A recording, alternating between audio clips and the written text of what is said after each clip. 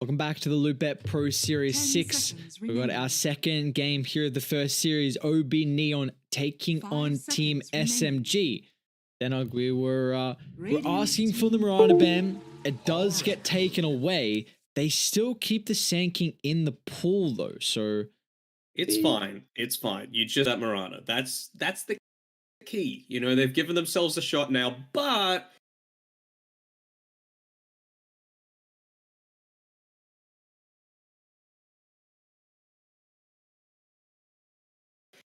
with that loss for SMG, they have actually guaranteed lower bracket for themselves. So it's not really going to matter in the grand stage of things. I like Neon. They're giving obviously a lot of respect over to SMG with their bans. It feels a lot more targeted than just what we think is good, you know? Like, I don't think I can recall the last time I saw Neon play an Elder Titan. They could play the Enchantress, of course, but I can't recall the last time they did that. So it's clearly just what is good for the team that they're playing against. Oh, all right, we're going all in onto this strat again. Just everyone buff up mid one. He thought, you know, I took all the farm that game. That clearly wasn't enough, so I just need to take more. And then I need to do more with that stuff. Grimstroke, Inkswell, Omni Knight, Heavenly Grace. So what are we going to see make use out of it? Slark, maybe. Troll, maybe. That's what we've seen so far. And Neon, they've done their homework. They just get rid of the Slark straight away. Yeah, it just seems the comparison between these two teams, like Neon in that first series, the priority bans they had Enchantress, ET once again in the second game, and they're also get rid of the Slark and the Ember. So just real comfort heroes and heroes that they really like to combine up with the Omni Knight. Now this is a strat which we have seen them do well with it. It worked for them in the lower division. It's worked for them a couple times so far. Also in the Pro Series, I believe their most recent game with it, though, they weren't able to take it. I don't think they went quite as all in, though. I think they only had, like, maybe a Treant and +1. Yeah, it was... I don't think it was an Omni Knight or something like that. It was a Lion, Omni, Tree, Ember, and Sven. That was against a Mega. That was with JG standing in that game one. Well, they got rid of the Ember and the Sven, which is already good for Neon. So again, homework's been done. They're taking this seriously. Love to see it. I mean, they're like, man, Mage is about to happen and we're not there. And there's a key reason behind that. Even if they made it like 1 or 2 spots extra, I don't want to say they would have been guaranteed for TI, but their results would have been a bit more set in stone. But as well, just having no Ember, no Slark, it's good for an Oracle. So it's a multifaceted draft. Do you think we're going to see the Treant come out here for SMG? I kind of do. It's against an Oracle, though. So was that preemptive, do you reckon? The Oracle just coming out immediately as soon as they saw that Grimstroke, they were like, okay, they could go for this style of draft? Because they went the Grimstroke last game, but obviously didn't go into this massive protecting style. I don't feel like we've seen much success with the Treant Protector. Like, I haven't been very convinced when teams have picked it up. I know China was actually looking pretty good with it, but so far, recently through the Loopbet Pro Series, I've not been impressed with teams that have played it. To be fair, I think a lot of that goes down to how they've played it. Like, we saw Ace play it on Little Gun, and he went a Blink Dagger and didn't use it for overgrowth. He would just walk up to team fights, and I'm like, what's going on there, buddy? Your Drow's dying. But I still think they could make it work. It is, of course, going to be harder for that to occur with this Oracle being picked up, right? Like, they've gone a little, I don't want to say all in onto this buff up strategy, but I like the Void Spirit, right? Because you're able to dish out a lot of damage. You're able to control this Omni Knight, most importantly. And a lot of the damage that you're doing, it doesn't really care about the status resist that Omni's going to be able to provide. It also doesn't care about regen because it's so burst oriented. So it's good. I'm liking the Void Spirit so far from me, and I don't think we've seen them play it so far this game. Oh, oh, all right, sure, why not? Little Gun, they made it work in the upper division against TNC. Let's see if SMG could pull off a similar sort of feat. What do you reckon this is playing around? Do you reckon this is just purely the Ags play? It's a really strong Ags. It's just everything else about the hero is kind of trash. Are you talking about the Shard or the Ag Scepter? Shard. Yeah, the Shard's crazy. I actually like the Shard's nuts. The range on that, and it's nuts. I actually just love the Shard so much. I don't love Pudge. I don't know, like 5 I seconds. just don't rate this hero at all. I wish it would come back, mainly just for Do you? the good old days of, I never really got to see Dandy Pudge, and he's still playing Dota. So like He's still ticking along. Yeah. Got him a bit of a flex. He's on the old friends list as well. Let's go. Back at TI9, we played some pubs. Okay, cool. I mean, it's the one name that I'll drop because it's Dendy. Come on, even though he's not quite up at the top echelons again, he's still the face of Dota. It's Dendy. Yeah. Oh, they back into a mid one. It's not guaranteed. It could be Nia or Ricky, but it does feel like mid one loves this hero. So, although it doesn't feel like a Omni Knight pairing though, so maybe it is Nia's. Dire team ban. I'm just struggling to think like this Omni Knight Pudge. If you get onto someone, KP is one of those people that does like to get the degen aura just 1 point into it.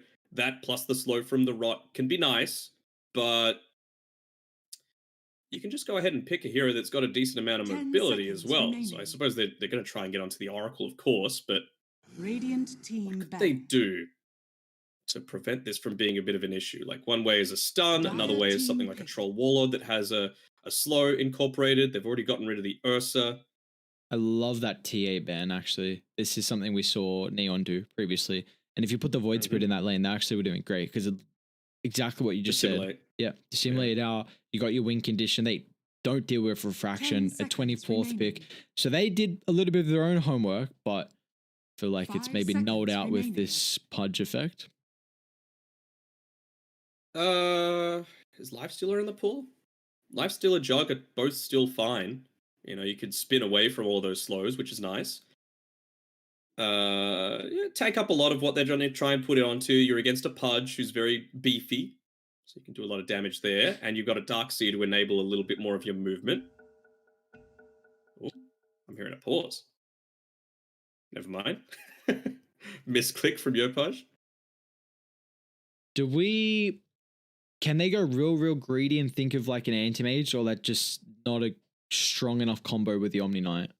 I don't like the anti-mage. The only other thing I was thinking was maybe an alchemist, but you don't have the mobility. That's the big issue. Yeah. It's not a bad out game though. We've seen plenty of times. Yeah, especially with that Darkseer, you're so enabled.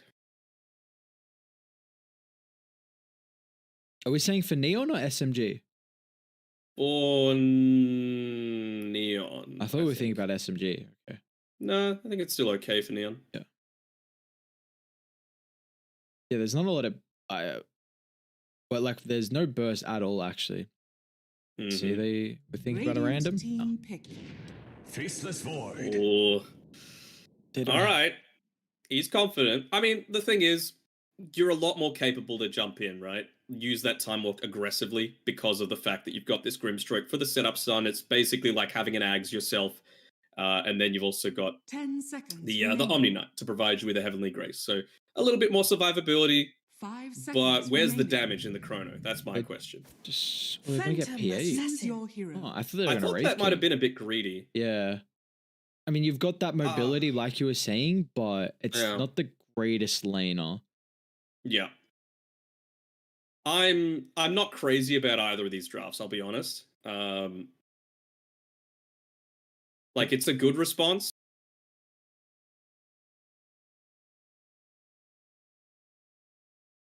But is it good enough? Against a Pudge, probably. But still, I'm a little concerned. I feel like they're going to have a lot more priority, or they're going to actually be able to get onto those backlines. So Afu, he's going to look to get sniped every single time. I mean, we talk about the potential with the Grimstroke and the Faceless Void with the Inkswell. You can even go for those cheeky, similar sort of plays with a PA or Yopaj, just with Zhao channeling the Fortune's End onto you to get that maximum 2.5 second root duration to be able to start out a lot of these team fights. If we had to make a decision though, even though you're not the biggest fan of the draft. How are we feeling about this last game of the series? I'm gonna say Neon, provided they don't make the same mistake that everyone else seems to do against this SMG style of draft. Just kill everyone else. Don't kill the Void first. Kill the Grimstroke first. That force KP to use some of his cooldowns, then switch over to KP, try and kill him, and then you can actually get it onto the Void. But you can't commit too heavily. That is the downside. You know, that Chronosphere is going to be available. So I still think Neon have got it, though. We get to see a Natsumi Phantom Assassin. He's always looked pretty godlike on the hero. A Yopaj Void. That's always exciting to see as well. But you know what?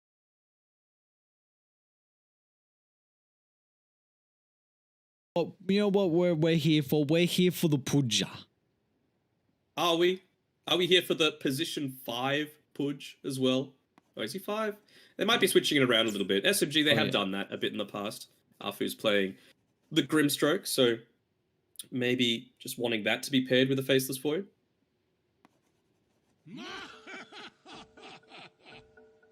Let's see, where's he? Guess a bit hard to tell at the start. Didn't see that coming.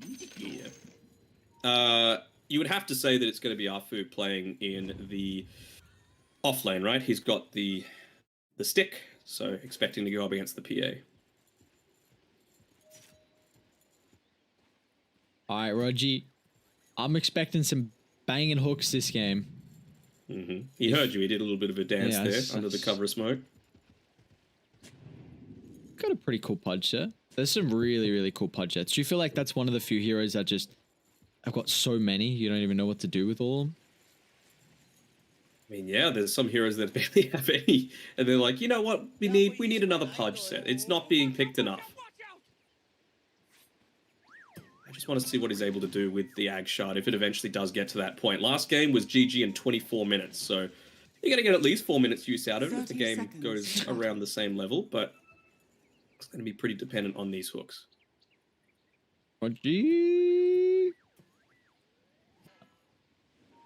All right. Just stay on the high ground. I'm gonna have to see it. Can they catch out CTM? This would be good. Here we go. They'll get the kill. You really cannot level up Surge at level 1. Rogi, all right. I'm all on board. SMG. Let's go, baby. They've done it. That's all you need. That's actually a really cool play by KP being able to take that, considering he's playing from Australia. You know, you're playing on minimum 80 ping. Is he going to go down though? No. Minimum 80 ping, so to be able to out-click Natsumi's PA, pretty good. I always lose those whenever I play on the C server, just because you can't avoid ping. It just doesn't come down to skills. It's just your boom reactions. Come on, like, stop kidding yourself. KP, he's young, lively. It's not that young. He's like 27. Oh, younger than you. Just a couple of years. Come on. Those couple of years can be 3 weeks. 3 weeks. Let's say you're ready for a lockdown birthday. Oh yeah, I didn't have it last year. It was during that like 2 weeks where we were out of lockdown, and I was like, yay, things are back to normal. Next minute, nope. Oh no. What's the date? June 22nd. The shortest day of the year for us in the Southern Hemisphere. That's all that night. That's exactly when you want your birthday. Like, there's no better day. Oh yeah. Have you? It was great when I lived in Canada. Just sunny day. It's like the world was saying happy birthday, Matt. AP. Just gonna take a bunch of damage. All right, Januel. Gonna help Neon be able to pick up their first kill of the game. They're even gonna jump in. Natsumi and Januel will pick up a second now. That's what I was talking about with that Fortune's End, right? You've just got so much ganking potential. They're gonna lose play hard. Nope, never mind. Surge gonna be used to be able to get him away. But, I mean, this kill potential is just going to skyrocket further and further. They need to get Zhao up to level 3. Then he might be able to manipulate these lanes a little bit. Getting onto him already. I think they're going to have to turn around, though. Phantom Strike's on cooldown. 6 being used as well for Natsumi.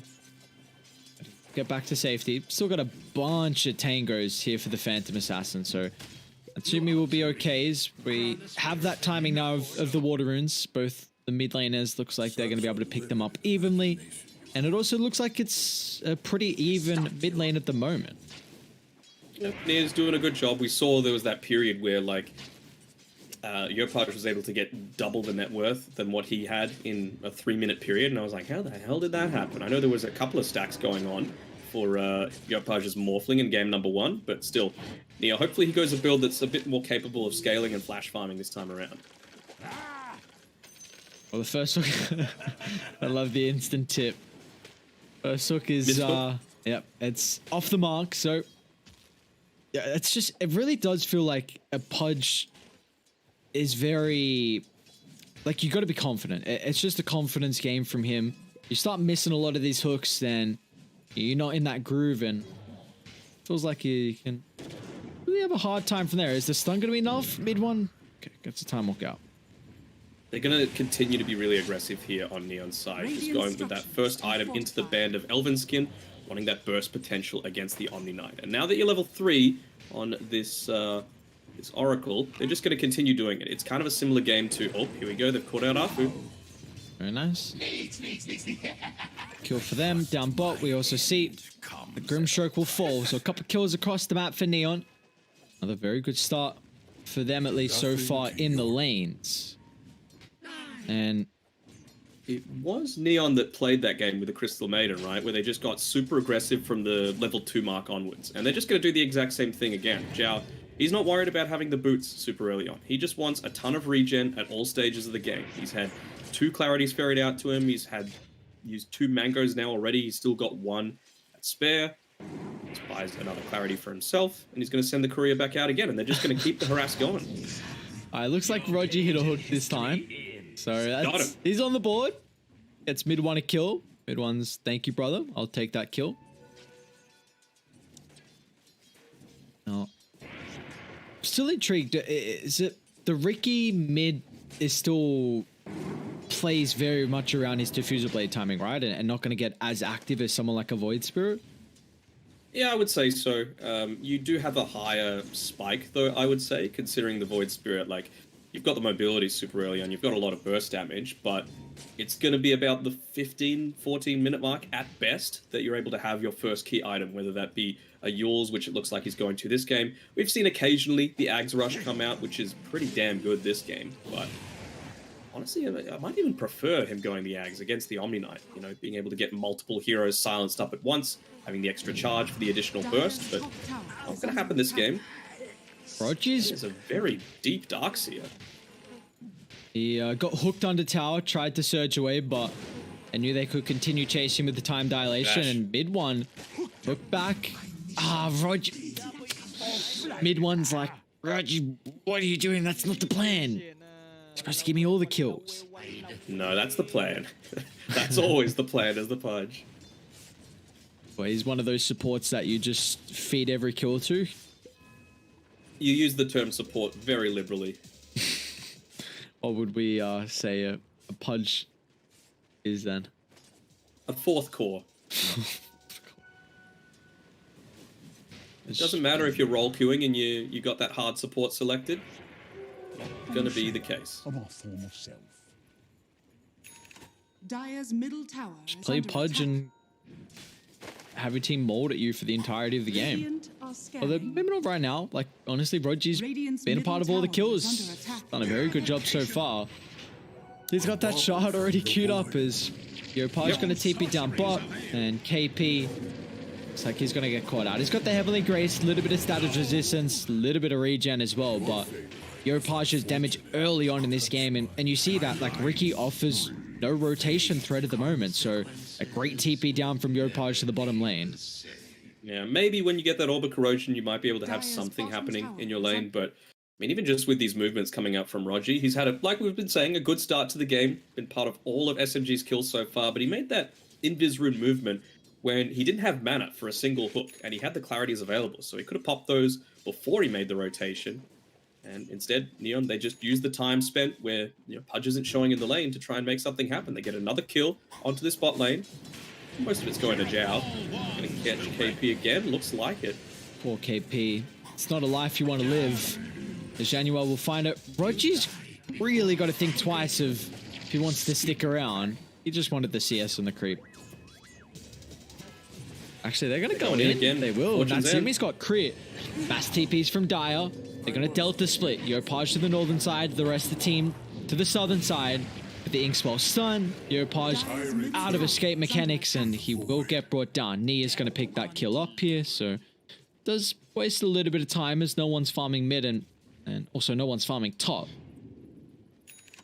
Surprisingly enough, though, you've got the two cores at the top of the leaderboards being the Faceless Void and the Rickies. So they're doing a good job to start this game out. It's kind of a reversal of what was happening last game, that even though the kill scores were going in SMG's favor, it wasn't the net worth. This time around, you've got a Pudge, right? So that's always going to feel pretty good. He's very, not into farming at all.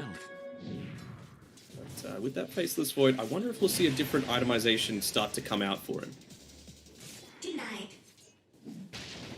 They are going to play with mid one's Void at the moment, because he does have Chrono to Nia and Arfu, but I believe this got scouted out with their Observe Ward in the river from Radiant. Natsumi needs a target to Phantom Strike too. Actually going to try and man fight here. I don't think you win that matchup, but now it's taken enough time for Arfu to be able to block the escape route. Find the Phantom Assassin, and they also will get Januel. It'll take him a little bit of time. And Nia gets a double. Tried for the tree block. Didn't get it off. Alright. Things going alright for SMG. In that time, though, Yopaj was farming away. He's got his phase boots completed. Has to be careful about not feeding the courier away. I think they should be able to get it on the retreat here, Nia. Radiant's courier has been killed. Rogi. So not level 6, Yopaj not going to commit forward for more. Hook. Well, he actually gets the hook. No Astral Step or Dissimulator. Rogi's Pudja. Radiant's bottom tower Oh, is under it's as attack. good as Dandy's right now. Mm-hmm. How could mid Pudge have ever been a thing? I don't know. Like, it just seems so don't know. anti what Dota is these days, Going in.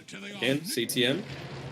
He's in trouble here. Inkswell, Silence, followed up with the Phantom's Embrace. That's a mega kill streak for Nia, and honestly, this Ricky is getting a lot more active than I was anticipating, but Brown Brutes, double Wraith Band with the Orb of Corrosion.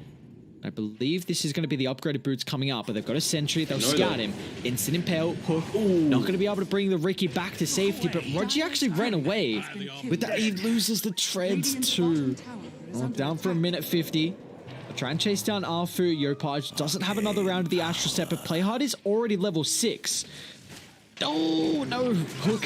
Rogi won't be able to keep the Grimstroke alive, and now honestly, Rogi might just get turned on. They're still lacking a little bit of stuns, and diving deep under the tier 1 tower might cost them here.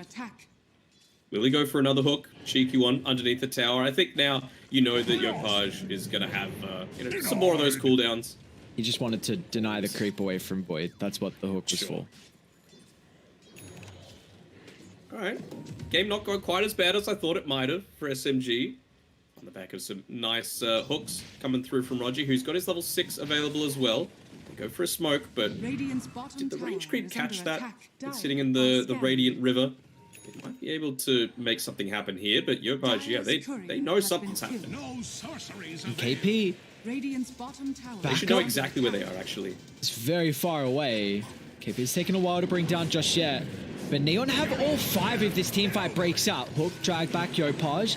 Not going to be able to get the initial stun. The phase boots win lace. Too much movement speed for Rogi. But Mid One's actually going to show up to the fight. Drops the Chrono on 2. They'll miss the double dismember as well, so the Vac's going to be able to cancel that with a nice 2-man Impale.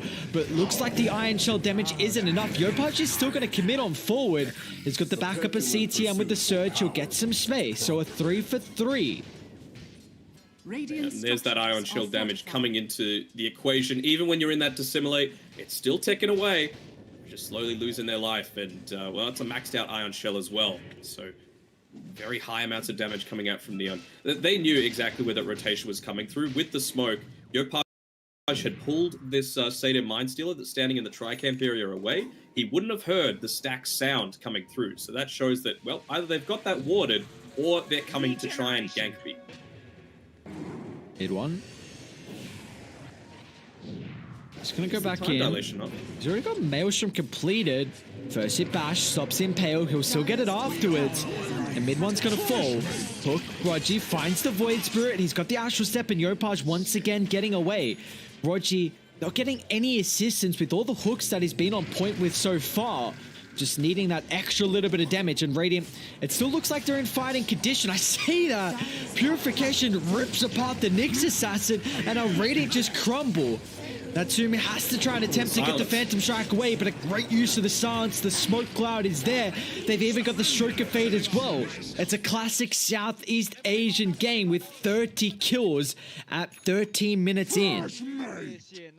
You love to see it. That was really nicely played by Nia as well, making sure that he gets that that point in onto the smoke screen, not wanting to go for a bit more of that greedy build going into the talent instead, just enables them to lock down the PA surge not used as well. I thought, you know, maybe they might have cut their losses, let play hard die, and they just turned around thinking that they were strong enough. Not quite yet, though. I think they need to wait out this Yule Scepter so that at least you've got that tiny little bit of extra survivability potential. Yopaj just TP back into this lane, just to be a bit careful here.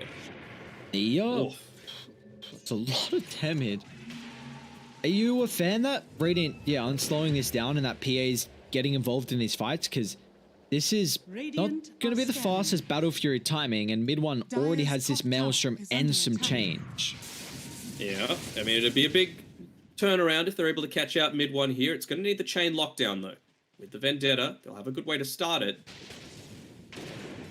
Stun, follow-up Aether Remnant, Fortune Zen Root, perfect Stalk and perfect Smoke from Neon. They're going to be able to bring down mid one's Faceless Void. That's a big kill because he was at top of the net worth. It's going to give a little bit of time here, the Phantom Assassin, to be able to catch back up. They will get a counter smoke into the pick-off on top of the Nyx Assassin with a double damage rune.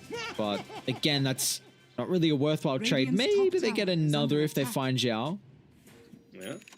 Almost felt worthwhile just to go for that extra dive. You might force out the False Promise, which then is going to enable a further rotation with the Faceless Void coming back up. Yeah, here we go. Oh, if they will. Doesn't get out of the smoke range. Yopaj as well to simulate. It's okay. It's a much more difficult task to bring down the Void there. I think he was mid-casting the False Promise there, but it's actually good that he didn't. You know, you've got that Chronosphere available, mid one's pushing in the mid tower. You need that Oracle ulti available to be able to defend against SMG's next team fight. And it's nearly a 3-level advantage that this Faceless Void has over the PA. So mid one, he's had a good game, you know, been caught out a couple of times, out of position, but still doing just fine. And KP, classic KP style, just puts himself on the front lines, trying to take a lot of the attention away. Yopaj. This movement speed that he's got, Phase Boots, Windlace, hook back, play hard, great Carapace. He's still in trouble though, he's got the Vendetta if he wants to use it, if there's any detection. Not even going to try and attempt it, so they're able to bring him down. It's a pretty solid pick off, Nia. Oh, hook, oh my. I must say, Roger's punch has been pretty solid so far. It has. They have to be careful with this courier, though. You can't just immediately bring it to yourself. Oh, that was close by Yopaj. They only get the sniper onto Natsumi's. Luckily for Neon, it wasn't carrying anything. So that Yule Scepter is going to be completed here on this Void Spirit. It feels like a couple of times Neon have lost these fights because they've committed a bit too heavy when he's caught out underneath that smoke with the Phantom's Embrace onto him as well. So I'm liking it. Dire's middle tower that extra survivability. The Observer Ward's going to reveal the movement, though. Play hard. Should be able to cancel off the Dismember. They got the Vac Wall dropped on 2. Even Knee is looking to get involved. They won't have mid one's Chronosphere for this fight. So maybe that's going to be the X factor for Radiant to be able to continue on 4. But actually mid one, he's showing up. They're able to burst through that Purification with the help of the damage from Nia. They got 2 Dire Heroes somehow flown up in the air. But the more important thing is the fact that mid one drops the Chronosphere onto 2, getting a double. And they're not done. Oh boy. Zhao is okay. Radiant's top tower is under attack. More importantly, where was Jia? You know, you've got this Faceless Void that's roaming around. You've got your team that's been, you know, attempting to go for kills, but no Oracle there. No burst potential, no way to lock down whoever it is that you catch, whether it be the Void, the Ricky. Rare piece of poor positioning coming through from that the Oracle. Radiant's top tower Wasn't able to get the is under Yule Scepter attack. off either, so that item not having any effectiveness in that teamfight engagement by Yopaj. It was thinking that even with the Guardian Angel in onto Radiant's top the tower Pudge, is under attack. that the Ion Shell would have been enough to deal with it. But with that magic resistance from the Flesh Heap, as well as just the regen coming through from the Guardian Angel, wasn't enough. Oh, it has been a little bit of space though for Natsumi. We see this Phantom Assassin doing whatever he can to keep up. He's going to go for that Desolator next item. He might not get enough time for it though. You're gonna find Yopaj here on his own, under smoke. Januel. I'd have to drop the ultimate. Januel this game has not been doing enough to be able to keep the heroes alive, and well, 7, 5, and 8 is KDA for an Oracle support early on, Radiant's but middle it's tower is under costing attack. a couple of the core Dire's kills. top tower is under Yeah, attack. and they're not even caring about the banner, and KP and Nia literally ran straight past that bounty because they can see how aggressive they're going to need to get. If they can catch out Natsumi, this is going to be huge.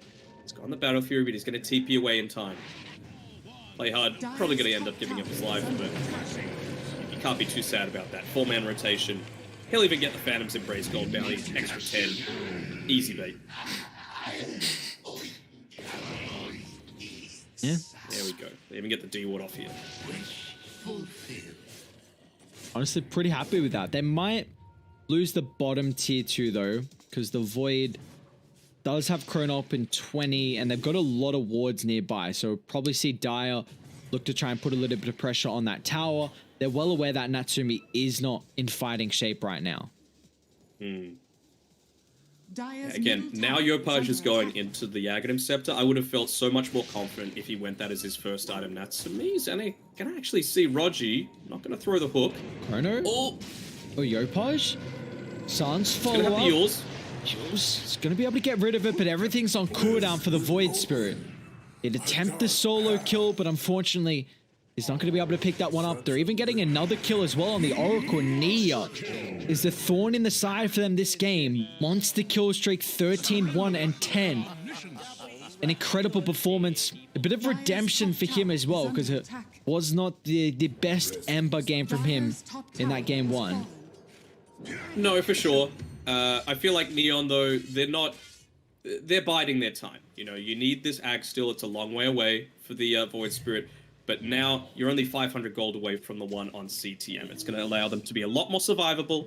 It's going to do a lot more damage as well in these team fights. And we've got an item about to be picked up by Natsumi. Yeah, he's going straight into that Desolator as well. Only 1,000 gold away.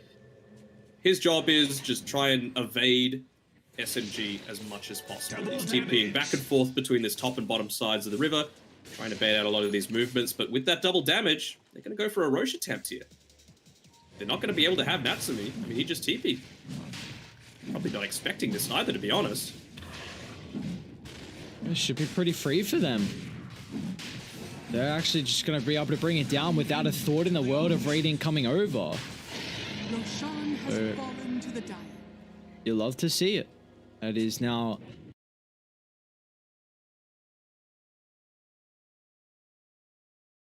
Ages picked up for mid 1. And Radiant are now going to need a little bit of extra time. It really feels like PA, even with BKB, Dire are going to have the Chrono, they're going to have Dismember. Even Soulbind can kind of kite you a little bit, CTM. He's got the Ags, though. Sleep Dark. Dire's bottom tower is under Unable to attack. get rid of it just yet. So Nia's going to instantly jump. They're doing a great job to control the Darks here, so he won't have the Vac Wall combo. Still looking to try and surge in forward. There we go. Dropped on 2. Still on the backline. Nia already used. is being a massive issue. They'll get the first stun. It's going to be able to follow up with the crit. It's not enough. Oh, it is actually. They bring him down before he gets away. He had some Blink Strike charges, but the crit from Natsumi will claim the kill.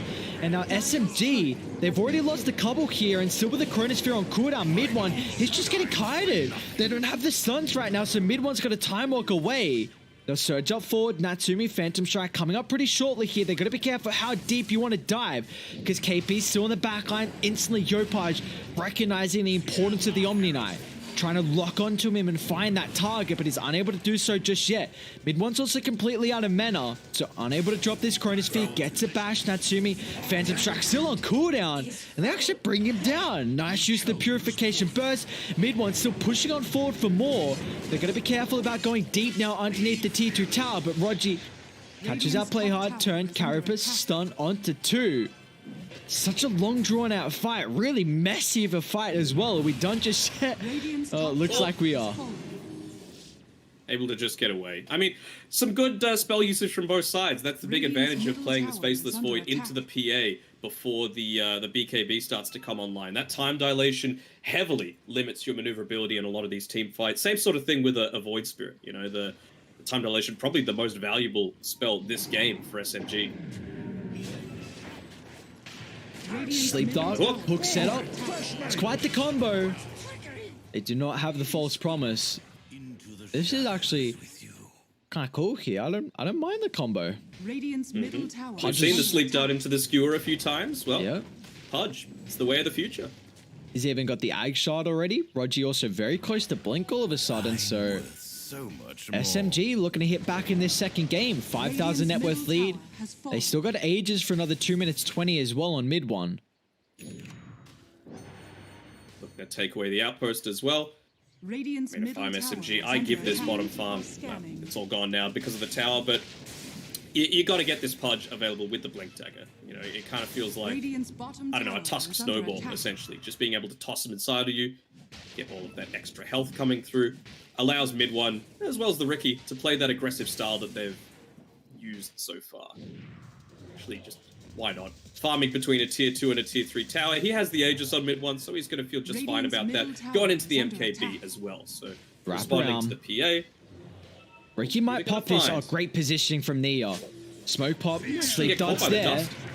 Gonna be able to get rid of it instantly. Nyx Assassin targeted from Nia's follow-up afterwards. Plague Heart's gonna lose his life. A great vac 4, but there's no extra follow-up here. Yeah, CTM still dropping the combo. Well. Oh, they get the Sleep Dart. Actually gets it off. How does the purge work with the Sleep Dart? Because before I've seen it. It didn't. Yeah, I don't know. Yeah. It didn't work before, and now it did. Sleep Dart. Well, no one can purge that this time. What's the cooldown? 12 seconds. Nia. Great use of the defensive Ghost Scepter. Underneath the tier 4 tower. You don't really want to dive too far. Radiant got Glyph as well for the multi-shots if a really long fight breaks out along the high ground. Soulbind, Leash, unable to get mid one, time walk in, there's the Chrono onto 3, the follow-up from Ricky's mouth, the Smember, they'll bring down Darkseid, they're trying to control Januel, who's already used that false promise. Natsumi's jumping the backline, but instantly KP is going to be able to protect it with the Guardian Angel. They've been able to find the Pudge kill, they're going to try and find more as well with KP getting controlled, and now they're able to man fight. SMG getting punished for that deep attempt. He's got a time walk back up, but the Chrono, it's already been used, so there's no way mid one can turn it. He doesn't have the ages as well. Where's the follow-up control? The Carapace? Is that from the time dilation damage? I think it might be mid one. Vac drag back time walk doesn't make it to low ground, and SMG will lose 5. Yeah, just diving that little bit too deep with the tier 4 towers. Importantly, Zhao redeeming himself there, able to get the false promise off a split second before that Chronosphere is actually used, so they can't take out the highest priority target, which was that Void Spirit. He's able to kite out the Riki, use the Resonant Pulse to survive for that little bit of extra time, in addition to the Yule Scepter, and I believe that is his Aghanim Scepter finished as well. So a lot more aggressive potential now enabled for Yopaj. This becomes so much harder for SMG now. He's going to be looking to go in onto the back lines, lock down KP with the silencers coming through, and then have the rest of the team take out a higher priority target. By Omni Knight, my lord, the damage back again on 3. They've got the silence, so Natsumi's unable to jump just yet. He doesn't even want to hit the embrace, but it doesn't matter because afterwards, he'll rip him to shreds. That is 3 down, utilizing that double damage in a big spike for Neon, like you were saying. And now they've got the net worth lead. Didn't even notice as well, the Pudge's courier actually got sniped previously, so he doesn't have the Blink Dagger. All of that net worth that he spent a good time farming up and getting from these heavy kill involvements on Rogi, completely useless. He'll have it for this next teamfight defense, but I'm sure he wished he had it a lot earlier. These are some gigantic timings. That's just Aghanim's picked up from the Phantom Assassin, from Yopaj, play hard, getting a force. CTM's got the Ags too. Like, this is just amazing items as well. Gives the quiver over to Yopaj for that initial burst damage with the Astral Step. Gets the Orb of Corrosion for a PA. There's nothing else you could possibly want. He's critting now for 1228.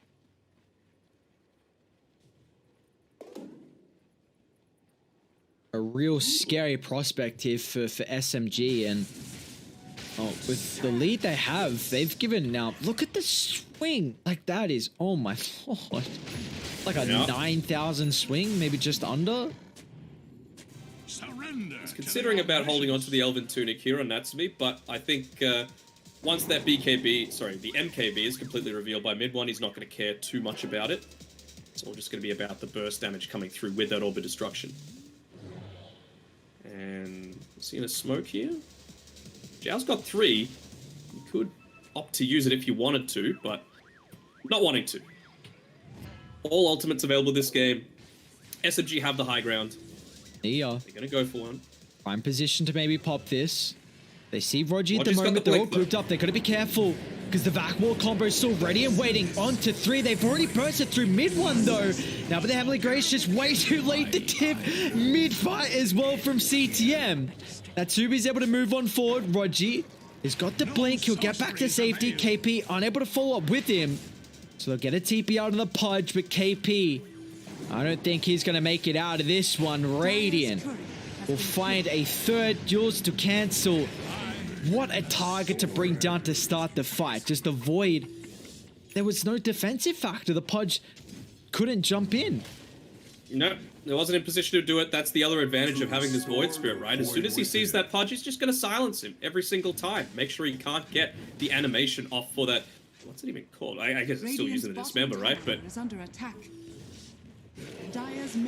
that's a deadly one for sure. And, you know, it just goes to show the importance of taking out KP from this fight. The silence able to be used. They even with the animation cast time of the Guardian Angel, the Purification, the Heavenly Grace, it was interrupted by that vacuum coming through from CTM. And again, he's been on point with this Darkseer so far. It's been without all of these. Have they found? I think they're going to give up play hard for this.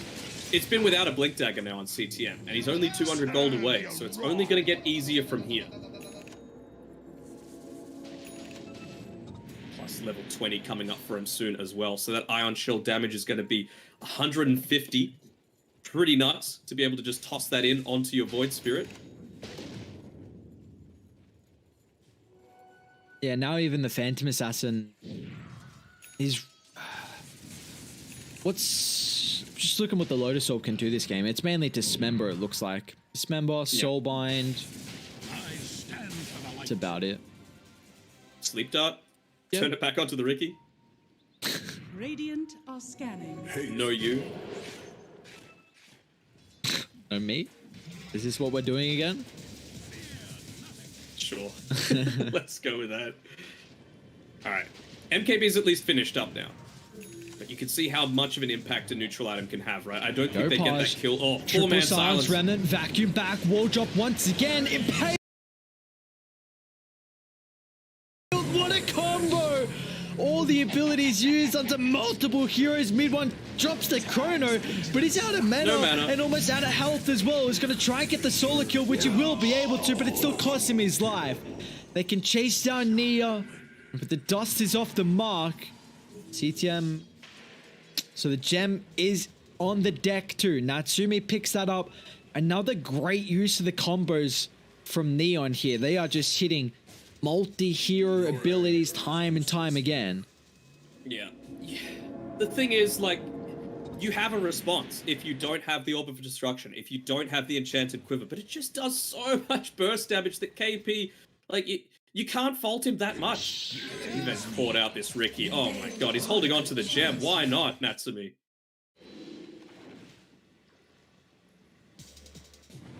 That is, this is a scary prospect now to come back from. Feels like Nia's fallen off his farm drastically, hasn't been finding kill after kill. That snowball effect that we see so often from Ricky. You know, the Omni Knight presence as well with the Faceless Void seems like it's not like the other Omni Knight combos they were probably looking for. It's just going to go from bad to worse as well. Like, I'd honestly say Roger's the #1 target if they're ever trying to catch someone solo on Neon. Like, their team fights have been amazing. Like, don't get me wrong. But Natsumi, he's gone the Ag Scepter. So he wants to be able to pick someone off, quickly transition that into, you know, another kill somewhere on the map.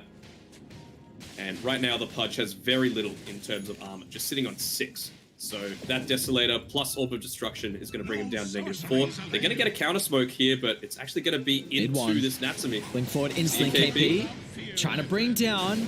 He gets the ultimate off, but it's still silenced up, so no more abilities. If you can target the Omni Knight, it's a lot of their survivability. Natsumi crits down. They've lost the first life. Chrono still on cooldown as well. Mid one going to try and deal with the Wall of Replica Illusion. He'll turn back to right-click Natsumi, blink back forward.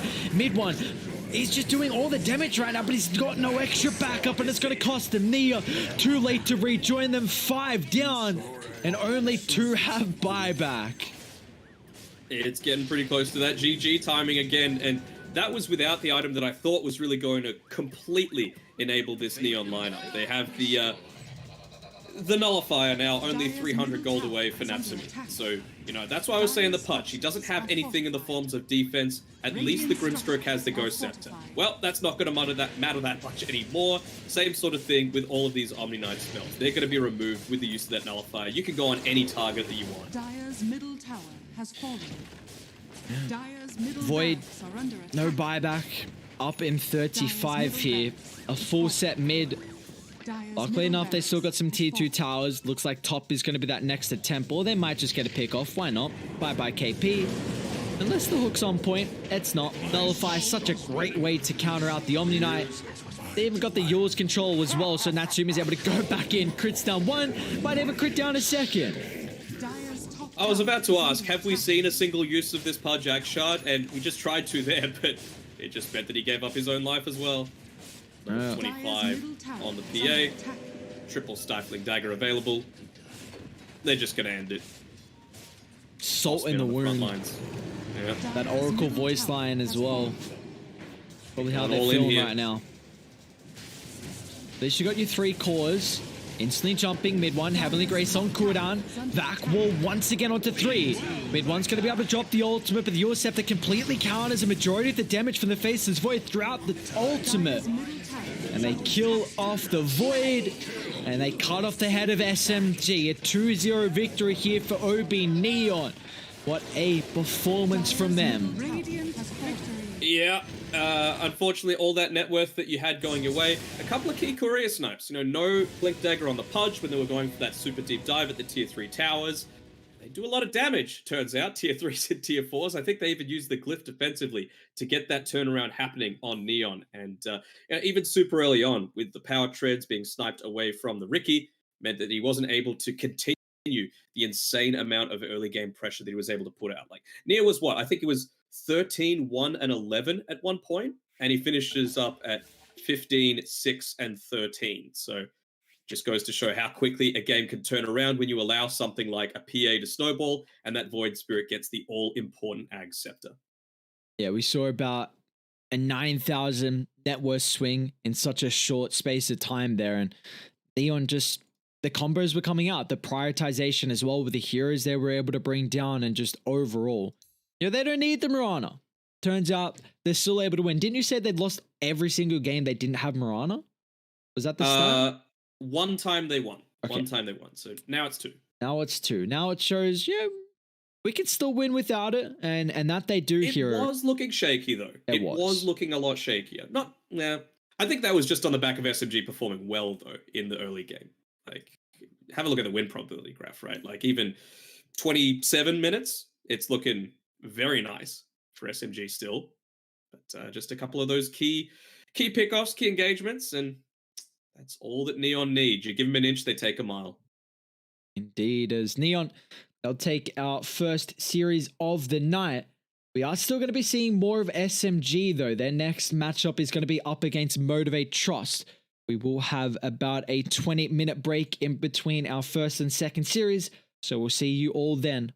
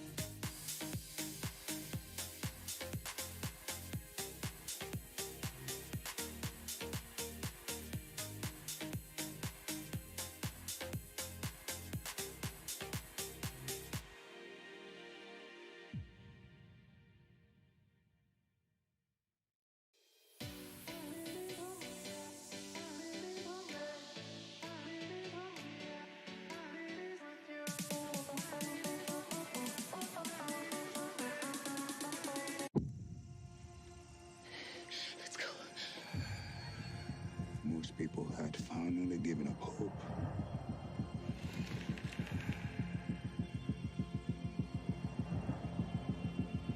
You won't survive. We have to try.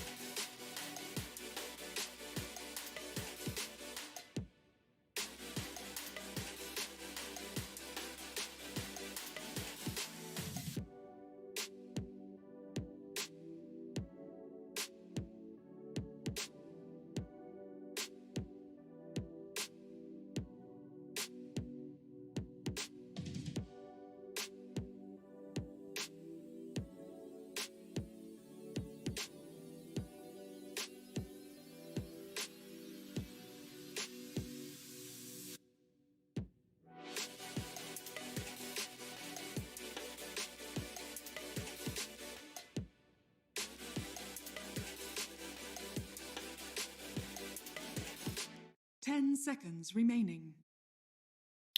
Welcome back to the Lubet Pro Series Season 6. Remaining. We've got our second series of the last day for the group series. It's going to be Motivate taking on SMG. And Radiant for team both these teams, it is also their last series for the group stages as well. We're looking to see if Motivate can continue to cement their spot at the top of the table. And while for SMG, they're just playing for a little bit of momentum heading into the playoffs. Yeah, that's right. Making sure. Do Little got any series left? I just want to check that really quick. No. No. Okay, so they can't fall further down on SMG if they're able to 2-0. Wait, what was the scoring? If they're able to 2-0 and then and Omega doesn't win any games in their next two series, then you might be able to face up against South Built in the first round of the lower bracket, which would be nice, but I feel like that's perhaps out of reach now for SMG because Motivate, they're a strong ass lineup. Oh yeah. Oh yeah, they are quite the team to go up to.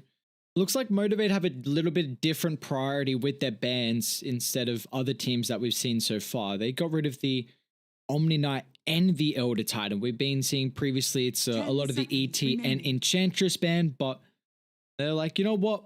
We're not worried about the Enchantress. We just don't want to see KP on his Omni. Sure. And, it makes sense. They just wanted to, the Grimstroke seems like core, set and forget for SMG. And there's always going to be something that slips through, right? We've seen many, many times Enchantress, Elder Titan banned out, Grimstroke's available. Grimstroke's banned out, Enchantress or Elder Titan are available. So they're just going to go back and forth, always opening up with one of these supports. It's a little predictable. I would say it's been working out for them so far, but that would probably be a lie. And with this Enchantress, I wonder what they're going to do with it as well. Like, is this going to be an position 5 Enchantress? Are they going to go a little bit more greedy with it? They do have the flexibility, for sure, on their team, but they're going to need some frontliners. Later on, Enchantress could start to build up a little bit of stats. It's going to have probably that Holy Locket going into the magic resistance talent at level 10. Void. Super early Void. I mean, after a couple of those performances from Widmut, I'm a little bit surprised that they didn't just let him have it, but it's certainly something that Jackie's strong with as well. Yeah, it's 10 seconds remaining. I mean, for both teams, we're seeing a first phase of their duo support, which is something that we haven't really been seeing too often. And then a very early open off for Motivate's Void. It does get answered by KP. He's going to get his classic Beastmaster, which is not as popular what it used to be, but it is still definitely a good matchup versus the Void. Oh, we all in. All right. All right, baby. All right, all in on the Chronosphere Cataclysm combo. I'm liking this piece, this Beastmaster though. It's kind of like what people oftentimes pick the Venomancer to do against a Faceless Void. Lots of slow little tick damage, makes it so hard for you to even move around in the lane. You can oftentimes force out an earlier time walk than you might like by leveling up the boars. And they even have the potential of, moving around this Enchantress now to make things even harder for the Void. Or they could go for the kill potential with the Grimstroke. So some very good lanes coming out for at least the side lanes so far for SMG. Wonder what they're going to go for with their last pick overall. The mid one hero that's still yet to come out. It can't be a Deucer now that they've got this Invoker. And it's a bit of a wonder, right? Because no matter what you pick, they're always going to fall to that Chronosphere Cataclysm combo. So maybe something like a Wraith King, if it has not been banned out already, would be the way that I'd be going. 10 seconds. Yeah, I wouldn't mind the Wraith King at all as well. Like you were saying, they're very reliant on their cooldowns right now for Motivate. So if you go for a hero that's able to play into that, we've seen time and time again, the Wraith King is just too much to deal with. It's left in the pool. Get rid of the Slark, the Phantom Lancer, because they don't deal very well with illusions. I mean, you're against an Invoker, so it's unfortunate that you're probably going to be suffering from that that EMP early on. You don't need the Sunstrike leveled up really early. It's not a ton of kill potential with it, but I don't know. I still feel like this is a pretty damn good Wraith King game. Maybe an Ursa other than that, but you're going to get kited around fairly easily. Like, it needs to be something with mobility. Morphling's kind of okay, and I suppose you've got a little bit more of that that outplay potential coming through. You know, trying to catch out the Invoker or the Void before they can get off their combinations. But well, we shall see. 10 seconds remaining. I'm trying to see the fearless hero. They can't. 5 seconds remaining. I kind of want it to be someone that Masteros hero. Masteros. I kind of want it to be someone that doesn't have a long cooldown stun, because I feel like a long cooldown ability, because then I feel like you're really reliant on your team fight, and I think that's not how you want to play into someone like a Beastmaster, Enchantress. Like SMG can get really active early, so I mean, there's not a lot left available, which is worrying me. I hope they just don't go into the Tidehunter, which... Bristle is banned, unfortunate. That would have been nice. Phantom Assassin. Offlane Void? It is. All right. Let's go. Something a little different. It's what we like to see. Motivate don't need the win. SMG do. So they're going to be, well, hopefully licking their lips at this this prospect, but when's the last time we saw an offlane face this Void? Like Universe playing it? Oh, what's going on? I saw China played it, I think, in the DPC. I don't remember who. I'm trying to remember. I didn't watch the whole game, but okay. I remember seeing it relative like last DPC, so it has been recent.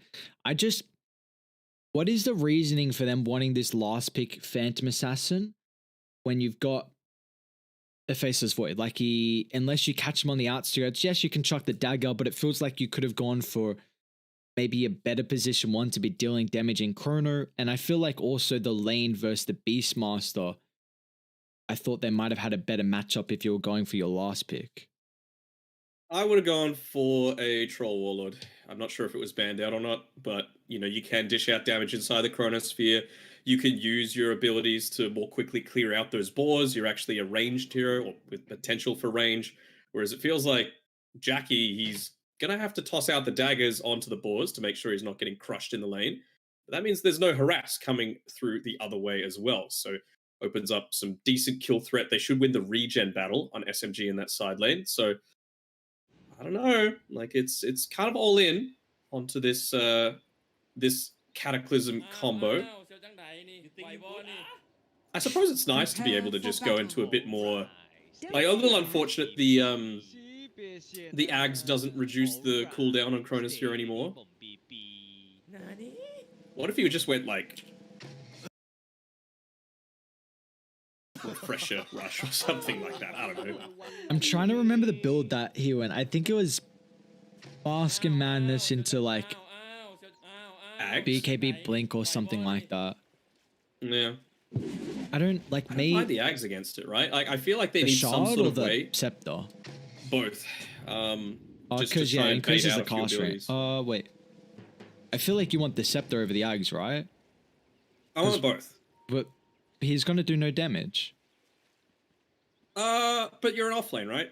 Damage isn't the issue. You've got a PA, you've got Chronosphere and Cataclysm eventually, and it gives you a way to get that initial lockdown onto the likes of Morphling, and then you can deal damage to an Enchantress. Yep. Right? Like you're always going to hit the bash, right? If you go in, but then you're not fully committing either.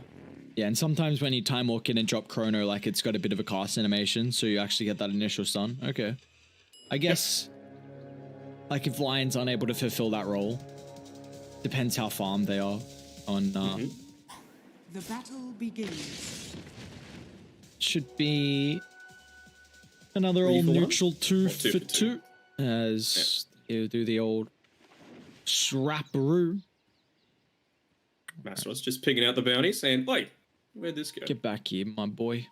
All right, how are we feeling about this one? I mean, we got a bit of a wonky off-lane flex for the Faceless Void. Are we liking it from Motivate, or do we think mid one's Morphling and Co can take this?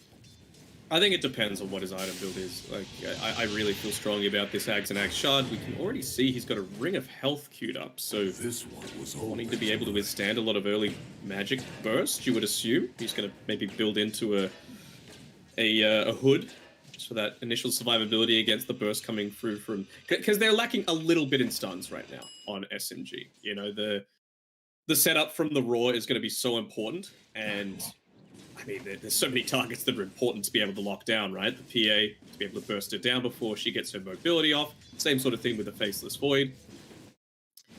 So, keen to see how they're looking to itemize here. It's been a while since I've seen it, at least, this offlane Void. Weren't sure if it won in the Chinese region, but it's okay. Like, you were talking about the Tidehunter not wanting to go more into this this heavy cooldown reliance. Well, this kind of is a substitute for it, right? It kind of feels like that combination with the Ravage is essentially the same as the Chronosphere. And I miss Universe. You know, what he's up to. I wonder. So exciting watching him play Dota. So exciting. The high caliber player that he was, and now it's just some unfortunate things, and we don't see the power offlane no more. You know, I'm going to check his Twitter really quickly, see what he's been up to. He has not tweeted since mid-2020. Oof. My dude's MIA. So I just be loving life. yeah, loving life through COVID. That's how it be. He's going in. He's going inward. Soul searching. Who knows? So this is. I know, like some of the other older figures from the scene, like ex-caster Lumi, for example. He's just spending his time playing a lot of Smash Brothers. He plays some board games as well. He's just having a chill life, you know. That's all everyone wants in the end. Just a nice, relaxing life where the worries are limited and the fun is plentiful. So this, again, we are going to see Fearless on a little bit more of a... He's actually gone back into the XOR. He did this in that game we saw versus South Bill. He went a couple levels in the Crossworks to start, well, 2 in Cross in particular for this game, and then back into the XOR, which he actually even has the Midas queued up. So looking to get greedy once again. I suppose you always have that potential, right? You've got the stun set up from Lanax, you've got the cogs, which you're going to be able to use to go for kills. So I don't mind it. It's just a matter of, like, now you've essentially got 3 cores that don't do anything in the super early game. So those that first Chronosphere is going to be really key to the outcome of this game. And that's a bit of an issue usually, because when you don't do anything versus someone like a Beastmaster, you can take objectives incredibly fast. I mean, it is definitely not a Beastmaster like we saw in previous patches, but still, if KP wants to go for that Helm Dom, then he can definitely put a lot of work on these objectives. Might even see Helm of the Overlord. Never know.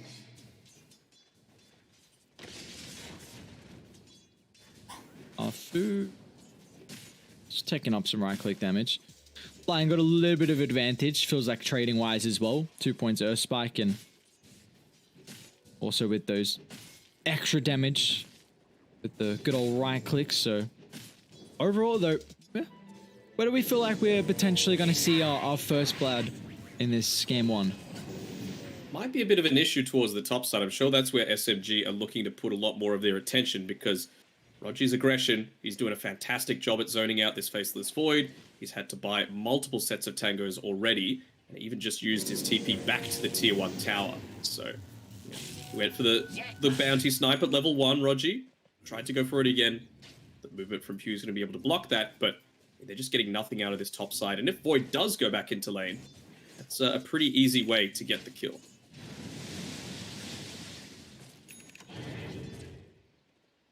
He might be looking to make a bit of a rotation onto Fearless, or could just be sniping away some of these camps here that he might have been wanting to use to farm up a little bit more. This is the classic, like, puppy style, where, you know, you pick something.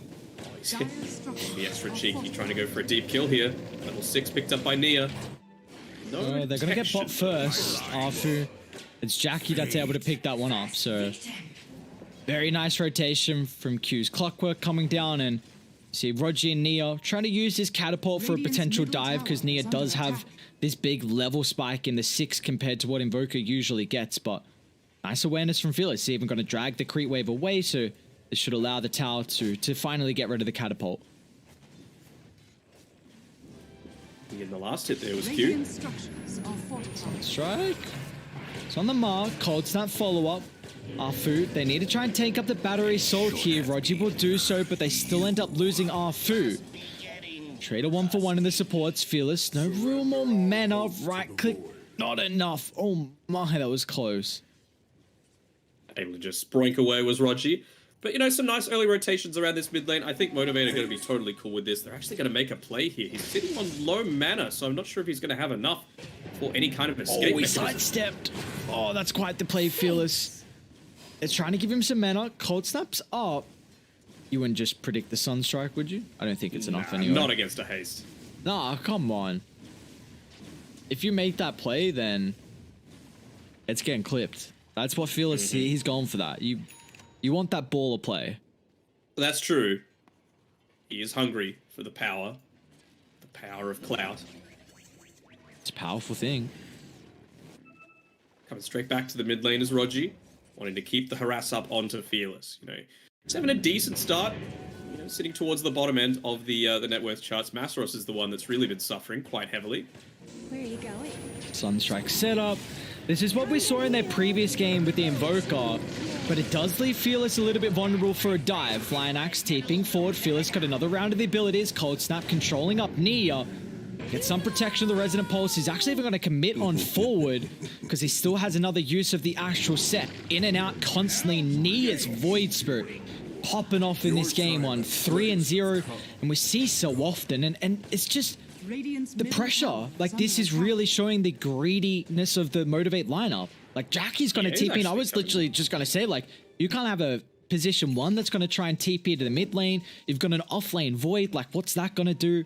So SMG, really, they are doing quite the job to reveal the weaknesses early for Motivate. Yeah, for sure. And even there, just being able to use the Resonant Pulse, there were 3 heroes that it clipped onto, so a lot of extra absorption coming through. What is that? Let me do my quick AU math. 300, which meant that the Cold Snap onto you wasn't doing any damage. So they weren't actually able to get those mini stuns. He was able to continually chase down. So get the kill. They're trying to go for a kill here onto Fearless again, who's just TP'd back. He's gonna back up. They get the Sunstrike connection, but Nia is out of mana and also out of a lot of health as well. So they'll punish both 2 heroes and turn it into a third as Roger will fall. Great play. Finally Motivate. They're bringing all the numbers here, but it's just, I mean, what are we feeling for Fearless? That's 2 deaths now, and this is a hero that really thrives on having a free early game, especially when you're going for this greedy Exalt Midas. Yeah, I think if you'd already picked up the Midas and, you know, used it, it was on cooldown, it would be fine. Because when you look at what they're actually losing as a result of all of it, mid one clearly at the top of the net worth charts. KP has been able to push out this bot lane already.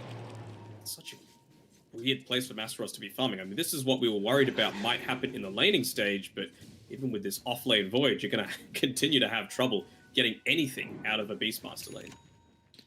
And meanwhile, you contrast the cores right now. Like, mid one is free farming top. Yeah, they will get measly Enchantress. Pulls them off the tower a little bit, but they're not doing any damage right now.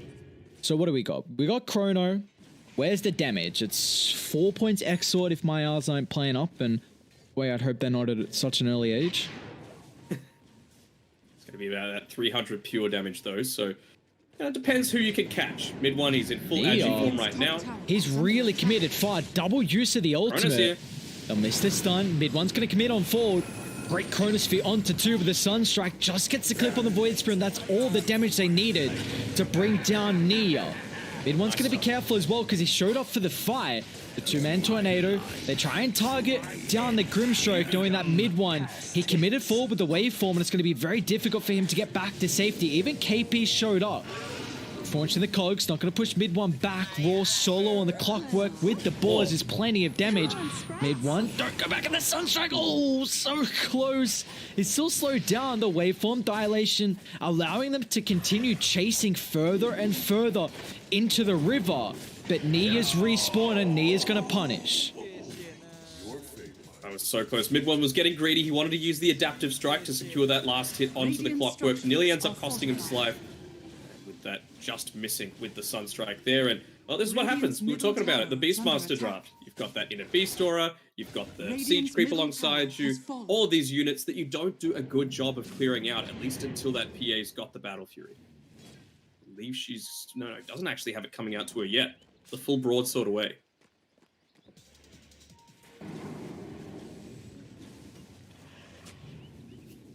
What is KP? He's gone Solar Crest first. Okay. Yeah, makes sense. Just wanting to buff up his units, buff up a siege creep. That's when KP's going to be looking to make a lot of these rotations happen.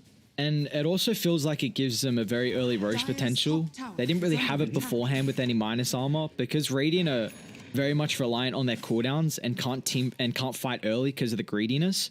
So if they waste their chrono, then instantly SMG can punish for Roshan. So that's another thing that this Solar Crest will provide them. And like you said, also heavily buffing up mid one. So at least Fearless has his Midas now. He's able to continue farming, play a little bit more passively around the map. And they've got a couple of deep wards, which is Mid quite one. nice. I'm hearing a hook shot here. Hex, they've got the Finger of Death. Sunstrike needs the damage. Oh, just helps Fearless get another kill. It will cost him his life. And It's also Jackie. going to cost Jackie his life too. Great movement from SMG. Unfortunately losing mid one, but you get both the position 1 and position 2 of Motivate. You're going to be more than happy with that. The pressure just continues here. Going to force a super early glyph. Radiant's Which mid want to lose a under decent attack. amount of tower damage. No, I suppose they don't have the creep wave to be able to continue to push in. Yeah, I mean, it's a bit of a do-nothing draft so far by Motivate. Nasros, so poor right now. 3 Radiant's bounties. middle tower is under attack. He's always... What? I would be taunting if I get 3 bounties. I mean, that's going to help Nasros for sure. Might need a little bit of assistance on his life, unless he can just be a Duke God. It looks like that he can. Meanwhile, we see Nia picked off mid. How'd that happen? Lion Axe, it looks Gone like with into the setup. Sunstriker. Yeah. Yeah.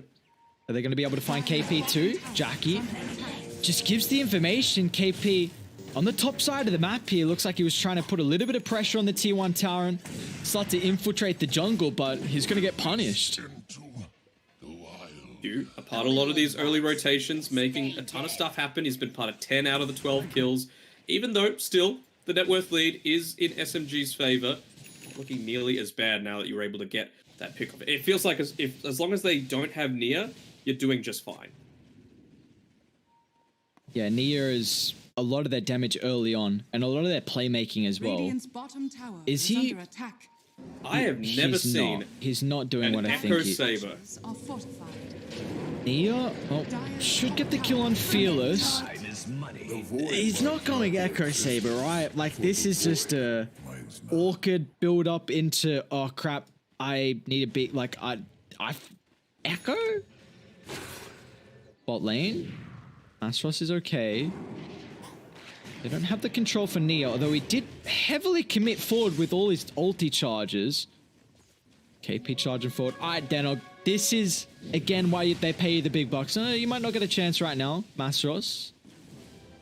Man, there are so many shenanigans going on right now across the map. Radiant's bottom tower. is I'll under wait attack. for the action to stop. Actually, Chrono here we go. on 2 mid KP. one. He Great soaks it up. positioning. Nicely done. Tanks the damage with the Sunstrike. Now Q, he's in a really awkward positioning from the clockwork. They'll end up falling. Meanwhile, Dire making a really cute maneuver with this smoke. They're going to be able to catch out Jackie. Great awareness. SMG recognizing that the Phantom Assassin not going to be getting involved in that team fight and that he wants to be farming around the top side. So they smoke, get the pick off. Meanwhile, this fight is continuing down bot. Hexed up is the Morphling. Mid one doesn't have too Bigger. much strength to play with. They've got the control. Mid one will fall. He is still going to show up. He's got the Arcane Rune in the arsenal. Is this going to be enough here? Jumps on top of Fearless. He doesn't have any protection. Again, Fearless. He's going to get caught out this greedy Exort build. Not paying off this game for Fearless's Invoker. And Nia still with the Arcane Rune is looking to punish here. They're going to think about going up the higher ground. Astral Step still on cooldown, so they will get back to safety. Good positioning by Q to be able to protect his cause. Hoping for the lucky crits in onto Rogi, but not going to happen. He has an Echo Saber. All right. I Let's hear can it. think about it. They're still here, though. They're still here. Oh, Like, I know why. But, you know why? All right. well, I have my opinion on why. I'm not sure You if it's said correct. you know why. You said you know why. Or you could disassemble it. Since 7.27B, you could disassemble the Echo Saber. So he's going to go like this God King style. Jackie might die here. Jump in. Let's see this Echo Saber come into play. Never mind. Maybe it's KP, actually. Hook shot, Sunstrike. Easy setup for the pickoff. They don't have Chrono in case the team fight breaks out. Great prioritization, however, from the Void Spirit. Trying to jump Lion. It's a lot of the control and a lot of the bursts with a Finger of Death as well. Even mid one's looking to get involved. Jackie just picked up the Battle Fury. But with this item, you want to be farming, not getting involved in these team fights. But because of SMG's constant pressure, he feels forced. A lot of kills again. 16 and a half minutes in, 30 kills. So yeah, disassembling it. I think that's the reason why. You know, he wants a little bit more survivability for now. Eventually you're going to disassemble it, maybe go back into the Orchid, maybe go into a BKB for yourself, or Kaya and Sanj, something along those lines. Very interesting. Take an inspiration from God King, perhaps. I think I counted one game where he went like, he disassembled like 5 different items, it felt like. It was crazy. Yeah, he kind of... He was the pioneer. Yeah, felt like the pioneer, the person to invent this disassemble kind of, what we call meta? I don't know. They smoked underneath the Hawk.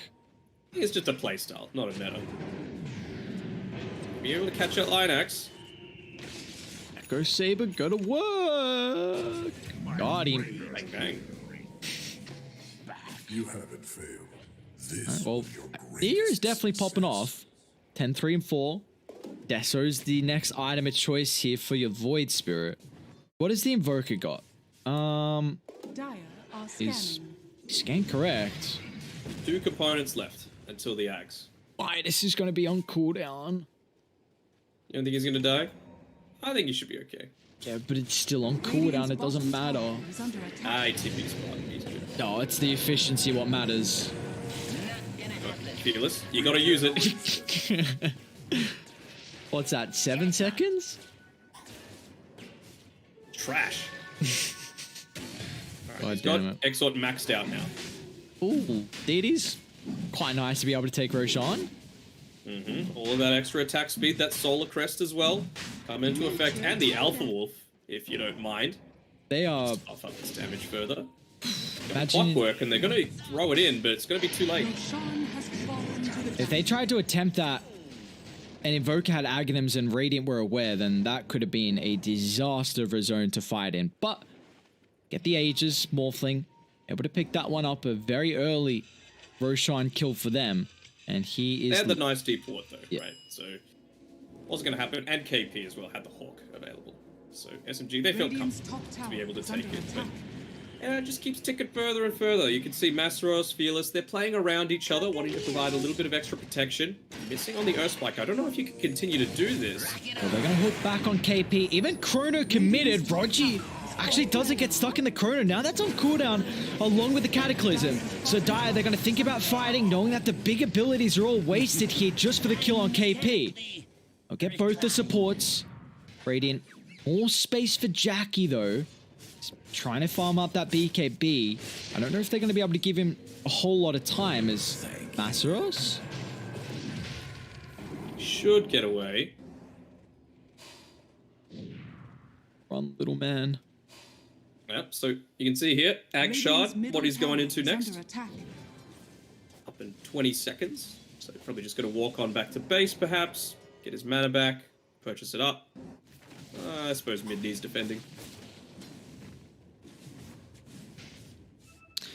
It's level 12.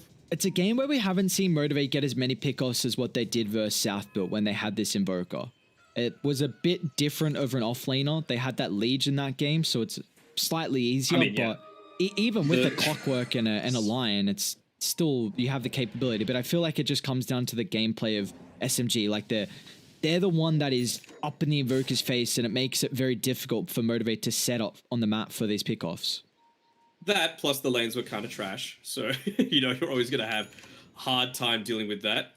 As, well, Jackie, he's revealing in the lane here. You've got the Primal Roar and an Arcane Rune. And it's going to be enough to take out that PA. Your life cycle ends. Alright, so can Masaros try and bait out a few bigger spells with the use of that Aghanim Shard? Should be a tier 2 tower though. The in and out. Yep, there we go. Very nice. Maybe you got one right click in and out. Radiant's middle tower is under attack. I mean, they know they don't have the raw, Radiant's right? So middle there's tower no, has like, fallen. absolute instant lockdown, but it's still a scary prospect. Chrono 30 seconds away. Look, they can continue to commit here. That's not a bad replicate target. The dilation, very nice for someone like the Invoker. They're just trying to make sure that the siege creep dies, but mid-one, he's putting himself on the front lines, making sure it still lives. He's got the Aegis to be able to play around with, and I'm sure they've got a timer on that Chronosphere cooldown. He doesn't as well. get the attribute shift. They want to burst him down with a finger or drop some extra combos. He'll get the protection. Now they're focusing down Q's clockwork. They didn't heavily Astros commit. needs mana. Mid-one. He needs mana. Oh. Alright, well, Jackie's back alive. BKB's not yet completed. There goes the Chrono Cataclysm on both the heroes in the backline. They'll tear apart the Grimstroke. Beastmaster's going to fall as well. Great use of the abilities from Motivate, but they're looking to try and catch more. Mid-one, he can turn a man fight, but mid-one, a little bit of miscommunication. Neo actually wants to retreat away. Now their hesitation puts mid-one in an awkward position, bashed up twice in a row, and Fearless should be able to chain lock him down. Nia needs to come back over, but it's a bit too late here. Gets the attribute shift, Finger of Death's going to be there with the Hex Follow, Rocket Flare, all the damage trying to be used. Mid-one, Tornado, but they're still able to catch him in the tree line and the Morphling's down. SMG, back-to-back games here. They walk up the higher ground and throw a massive lead. Lead's still in their favor, but finally you get a good use of that Chronosphere together with the Cataclysm, of course. And well, that's not even a heavy amount committed from your PA either. Had very minimal involvement into that. Brings him close to the BKB for himself, and he can start to look to frontline now that you're not having to worry about taking out the two lives. Fearless is going to get caught. Great catch from KP. That blink coming into play here. See that dire. Their pickoffs on key targets are really starting to ramp up, and it's just showing across the map with how they're playing as well. That is BKB though completed, I believe, on Jackie we just see. Yes, I'm not sure if I'm super crazy about this. What they found out here? KP actually blinks into two. BKB. In on the backlines. Q, what a hook shot. Q finds all three. You bet you wish you had Cataclysm. Mid-one's going to try and replicate forward. I mean, Q's space nets them the kill on KP, but Mastros is still slowed down by the dilation, and Rochi's got the micro as well to further lock him in. You're going to end up losing two. You'll have the Invoker up in a couple seconds here. There's a lot of your defense. Let's see if it's enough, though. Middle barracks are under attack. What an attempted play coming through there from the Clockwork. Like you said, if they had Cataclysm, that would have been an enormous turnaround, but not quite enough. They've got to try and... Great use the attribute shift. Neo moving in forward now with the silence. Finds multiple. Jackie's in trouble as well. The BKB's on cooldown. He's got a Phantom Strike target. Your Void's up soon, but without the Cataclysm, it's going to be lacking a lot of the damage, so they'll get a full set of racks mid. SMG is still sticking around. Why not? You know they're so cooldown reliant. Chronosphere is going to be up in 10 seconds. Q. This is just a long time for that Cataclysm. 70 seconds away on the baited them. Mastros, Chrono's still on cooldown. It's about to come back up. If he drops it, he does. On to two. The EMP, but where's all the damage for right now? They're bashing down mid-one, but he's still able to get the waveform away. Fearless not having the stun two. Soulbind, Raw, still the Morphling protected for the moment. Spirit Vessel's out, though he's falling low. Bashes are required, and they're there. They'll find to triple. Jackie's able to push on forward. What a great Chrono. Even without the damage, you just see the follow-up afterwards, locking them in, disrupting that fight, and it allowed Motivate to have the advantage there. He was playing out of his mind this game. You know, he was part of all of the early game rotations, playing a lone hand, essentially. And that's a couple of times now where he's just gotten that hook shot in onto the backlines. He baited it out that time as well. A lot of these key aggressive movements coming through from SMG, and it's going to keep MG.Trust in this game.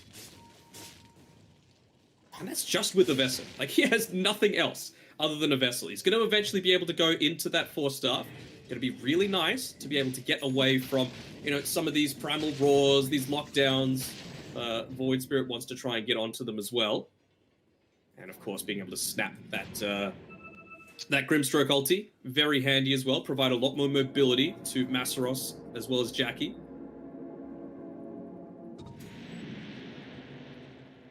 I mean, Jackie is now top of the net worth here for the Phantom Assassin, as they should get a solo on Rogi.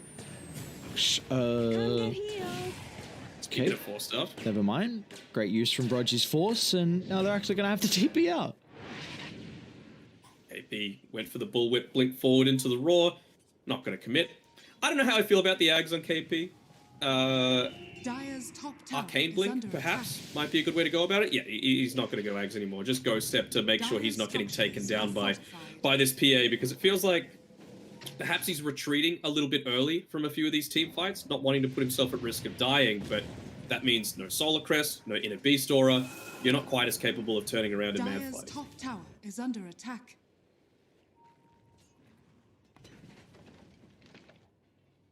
I mean, late game, I do like the Morphling matchup versus the PA, because you've got a considerable amount of armor, because of being the Agi form. Shotgun is very good versus the Phantom Assassin too. You can maybe pop a BKB or burst her down. It does kind of get to the early stages, because now we already see PA's got 2200 health thanks to the BKB and Sanjin Yasha. So, but it is still going to be a pretty good matchup here for mid one. Just feels like he's going to be cautious, of course, getting caught out before the attribute shift. That is the big X factor. He's been very good with it so he far. He has. Every single time he's been able to get it off. You know, maybe... And, well, second Roche. God. Chrono's up They're going to know this time, though.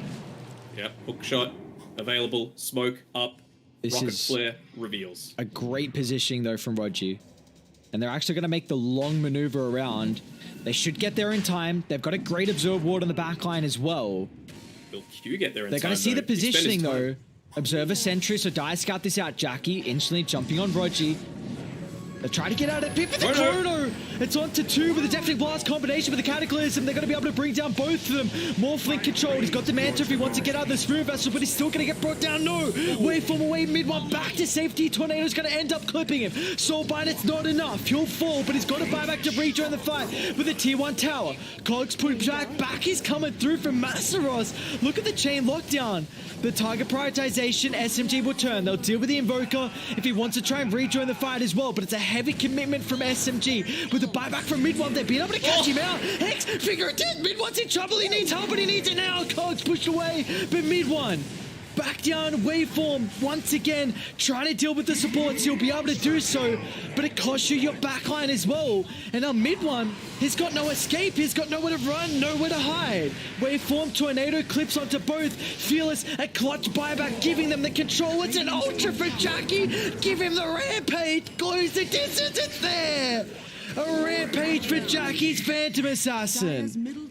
A rampage for the PA, as well as the dieback on both the Enchantress and, more importantly, mid one's Morphling. And what do you know? Aegis still there, still available, and they're able to just go in on and take it.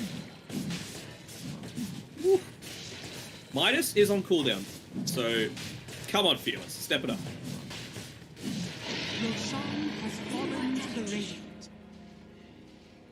Who's gone and taken it? He's gone for the triple meteor. Okay. I don't know. I kind of feel like you got to give it to Q, right? Give him the jetpack.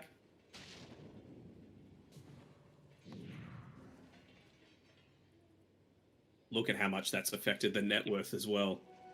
80% to 20.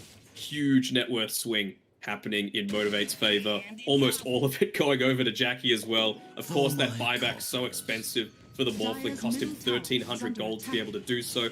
They hadn't even lost a tier 1 tower, but ends up baiting them into a fight where they thought that they could win. Dire's middle tower has fallen. What a turnaround. It's back-to-back games that they have now blown open some big leads. What, last game there was a 9,000 swing. They had a 5,000 net worth lead. Now it's 9,000 in Motivate's favor. So 14k swing. Going to be even more as well. And you know what's kind of disgusting? That team fight went on for so long that the Chronosphere is already back off cooldown. You know, he's just going to hit up onto his level 20 as well here on Masaros. Do we like this Skadi build up for the Void? Is this just going to make sure he doesn't get bursted and can get the Chrono off? Is that kind of what he's thinking? I know the Skadi is good versus the range cores as well, but... Yes, I still really want to see the Axe. I feel like it's an amazing way, especially now that you've hit your level 20, you've got that -2 second time walk talent. Like, you're not worried about dealing right-click damage in the middle of a team fight. You can see he's all utility, even just holding onto a Grove Bow to maximize his chance for the bashes as opposed to damage.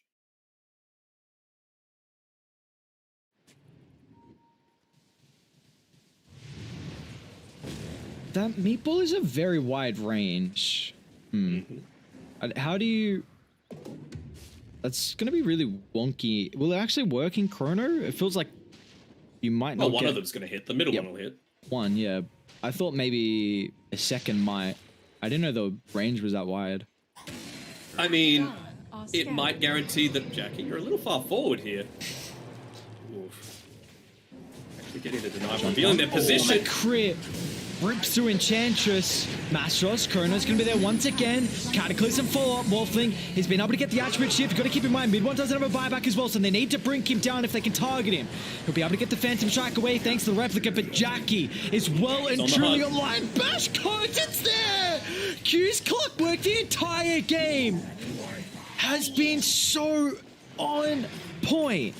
3 down, no buybacks, and they can walk it down mid. Yeah, creep waves here. No siege creep, but who cares when you've got Jackie hitting like an absolute truck. He's got his courier waiting there at the secret shop. He wants to be able to have that satanic available for himself as quickly as he can. Actually, never mind. It's waiting in his own jungle. Felix getting his courier sniped. Tier 3. It's a satanic, boys. Dire's middle barracks Oh, they're going to have to make sure they keep those creeps up. But unfortunately, they're going to run into tower range, so they might have enough time to get... Oh, I say that. Alacrity with PA hits goddamn hard. Maybe a melee racks even. They're fast enough. They'll get both. No morphling. Like, there's no way you can stop this without mid one. With the backdoor protection is going to kick in? You got minus armor anyway. Oh, it's fine. Okay. And KP dies to the support rotation. I mean, come on. A menace.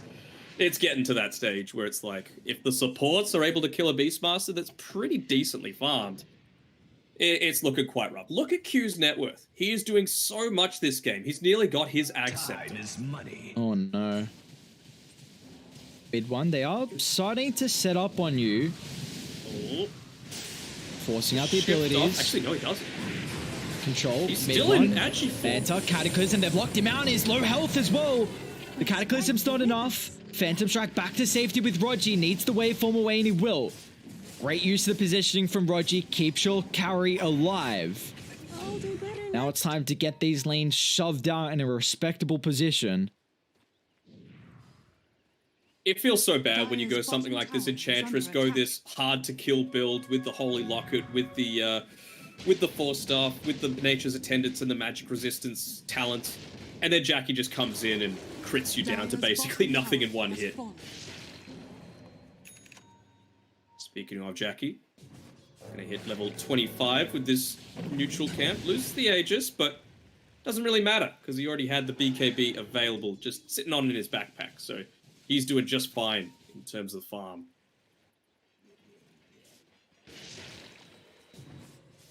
Hey, we might still get to see the jetpack. Let's go.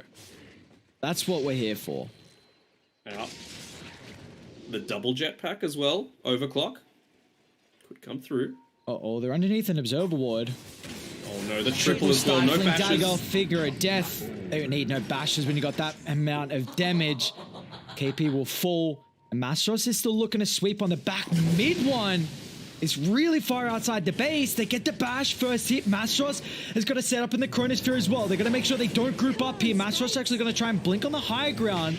Jackie doesn't have any backup at the moment. KP Raw controlling up through the magic immunity. They won't get the double Raw.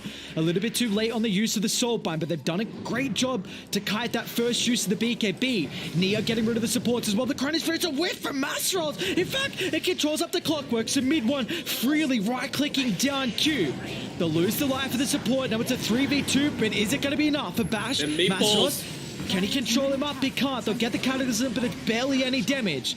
The main issue is that they need to protect mid one. Manta's still on cooldown. He's trying to play around with the attribute shift. Nia's helping out as well. Mid one gets the adaptive strike. Nasol up on the high gun, back down. He goes with the bash. Mid one, he's in trouble. He's going to fall. Jackie will get him. Nia's bashed up as well. A triple for your Phantom Assassin, and they've had enough. Motivate. What an incredible comeback from them, able to take this game one. Radiant victory. Woo. And another ultra kill. Jackie, why not? He's going to get all the flashy highlights and everything else going on. The rampage, you know, it adds to his stats. Q's clockwork, absolutely bonkers that game. Just able to disrupt so many fights. He was the bait that I expected Masaros to be. And eventually not able to punish the very, very greedy early game that, you know, Motivate had on their side. This Midas Invoker, too slow, not able to do anything. The Faceless Void in the lane, crushed. Enchantress able to beat him quite readily. Jackie, kind of surprised with how much he was able to get out of it, considering he was up against the Beastmaster, but, you know, it's bad in the early game. If you let it get late, though, we see just what happened. Yeah, I mean, they were playing, like you said, the early game exactly kind of how they needed to.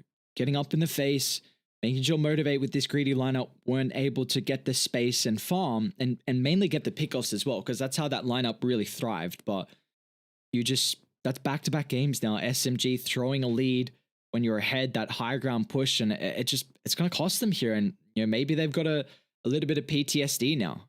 2 games in a row. You'd hate to go into another game where Nia was popping off. You know, 24 minutes in, he's 13, 3, and 7, creating so much space. I still don't know what's going on with Echo Saber build, because he still had it at the end of the game. You know, it seems very weird to me. I can understand it if you're wanting to fight super early on and you just need that little bit of extra damage, but you got to disassemble it when you're going into... Like, why didn't he disassemble it when he was building the BKB, for example? That just doesn't make sense.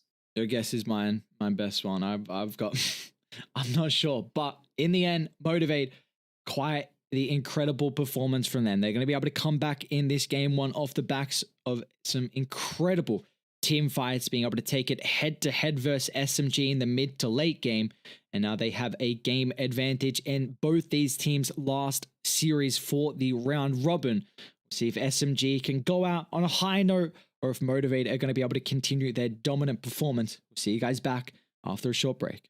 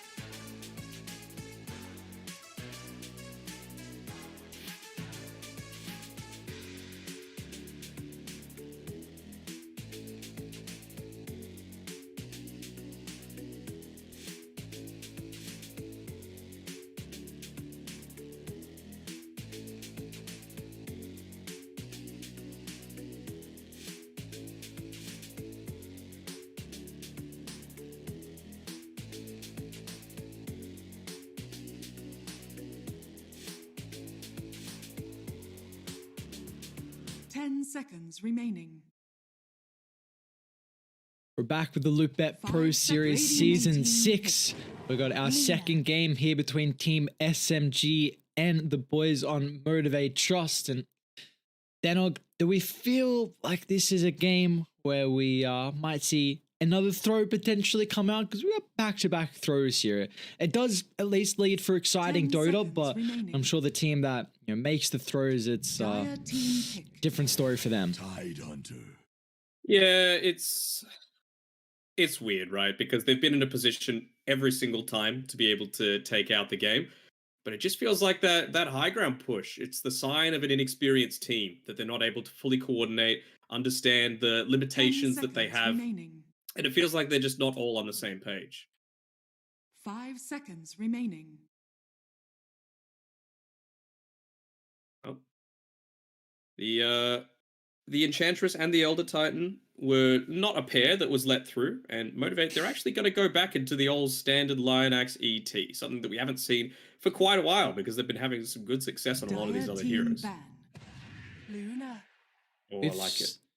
Now we've seen Dreamcell on Boom have a lot of success with the Luna. Radiant team Do ban. again, I still just don't know how I overall rate the hero. Dire team ban. It depends. Like, if you're playing it in a pub, probably not that good, but if you've got the coordination to be able to get multiple stacks off, create Dire space, team like ban. Motivate loves Radiant to do, team ban. so many times before the 15, 20-minute mark, they would be going for 4-man smokes, just allowing Jackie to get that extra item that he needed. It kind of felt like when he got that BKB, they were able to turn things around because you didn't have the threat of being locked down by the Void Spirit in particular. So I feel like they might be able to do the same sort of thing here. Of course, Elder Titan, very capable of building up multiple stacks into the jungle, which also buffs up his own strengths in the early game. And a little bit of extra magic damage never hurts against a Tide Hunter, although with the way that Luna's being built these days, the Lucid Beam build isn't really a strength right now. You're just going full in onto the Lunar Blessing and the Glaives, making sure that you've got the right-click damage to be able to, take that space that your team's been able to provide for you in Snowball. So oftentimes you won't see your first Eclipse until like the level 14 mark. Back into the line though. It just feels like Motivator always getting the supports they're really comfortable on. 10 Like seconds we get the remaining. ET for Lion Axe, the Lion here for 5 seconds remaining. Q, maybe even get that role play like we're always hoping when they pick up the Lion. Who knows? What, Lion X playing the Lion? Yeah, that's got to. Like, I feel like, have we asked him if it's his favorite hero? I don't think we have. He hasn't been playing it a huge amount, and Q's got a good Lion as well, so might not even be him playing it, right? I feel like the ET is a much better pairing anyway. It's something a little bit different, a bit more mid-one-ish, wouldn't you say? Just something that's able to, dive in, going onto the front lines. You're going to have a huge amount of burst damage coming through from that Warlock with the good old faithful Fatal Bonds. 10 seconds And remaining. you'd probably say it's one of the better combos with the Warlock, right? That guy is 5 Gyrocopter. seconds remaining. Yep, good in lane, both for just being able to sustain with your low attack range, for being able to dive extra deep and use the rocket barrage to deal a lot of damage, and hell, even with the extra early points in the Fatal Bonds, you can deal out a ton of damage. LC being used, I suppose they wanted some sort of way to get rid of some of those Fatal Bonds on people, but not fantastic in the Gyrocopter as just a pure one-on-one matchup. Yeah, I was going to say, how does that lane really fare? Because it's a lot of magic damage, and it feels like Legion, remaining. I don't know if you can really Radiant man fight team in that lane.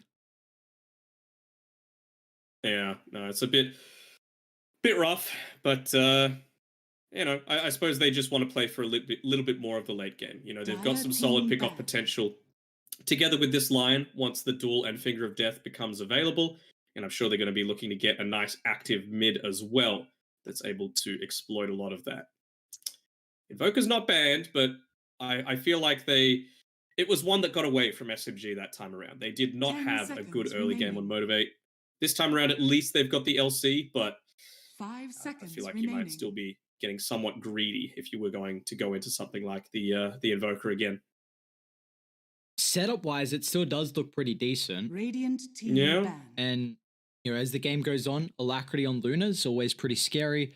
I just feel like they need something to be in the middle of the fights early on because Luna can't really fulfill that role. Legion likes to be able to use the press the attack more defensively. So I really like the Death Prophet ban. Yeah, and they get rid of the Invoker as well. So what else is left? Storm Spirit, a little bit. It's going to be great for picking off the Lena and the Warlock in particular. So you're going to make sure you need to be playing with the rest of your team. Admiral It's actually a Conquer. All right. That's the middle of a team fight for sure. Lots of team fight control. You're able to mitigate a lot of the damage with the Coco Rum, provided that you're able to get off the boat against these insane amount of burst magic damage that SMG has if they get these great Fatal Bonds combos off. How have you found Roger's positioning so far this game? 5 seconds remaining. You know, have you felt like he's been caught out of position a little bit too much? I think it's been okay for mine. Yeah, I've been pretty impressed with Roger so far. I mean, I think SMG overall as a team has been looking a bit rough, but we saw. Well, he nearly made the Pudge work. Yeah, so. Nearly make the Pudge work. He played the Oracle previously, right? That past game. Did he? Maybe I'm tripping. Oh no, it was Zhao. Sorry, it was Genuel that played. Yeah, yeah. I mean, this game was Enchantress, right? That game.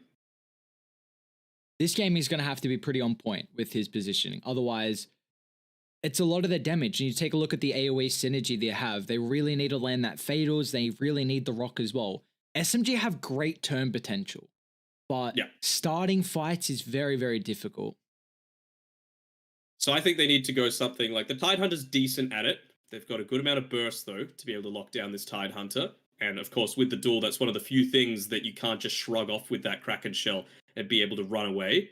So I feel like SMG needs something, A, that either does a lot of damage, or B, can just, again, stand in the middle of a team fight and brawl.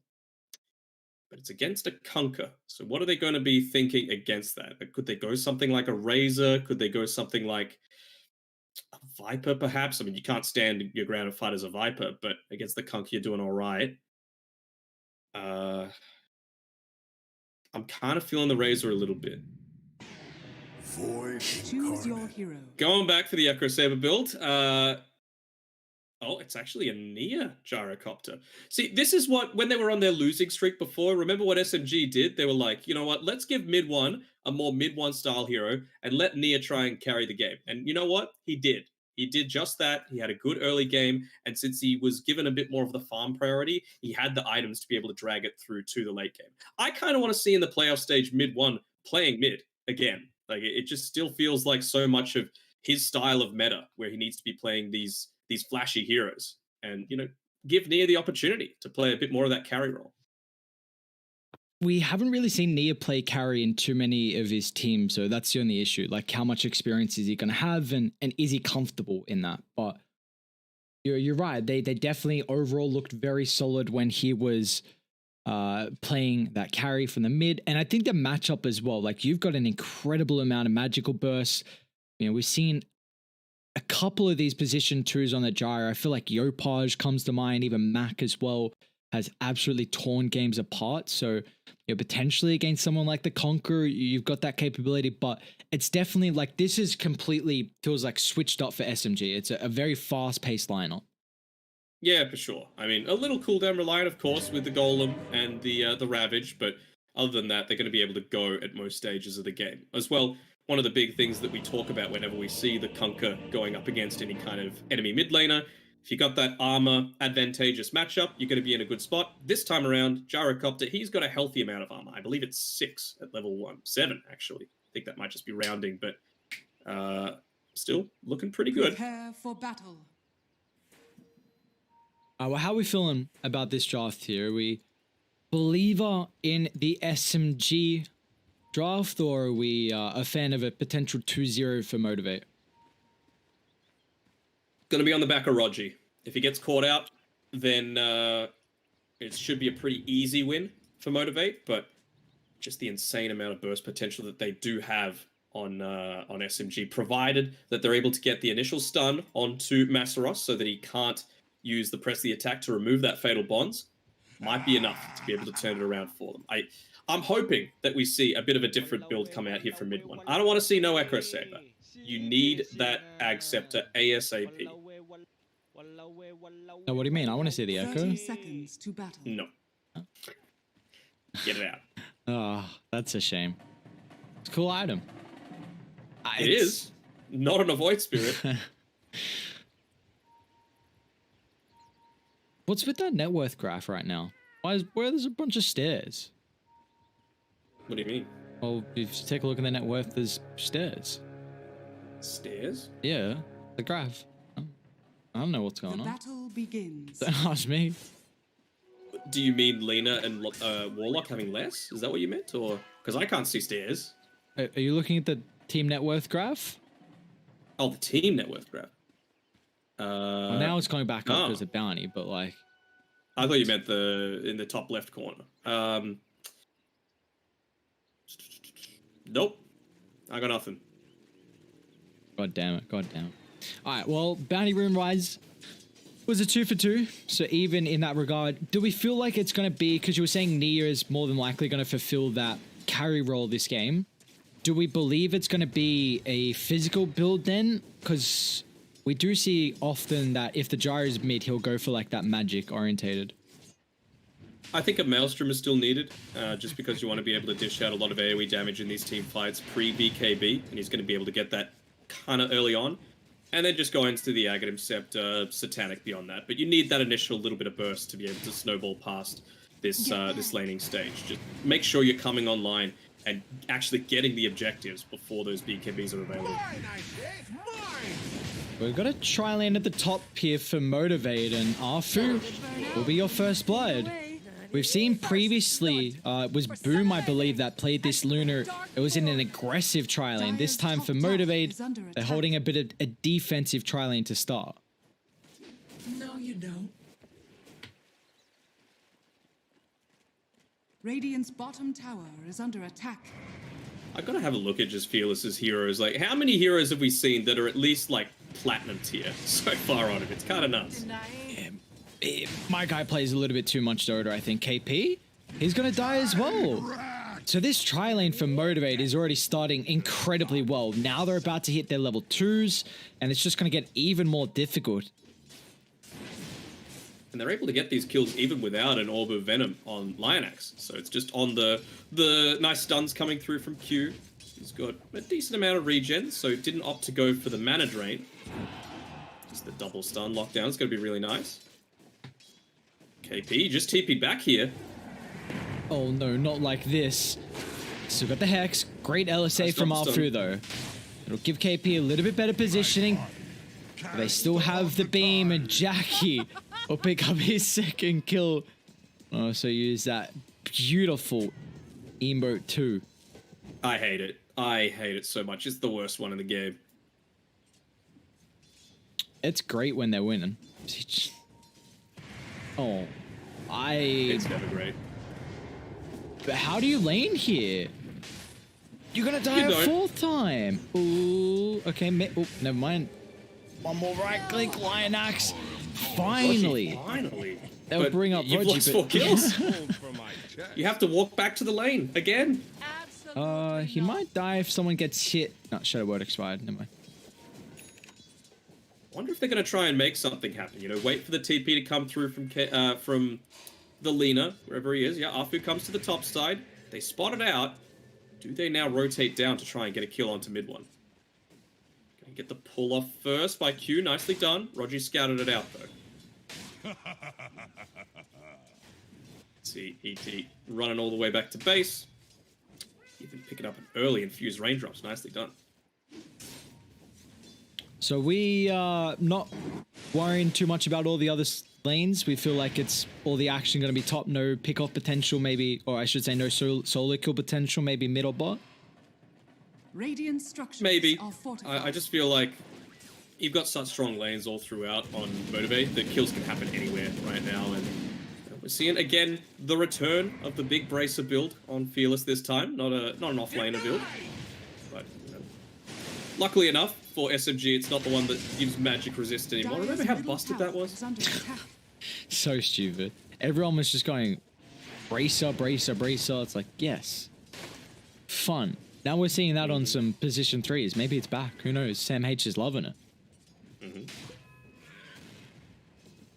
All right. Roger moving up here has certainly stemmed the bleeding. Oh, mid one. No, you don't want to get solo killed. Masteros in a matchup is able to bring down mid one's Void Spirit, and back up the top we go. Arfu's in trouble, and Arfu's going to get brought down plus 127 damage for Lion Axe's Elder Titan. And this is 7 kills, and honestly, they might just make it an 8th. Not even 5 minutes into this game, Motivate are completely running over the lanes. They're even going to TP mid one up top, so they have had enough. Finally, we'll see a bigger rotation come through. They need to dissolve how the lanes are looking. They're on the board, baby. They get the first kill onto mid one, realizing, you know what, I'm not getting anything near enough out of this bot lane against this pesky Legion commander. Probably one of the worst heroes that you could 1v1 into in the entire game. That's why I did like the rotation coming through from the Warlock, actually. You know, it leaves the Void Spirit alone, but at least you got the Fatal Bonds to be able to dish out a lot of return damage through. Up against a tri-lane, it's always going to be great. But it was too late, you know, you'd already given up 4 kills at that point. Still capable of diving you underneath the tier 1 tower. Actually getting a kill there. Alright, nicely done by Nia. Again, mid lane going well for him. Second kill of the game for SMG. That's kind of hype. Yeah, we saw what Nia could do last game. I mean, the Void Spirit did play really well, regardless of whether we weren't a fan of one of the items or not. But he's still... This is big for Nia. He's been able to bottle up the haste rune. Now, Arfu, he's kind of caught in the river in no man's land a little bit here. Underneath vision that this Sentry Ward is providing, maybe just wanting to wait until that Wraith Band at least gets delivered to him as Nia. He might look to shove out this lane a little bit here and then make a rotation up to help that top side with the Fatal Bonds coming through from Rogi. Fearless, though, making sure that doesn't happen. Forcing the wave right back underneath the tower. He's going to go back, farm up his creeps again. And, you know, they're not going to be all that worried right now. Arfu. It's a bit unfortunate when you're trying to stalk in the trees and they just drop an Absorb Ward dead on your head. The solo experience that mid one has got is allowed to level 6, but he's going to miss the Remnant, unfortunately. Still, another jump in, Q. Should be okay now. They're even going to think about TPing Mastros in case of a further dive occurs, but that one will be cancelled. Sticking down here, they were saying, you know what, Fatal Bonds, it's wearing out. We're not all that concerned. Axe might pay with his life for this. Q's at least going to get away, though. Like, no, don't catch me, please. At least that's a 7-minute Midas on your Luna. Jackie's all in. Dire's top tower is under attack. Very nice scaling coming through from your Luna already. Going for probably a couple more points than I would have expected as this Luna before we saw how the lanes turned out. But of course, with the tri-lane, you always want the additional kill potential. 2 points in Lucid Beam is the real value. Dire's top tower has fallen. But they're able to get a tower at least in response here. Mastros, he's done a decent time of pressuring down to this bottom side, but doesn't have anywhere near as much threat of dying KP against an LC. Although you compare the levels, level 4 Tidehunter versus a level 8 LC. Oh, nice time from Fearless. They should be able to stop if they drag you back. No, Fearless. I mean, if he dragged him back, he would have missed the combo. He's going to miss the kill anyway. So... That haste rune coming in clutch. He picks this one up. Oh. And that Q, actually? He doesn't keep going, does he? Oh, he's out of mana. Has to use the bottle charges. His haste is now expired. Nia? They're going to use the Tidebringer off the illusion as well. Even mid one's going to show up. Somehow Nia will end up falling afterwards. And now Mastros is looking to get involved. They don't have the X on mid one. They will not be able to try and find that drag back into a potential duel victory. So meanwhile, top tower is actually fallen. And KP is also getting some catch up as well. It's a long way to come from, though. He's still 3 levels behind his opposing offlaner. And, well, using that time, it's normally the Luna that would be taking this, but Fearless, he's having another good game in that mid lane, being able to take this Ancient stack for himself. He's going straight into that Sand. Bounty! He's getting a little bit too keen. You know, it was a great play with the haste rune to be able to... Jackie. Man, look at that rocket barrage damage maxed out. He'll drop the Eclipse. Shul's going to hold back the Gyrocopter. Now, they won't have the damage to kill off Nia. I think it was mainly just to protect the Luna, but unfortunately, it's going to cost them both their lives. A rare instance where the supports aren't backing up their cores on Motivate. Just wanting to be able to turn around a lot of these kill responses that are coming through from SMG. Q about nearly reaching his level 6 mark.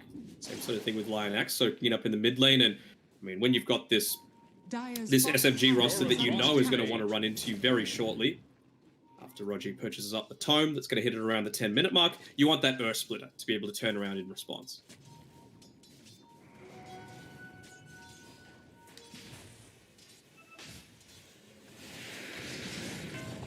Nia, again, looking to find the kill on Fearless. Fatal Bonds is out on a couple. That is a great pick off to start the fight, and Mastros as well is going to get caught out. So SMG, grouping up early once again, is able to find themselves 2 very, very impactful kills, and hopefully leading that into a tier 1 tower mid. Little sloppy coming through from Motivate. You know, they give up. The Conquer kill is just a little bit of poor positioning, but Mastros, I think, just having a little bit too much faith in his team. They've got the siege creep as well, so they're going to continue trying to push in this tower. Have to be cautious, though. Mid one doesn't have much on the mana front. As Fearless comes back in. Tries to get the torrent off. Not going to be enough, but I believe that's a Witchblade now finished for the Void Spirit, so going to give him some decent scaling as well. Good damage, good amount of control in the early game. Still trying to see what Nia wants to opt for this game as well. He's going Hood. Okay, so looks like he's in on the magic build, which means Radiant are not going to scale well into the late game. And if you don't keep catching out Jackie's Luna, then this Midas farm is going to skyrocket. Yeah, you got to make sure you're coming online, actually taking a lane of barracks before... Oh, that's a big kill. See you later, Nia. Split up, Finger of Death eventually into the Jewel. Some plus charges for both the Lion and the Legion Commander. Cancelling out the TP as well was the Lina. They would have spotted that out as well. So they know that wherever Afu shows, just go to the other side of the map. You can have a decent time. But yeah, those BKBs now are such a key timing. Every single death on the Gyrocopter feels like, honestly, given the way that he's itemizing, worth about 2 deaths against most other core heroes. Radiant's bottom tower is under attack. Do we feel like Radiant... Yeah, okay. I was going to say, do you want to see them come back mid to keep playing aggressively? Because they have all their ultimates, and Jackie going Midas, yeah. Yeah. Fearless. They're actually making a TP down here. Mid one's going to miss another Remnant. Great use of the body. Blocks Fearless from being able to retreat through that sliver of the tree line. But now 2 heroes are going to show down bot. Meanwhile, mid, Rock, along with Fatal Bonds, clipping them. But that is now your Golem on cooldown. Yeah, no Golem, no Bonds for 15 seconds, and Fearless, he's happy to go in and fight. No boat, which is going to hurt a little bit, but I feel like you're A-okay with this one. A lot of reduced kill threat just gives more time for that Midas to come up off cooldown. Using the Golem to scout a little bit here, so they should at least get the tier 1 tower. Mid one. So I tell, he wants to astral step in. You can just see. Dire's middle tower has fallen. Mastros is... Come here, let me get a jewel. He's hungry. Sleep onto the Gyro. It's not enough. Not the high priority target right now. Look how aggressive he can play. Like, they can't punish him. Radiant, very reactionary with how they start these fights. Ravage, Golem. It's kind of the Void Spirit that can really only do it, but without a setup for the Remnant and with how fast the Legion can move, it's very awkward. And look at the positioning from Q. Oh, that is on point. Mid one might still jump, but he will. Quick Hex, not enough. Mastros nearby. But the Dispel will not be able to give Q the distance. It really doesn't matter, though, it feels like, because that is a great pop of the smoke. It means that they weren't able to find Jackie's Luna, who's continuing to get a little bit of farm. Fearless as well on the Conquer is getting closer to his BKB after the Sunge.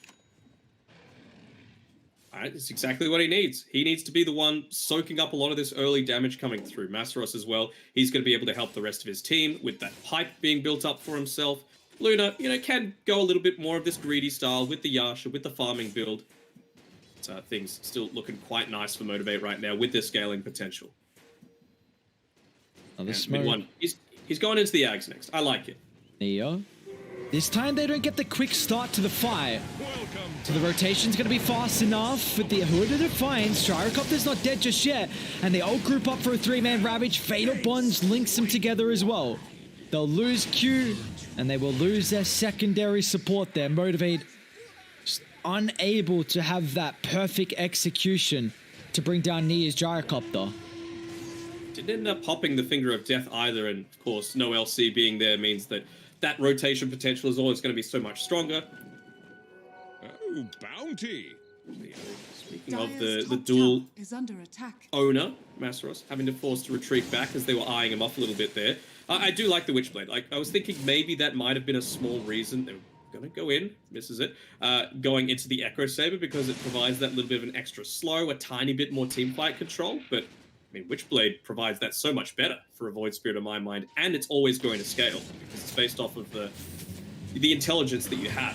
Ravage on cooldown from KP. Very it's tanky not. with the Hood.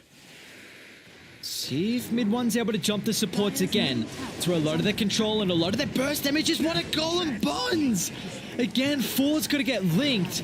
This time, Rogi dropping it onto multiple heroes, and they're going to force Motivate further back defensively under the tower. A buyback will come through for the Lion. It's going to try and offer some burst potential throughout the duel. Mastros unable to get the victory. Even Jackie's going to look to show up as well. But it's only 3 points in the beam and 1 in the Eclipse, so the damage is minimal at best. Even the buyback being used by Q, not able to turn it around with that dual damage victory, so not even getting the scaling from that particular engagement shows so how important it is for the Kunkka to have that BKB available.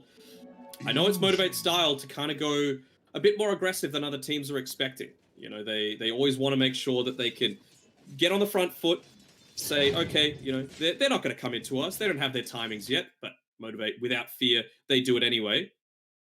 I think now though, just because of how that team fight went underneath a tier 2 tower, they still weren't able to come out the victors. So, Fearless, he needs this little bit of extra farm. You need to try and create space for him. Hit one. They get a turnaround here. We were saying Fearless needs farm, and it's actually going to need some support help. And he's very difficult to bring down, though. 2400 HP. Got to keep in mind about the effective survivability as well with that press the attack from Masteros. Yeah, for sure. When he builds up the pipe as well, that's going to be a big reduction in SMG's damage potential. Of course, from the active, but even just the passive 10% resistance. All of their damage right now is magic. There is very little in terms of physical. So it's a bit of a trade-off. SMG, they want to keep the pressure on. You've got the Ravage available, Fatal Bonds. It's going to be enough to dish out a lot of damage. I'm actually kind of surprised that he's got the 3 points into the upheaval. Haven't seen too many instances of a long channel coming through onto it. And the Fatal Bonds feels like what they need to be able to dish out the burst, but you can't fault too much about how Roger's positioned himself in the game. No, you can't. There's been some solid ability use here for the Warlock. We're hoping to see even better ultimates drop, because either team got some pretty strong combinations if they can use it in the choke point. Like that's the big issue. If you can tank up through the burst, then turn with the team fight, that's where Radiant are going to be able to thrive through with the Ravage, with the Rock, cooldown dropped as well. But Dire, they're the ones that need this quick burst. And Q, press the attacks now on cooldown. Oh, use the jewel early. KP unable to get the hood off, and KP is going to lose his life. Jackie, just that extra level in the beam and the Eclipse solo targeting the Tidehunter, this time will be able to have an effect. Nice group up together. It's what we were expecting, right? Like we were talking about in the draft. Like you see this much more farm-oriented build, which means that you can't take these earlier team fights. That's why it was so important for him to go the Midas this time around. His team made space for him. And even Masaros actually, is he in trouble here? Has to be careful about his positioning. He's got his supports behind him. Doesn't get the hood off. LSA, Laguna Blade, plenty. Great use of the start there from mid one. And he is also getting very close to the Aghanims too, 4-1 and 9. And once they get these Aghanims, that AoE silence is really going to cause a lot of chaos for the supports on the backline, which again, you see the importance of either team's support this game. Oh, he's not going to drag him up to the high ground, is he? Mid one. Tilting for that Aether Remnant. They want to target Brochi or the Void. They use the X and the combo on the Warlock. Great use of the double Earth Spike, but looks like Q is... Well, when you're not on the high gun with the rest of your team, the line you can fall with ease. And that was his dieback timer as well, so he's dead for the next 50 seconds. Still about 400 gold away from that Blink Dagger. It's going to be so huge for the turnaround potential. It'll allow him to play that little bit further back. You were just talking about the Aghanim Scepter on mid one. Being able to use it to punish. Masaros is actually in a bit of trouble on this top side. Even with the Hood of Defiance, he's going to drop down. And he went away from the pipe as well. He's going into the Solar Crest. I don't mind it, particularly because Fearless, he's been able to pick up his BKB. Jackie, he moved away from going the S and Y. He picked up a BKB for himself as well. So essentially the only one that should be in a lot of trouble in terms of their positioning is Lionax, because he doesn't have a Blink Dagger. He doesn't have a BKB for himself until later on we've seen him pick up an Aghanim Scepter even on this this position 5 ET. But everyone else is going to be able to withstand the Magic Burst provided they can get off their item. It does feel like it's one of his comfort heroes as well for Lionax. We've seen him have some incredible performances in the lower division, and you know, since then a lot of teams have started to respectfully ban it out. Where's my pension? How close are we to some of these items? It feels like, yeah, Masaros, he's going to go to this top side. A couple of waves coming in. That should be able to finish up his Solar Crest. You can see Q not being the active support that he normally is. He needs this Blink Dagger for himself. Even, like, how often do you see someone like Jackie go past a creep camp that was available to be taken away? It's only 150 gold away, though. You can afford to do this. It's going to provide you with so much more priority. Hell, look, even Fearless on his Conquer, he made sure that that creep wave, that neutral camp was super low. There was only a couple of right clicks needed to be able to take it down, but can SMG punish before these items come through, especially now that they've got the Aghanim Scepter delivered on mid one? This dire ward though around mid is giving them so much information. Like, it's just making it really difficult because we've seen. Do you want to start on KP? Back so soon? Oh, I don't know. That's difficult to bring down. Rock's going to get dropped as well. Mid one top of the backline. It's a three-man silence, but KP will fall. He's got to buy back if he wants to try and look to rejoin the fight here, but the Echo Sump to the northern side. Where's the extra follow-up and where's the extra damage? Mid one. He's going to be okay, but it looks like it's a Delta split. As Motivate, they're happy with the pickoff they got. They will... they gotta lose Lionax? They might not if there's no detection. Oh no, mid one's got a gem. He should be able to catch up. There we go. Still though, very happy with that. Able to take out KP. I believe you got the dual damage from that as well. It was level 12 as well on the LC, so plus 20. Rock used, cooldown used. It did require a couple of BKBs being popped by Motivate, but I still think they're totally cool with that. And importantly, Q wasn't picked off before he was able to pick up that Blink Dagger. So now he's got that available. You've got the Solar Crest. So much more damage potential and turnaround right now from Motivate.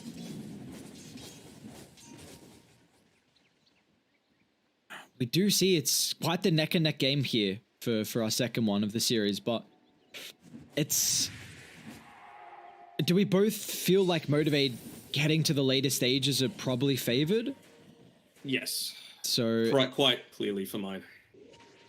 So then it's really going to put SMG on that timer. Like, we've seen how aggressive they've been posturing though, constantly on the enemy's side of the map here. But they just haven't... The issue is like, how do you start fights on Radiant? Now you've got a blink on KP, so maybe you can drop a Ravage, but like it's so awkward for you to be able to get a blink in, pick off, and it's allowing Motivate just to not get punished. And well, without a pick off, then Radiant can't take objectives. They're trying now with Roche. I mean, that a couple of... from mid one. Great spot for him. He'll pop the smoke. They're all grouped up as well. If mid one wants to jump, KP can follow up. He's even trying to get in the same position around that northern high ground spot. Roche is about to fall. There we go, mid one, instantly onto the backline. KP with the Ravage as well, but the BKB is going to get popped. Both support's going to end up falling, but Mastros is just getting chunked down. Nia with this gyrocopter is now online. Going to try and look to reset, die. They don't have any buybacks, so they're going to have to give this one up, as SMG's positioning and vision game is going to be allow them to take 3 kills and also take Roshan as well. Another bit of a mistake coming out there from Masteros, not using the active on the Hood of Defiance, just to give him that little bit of extra survivability that he needs to get off the second, press the attack in that team fight. He has a bullwhip as well, so he's incredibly fast when that overwhelming odds buff is available onto him, but ends up getting picked off instead, and you just see, without him, they just can't take a fight. They're still so worried about the fatal bonds. Fearless might be getting caught out here. He'll get away. They had Rock, but I still think that kill's pretty difficult. Yeah. Just TP back here, Masteros. Gotta be careful. Actually going for the duel. He's got the Finger of Death. Now this is where the Rock's going to be able to come into play with the Eclipse dropped as well. They won't be able to get the duel victory, but it's important that they bring him down the first time. Can they do it a second though? Motivate. So difficult to reset with the upheaval. It's level 4. Jackie, BKB back up. Scotty just completed as well. They're going to blink on forward. They need to try and protect Nia, but he doesn't have help or the Glimmer. Nia back to safety. BKB, Fearless, he's still hunting. Mid wants disrupting the backline as well. A 1-for-1 trade at the moment. They might be able to catch out Arfu. He'll sidestep the Echo Stomp. Great use of the defensive factors though. Warlock, that Shadow Word, Glimmer Cape, just enough to keep Nia alive. And even KP just throwing his big beefy body in the way. Takes away the attention. 3 heroes focusing onto him. Allows him to get away on this gyrocopter. And again, the gyro is your scaling potential. He's had to go the BKB a bit earlier on, as opposed to that Ag Scepter, so the damage isn't quite there. Ooh, I mean, things might go a little bit more in your favor once these BKBs are super low on Motivate, right? And it's going to depend on when Rogi actually uses the Fatal Bonds, because it feels like it's going to be Mid-One's job to try and force out a couple of those early BKBs through onto the Kunkka and the Luna, because right now, so much of your damage is reduced just by the single press of a button. You know, that already is removing 2 Fatal Bonds targets, press the attack's going to remove another one. It's rough, and it feels like they're very lacking, even with all these high effective cooldowns. They have Rock? No, cooldown. That's one good bait, though. It's been used. Down to 6 seconds. Attack. Jackie, you're on your own down here. Oh, Jackie?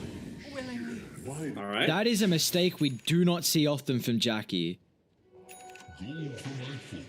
And what do you know? Mid-One plays a more active hero. Beyond God, like 10, 1, and 10 right now.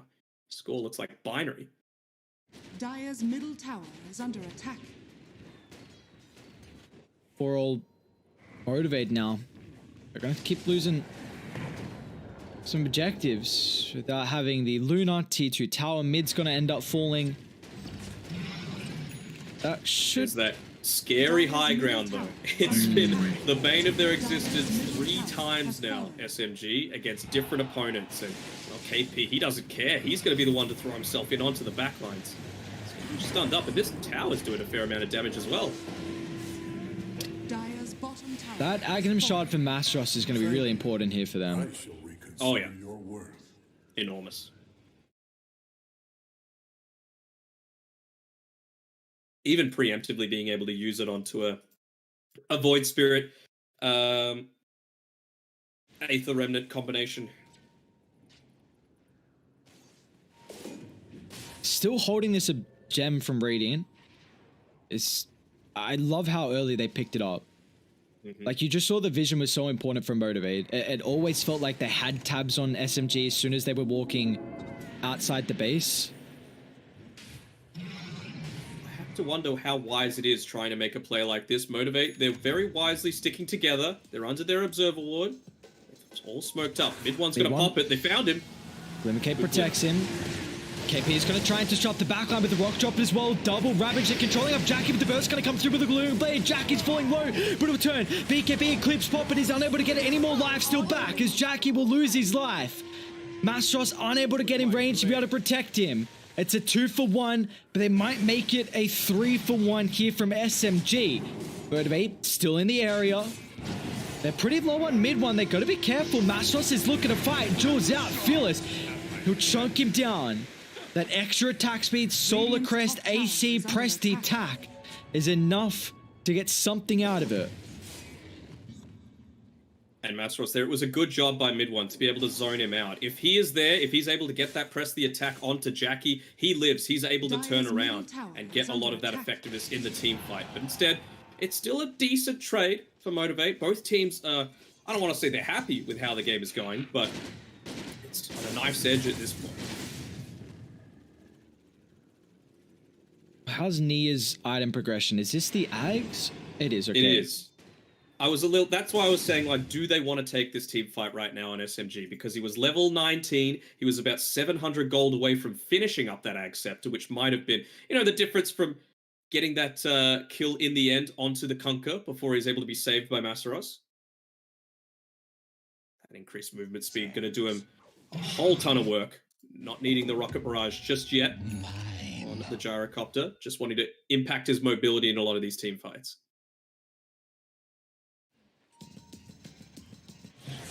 Fearless? Oh, actually timing it well. MG.Trust needs to get in range. BKB TP up, but MG.Trust has been baited. And Fearless cancelled his TP. Stop his TP? KP, no I don't know damage. about this one. Should be okay, but it did just cost you your Legion for that.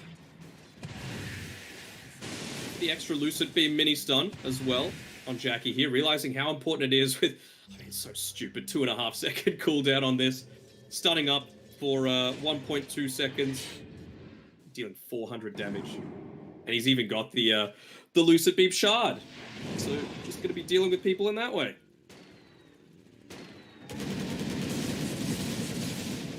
Seems like it's quite the shard, doesn't it? Where are we rating it? A? If you have the Enchanted Quiver, it's S. If it's anything else, it's probably a B+. Like, it's just like 700 burst damage, essentially, from the backlines. Which is kind of crazy. The lifesteal with it, too, is nuts. Mm-hmm. And does have that Paladin sword, so this is going to be very, very important here for the Luna. Just potentially being able to stand her ground. Could we see Guess what? He's got the Enchanted Quiver. Oh, no. S tier. I'm telling you. Oh, no.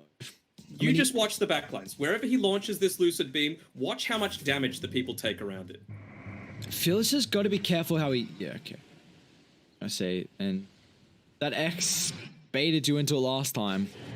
Now, I'm intrigued to see if it does live up to the S tier, but he doesn't have any lifesteal now. So we'll see. You got Masaros. He is your lifesteal, essentially. Not lifesteal, but, you know, Fearless again. Arfu is not close enough this time. But Fearless still going to take a while to get on the high ground, so he's going to have to pop the BKB pretty early. They missed the LSA, actually. Another look to turn. Rabbit, KP, clips all four on the high ground. Press the attack. Still on cooldown, got to keep in mind. Jump instantly on top of the backline, but the rock dropped as well. Earthsplit a follow-up, but they've already lost 2. The damage starting to flow in through the tail end of that fight here for Motivate. A 1-for-2, buybacks on all the supports. A lot committed as well, ultimate-wise and item-wise. And you can commit all this because they used everything on SMG that time. Rock used, Ravage used, Call Down. No Laguna Blade. You've still got the duel. You've still got your Finger of Death. So let's see what they're able to do with it. Do they go for the instant smoke? I feel like that's definitely the play.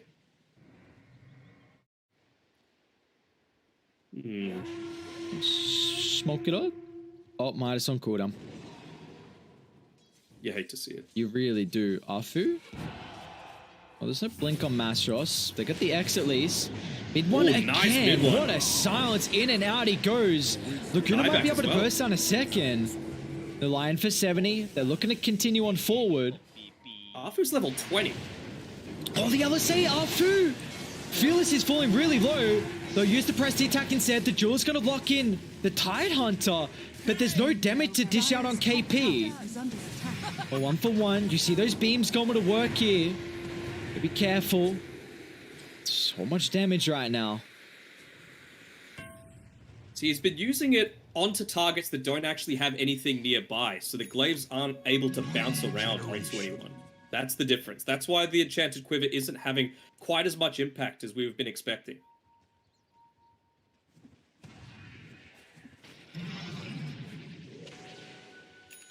Just having that capability to poke and prod as well with that quiver is nice. The extra attack range that you get from it. You've already got such a low cooldown on your Lucent Beam because of the way that you've talented. Feels like it's kind of the normal talent build now, right? With how nutty the shot is if you can scale.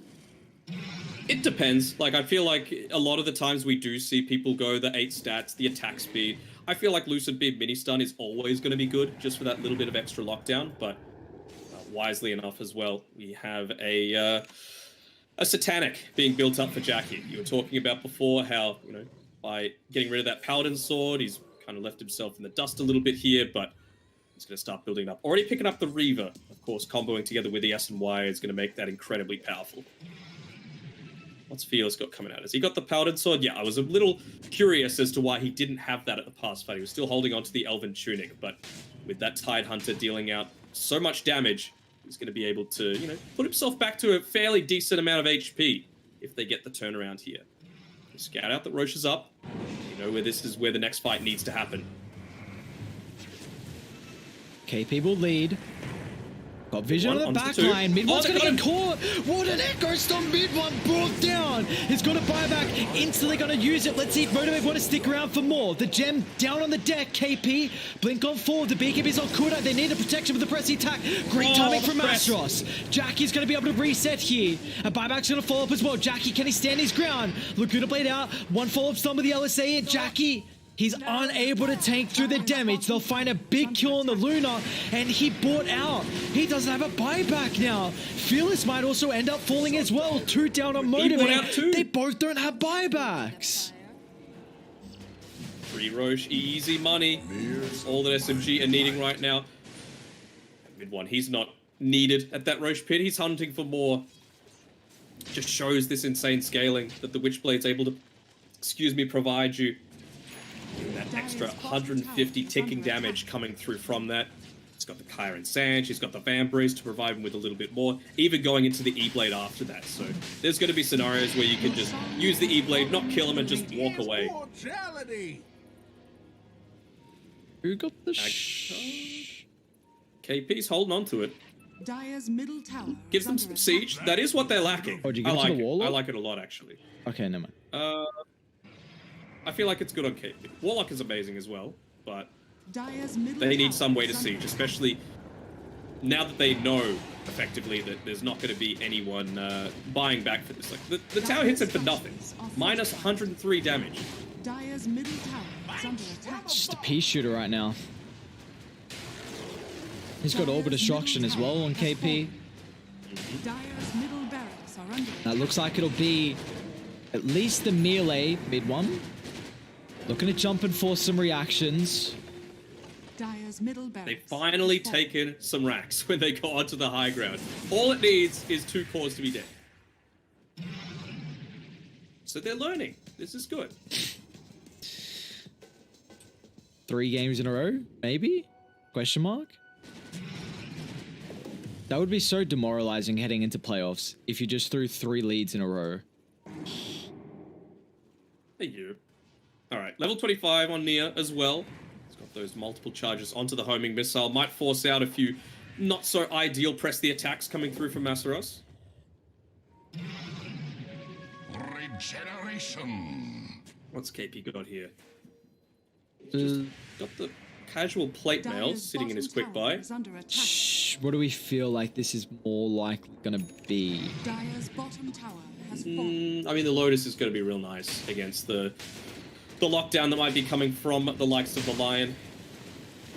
Lion Axe has been on point again, though. The amount of clutch Echo Stomps that he's been able to get off has been amazing.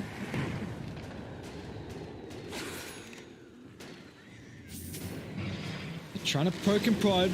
Dire's bottom tower has But fallen. Nia has done quite the job to be able to scale right now. Back-to-back games, the position 2 on SMG has been looking dominant. We'll see if they can bring him down the once. We'll see if they can bring him down the second time even as well. That's a tall order. Well, they'll try with the Eclipse, but it's going to be protected for the Wind Waker. Fu's already got that picked up. X on KP. Find the connection. Kraken Shell instantly getting rid of it. And it's now a lot of abilities forced out. Jackie's going to try and turn, but the press the attack to BKB popped as well. But the beams are going to work here with the Glaives too. They'll find the Gyrocopter alive, and now they need to try and counter-initiate. KP's still got the Ravage. Can they force out anything big here? KP really far on the front line. Spike just shy, but the Echo Stomp. Nia still fighting shape at the moment. Where's that counter-initiation?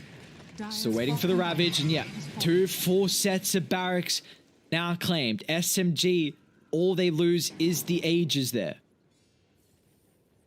And Jack, he would have been hating that. He was about 50 XP away from hitting up onto his level 25. Would have given him the confidence that they needed to try and take that fight. And now, too late. Going in the way of SMG. I guess... A lifesteal talent as well. I mean, it's good.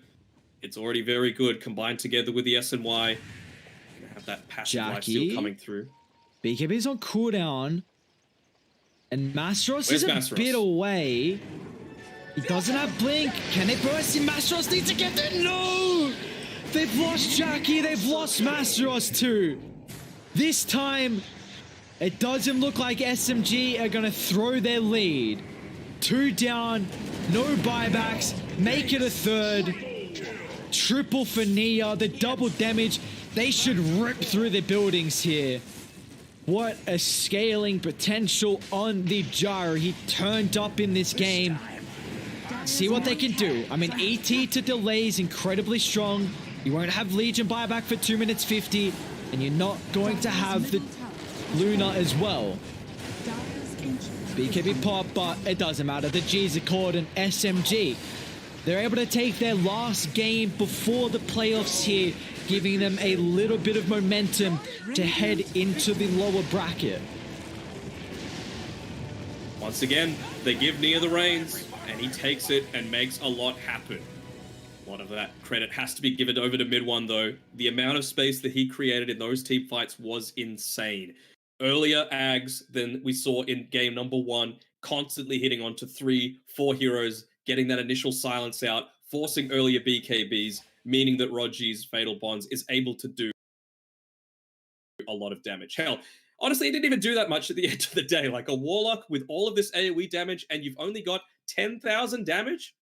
It's kind of surprising that you didn't do more, but the rest of the boys certainly did pick it up. It did still seem though like Warlocks, the damage was a bit lacking, but there was some great Golem usages, and Tide's Ravage as well. We saw multiple times, but very good game from SMG. The fact that they're able to now 2 games in a row, unfortunately, was looking rough, but the 3rd game, they are going to make sure they do not throw this lead. And again, heading into the playoffs with just a little bit of momentum here is going to be really important for these teams, because they can definitely turn it up. They can turn it up, these players. They've got that experience. And we're now kind of seeing, this team, maybe the dynamic might start to shift as well, with Nia in more of a scaling role than mid one, and him being on some form of playmaker, because they've looked pretty solid on that in the games we've seen. So they're going to have a couple of days to really prepare and see how they want to set up for the playoffs. But with that being said, Motivate and SMG, they are done now for the groups. Next up, we're going to have Boom Esports taking on Omega Esports for our 3rd series of the night. It's going to be about a 10-minute break. We'll see you guys then.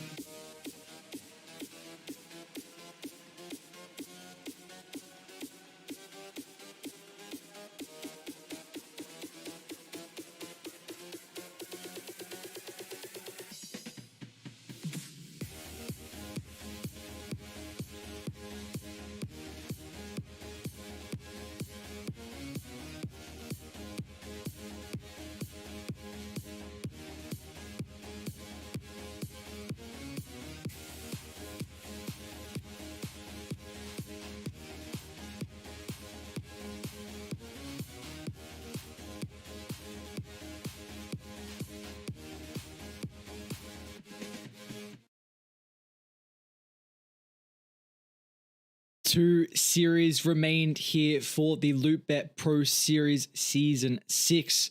We're now getting to the later stages of the groups. And if anyone's looking to continue betting, then look no further. New users can get a 100% bonus on their first deposit up to 9,000 pesos. Use the code PRO on loot.bet. And existing users can also find more promotions when they visit loot.bet. Then again, do you see the draft? Why? Well, the Brood Mama? Yes, why? 10 seconds remaining. I was so happy. Let me see when it was picked. Seconds Okay, so remaining. good ability to be able to respond to it. At least they don't, like, crush it in the draft, you know, like we've seen other people do. You know, just have a lot of mobility, have a lot of, times to be able to just spot out the Brood Mother, whether it be with a Spirit Breaker Dire or whatever team else you've ban. got. So Mars, it does an alright job, of course, Radiant with the God's team Rebuke ban. of quickly cleaning it up. And, you know, the spear just being something that you can toss into that fog, get a lucky tree skewer.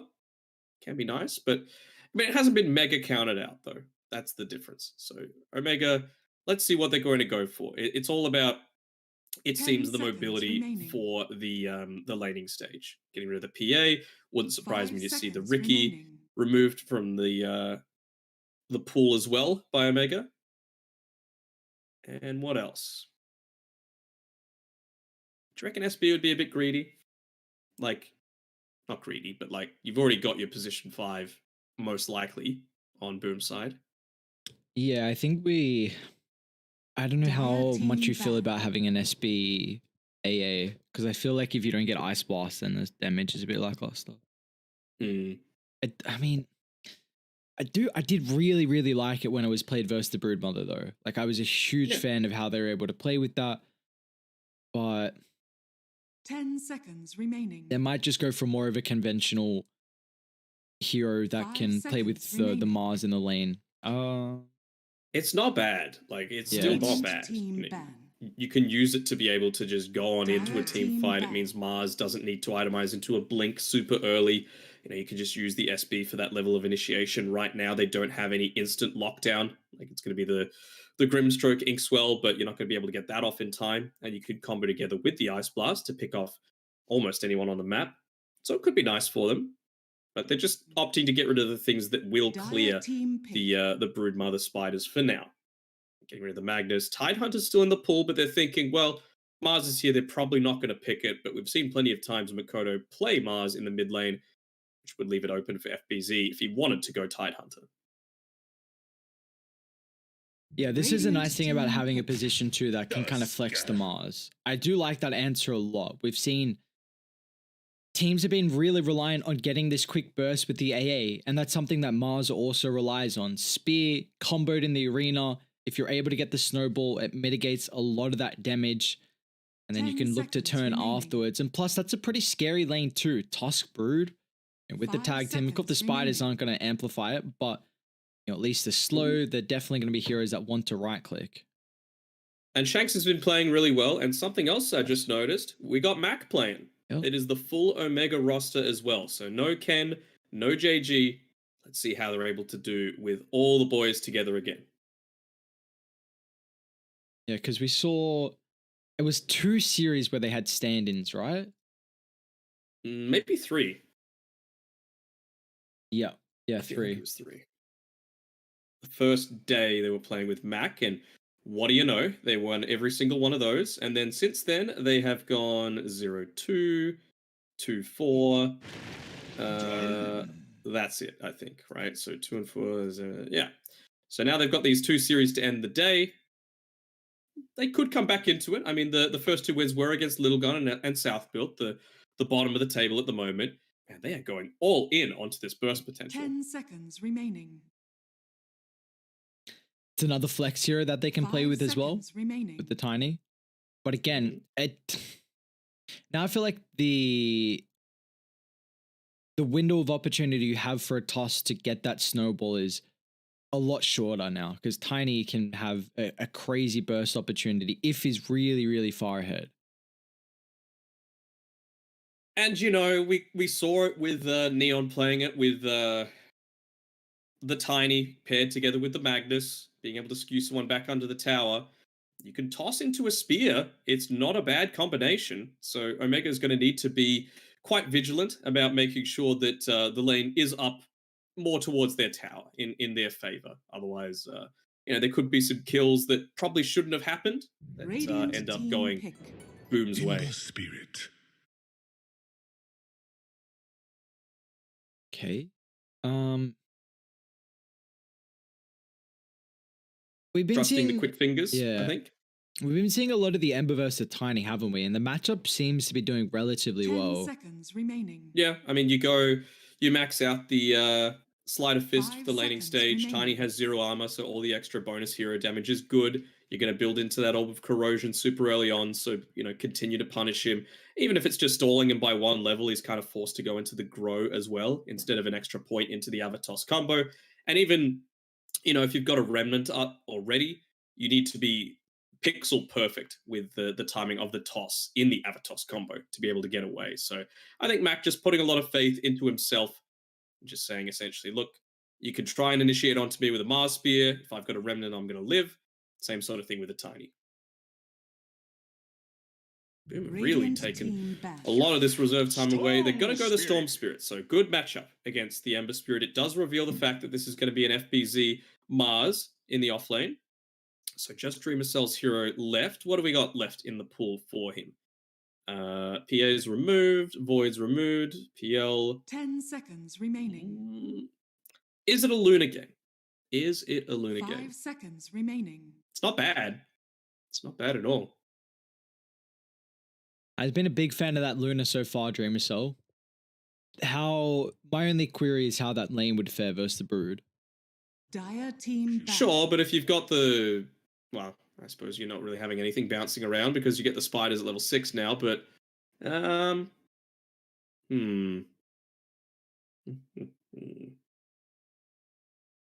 maybe just not putting too much of an emphasis onto the lanes, just trying to get the jungle controlled up, to get the stacks starting to 5 build, seconds and just trying to remaining. come online, when the Broodmother's going to be starting to hit her key timings Radiant around that team ban. level 8 or so.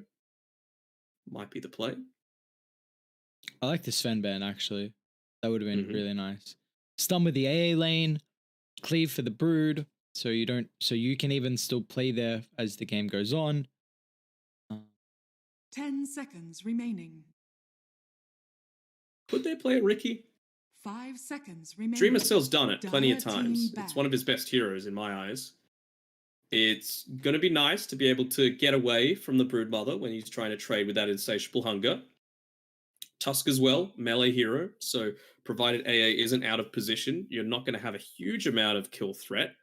And then, of course, later on, you're also just going to be 10 able to use the seconds sleep dart remaining. onto the Tusk, take him out with a lot of that saving potential that he might have. 5 Hell, you can even seconds just sleep remaining. dart into a toss, into a spear, right? And it gives you a decent amount of setup. So I don't mind it. Also, the Diffusal Blade's going to be pretty nice against an Ember Spirit.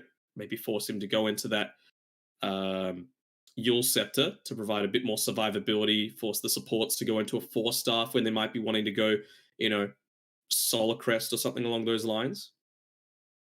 Grimstroke really wants to get like an Aether Lens, not a Force. Radiant team pick. They're just thinking about the sustain right now. I'd go the Ricky. Yeah, I'm trying to see Dire if team that's not the pick. case, what is left. Anti-mage. It's got mobility. That seems like a really Is it weak going to lane. be able to do enough? It is a weak lane, and is it going to be able to do enough when there's Brood, Tusk, and Ember Spirit, and hell, even the Grimstrike? They're all pretty early game heroes. So 10 seconds remaining. when you're an anti-mage that's coming online around the 18, 20 minute mark, 5 seconds have you lost remaining. all of your outer towers is the question for mine.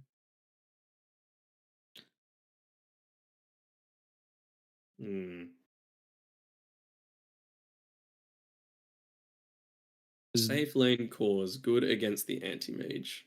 How does the spec matchup feel? It's okay. It's not amazing though. and it kind of goes away from that They- aggressive timing that you want. They could actually Ricky themselves. Grimstroke lane's really good. The Mars off lane, like you do really well versus. You don't care about the bulwark because you got the backstab. You get out of the arena. Cloud for the Storm, Cloud for the AM. Diffusal Blade builder can play a little early. It's not a big win condition. Like scaling late game, I'd probably favor AM, but Yeah. it looks really, really good.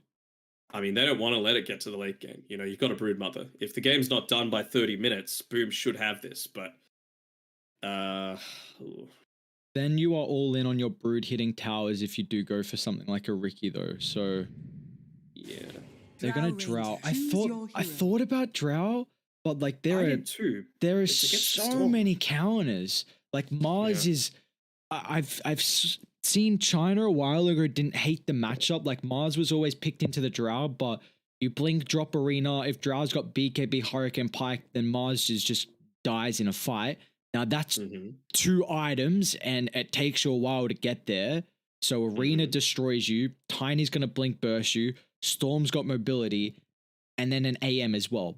But the Drow can push early. That is the one nice thing.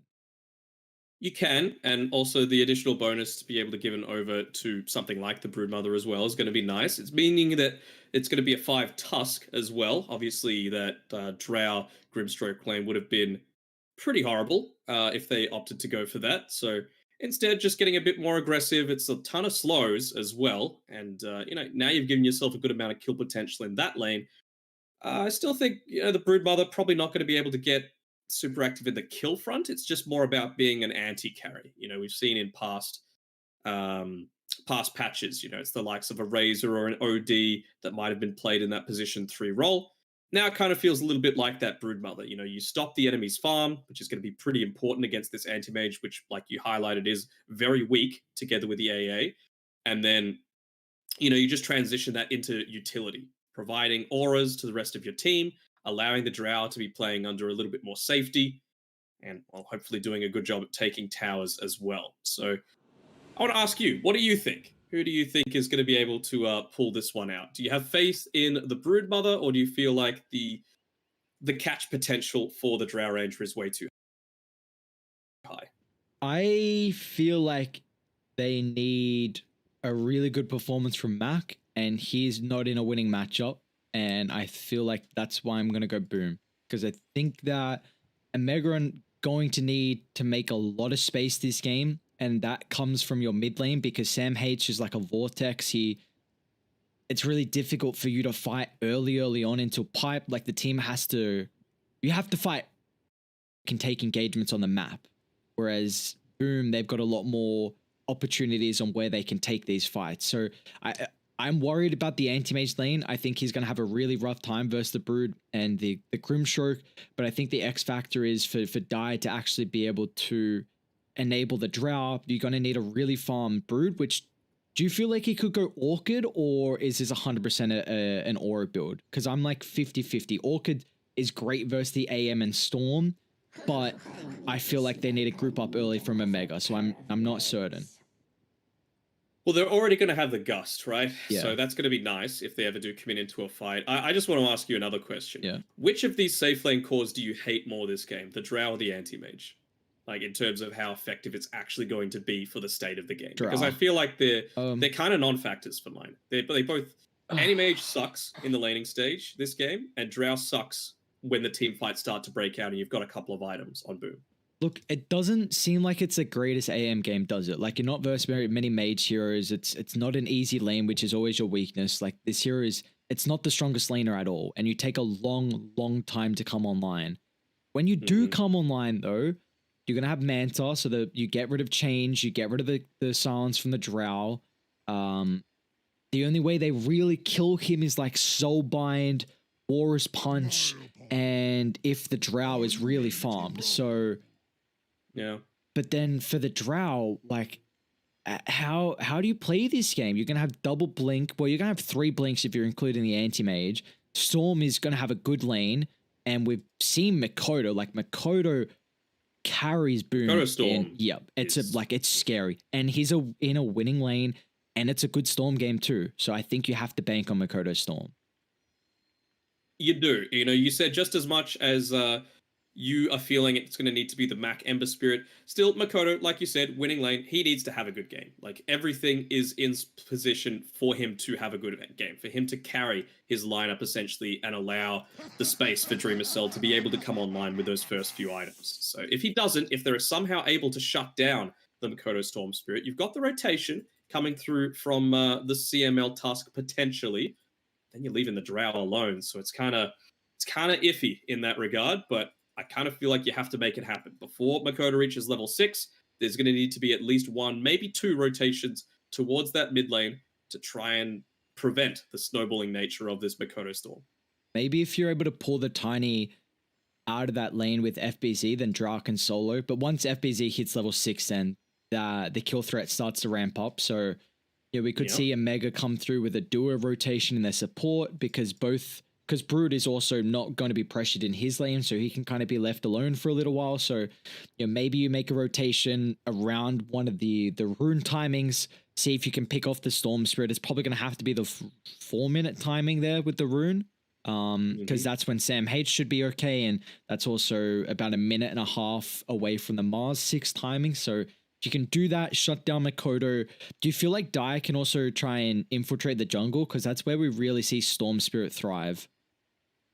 Sure. I mean, maybe once the Broodmother has his level 6, he's just going to be occasionally sending spiderlings off into the jungle, trying to scout out any of these stacks that might be built up and allow them the information to make those smoke plays.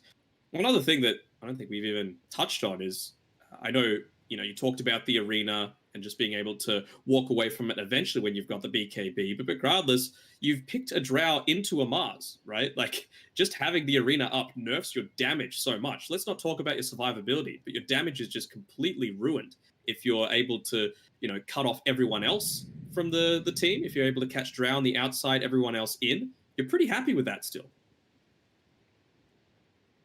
Yeah, it's going to be a lot of that damage as well, it feels like, from Omega.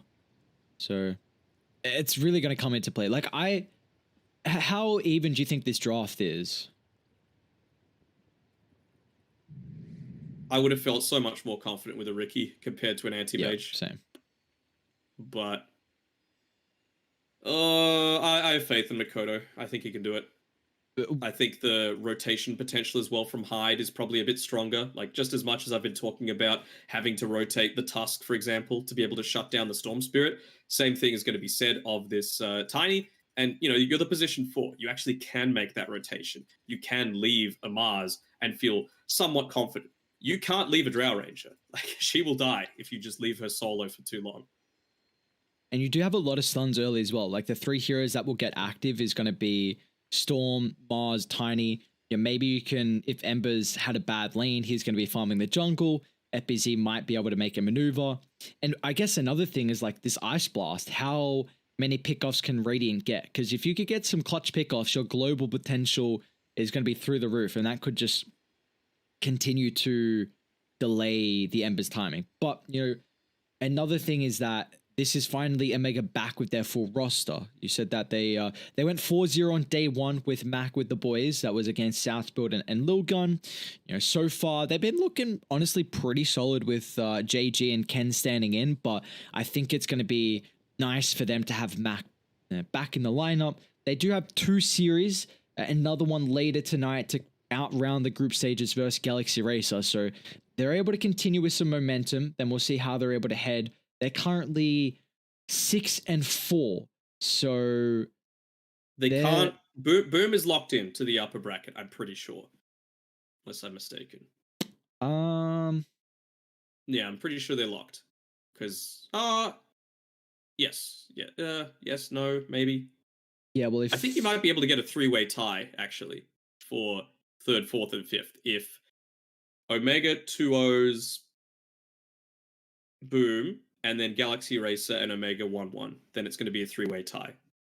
So I think Omega at least are going to want 1 win out of this series, because then their fate's in their hands. If they're able to 2-0 Galaxy Racer, they take their spot in that upper bracket, which is going to be really important. I mean, just being in that upper bracket on its own secures you at least 5th, 6th. You're not going to have to play that first round of the lower bracket. And, one win in the upper bracket gets you all the way to third minimum, which is going to be really nice for some of these teams. The Not sure what's going on with the PC problems. Sure. Yeah. The Dollary Doos is definitely there for the Pro Series. But we got 50 grand on the line. First place is taking home 20k. So there's definitely a good chunk of change in it. Yeah, for sure. I wonder what's going to happen with when this timer reaches down to 0. We're less than 3 minutes now. PC's got problems, according to CML. You wouldn't know anything about PC problems, would you? Well, why are you saying that, Dunno? I mean, there's delays on my on my camera. But why are you're not supposed to say it? Anyway, the chat can see it. Anyway, while we've got this timing, do you want to do another tier list? What do you reckon? Which one are we feeling? Well, we said one before, but I forgot it.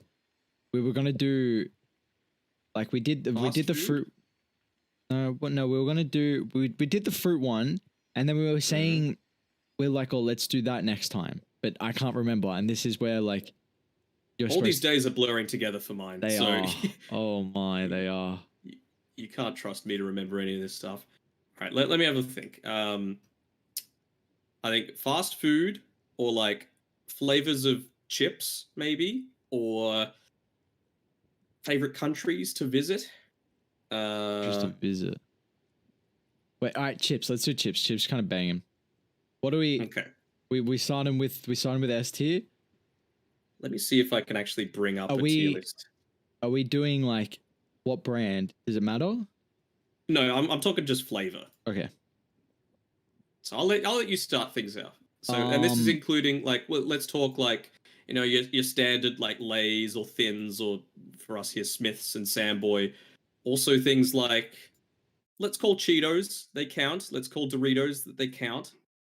So what do you reckon? What's at the top? Including Doritos, okay. And Pringles as well. Pringles counts. Pringles are banging stuff. I'm trying to remember my favorite. It's the chives one. The light light tangy. No. Light tangy and Thins, light and tangy is top tier. Agreed. Yeah, like I think that like cannot be argued. Sour cream and onion, is that what you like? No, things, chips, light and tangy. That's the one. Yeah, but you said chives, and yeah, I know there's thought like, it was. I got it wrong. There's a grain waves flavor, which is there's a fairy bread flavor. Okay, no, I'm not about that. Wait, no, like I don't know either, but like surely have this you had is ketchup flavored chips before. Do you think I would have ketchup flavored chips? Surely, if we remember the previous conversation. Oh yeah, that's true. Yes. But it's not actually tomato, It's dust, it's flavor dust. Yeah, but like, why? If I don't like tomato sauce, do you think I'm gonna like tomato sauce chips? This is a man that doesn't like pasta sauce. What is wrong with you? I'm sorry. My poor mum. Mm-hmm. All right, so I got it up on screen. What are we going for? We got. I can't see what you're saying. Yeah, true. I've just got a bunch of Smith chips up on screen. I mean, barbecue's always at the top, right? Light and tangy is there. I don't know if other people have light and tangy flavor, but it's great. Barbecue flavored, just ruffle chips, amazing. Yeah. Barbecue flavored Pringles chips, absolutely amazing. See, pizza shapes is an Australian thing. I don't think barbecue is the top tier. Is I it? think it's high tier. Pizza is Wait, the hang top tier. on. It's only an Aussie thing?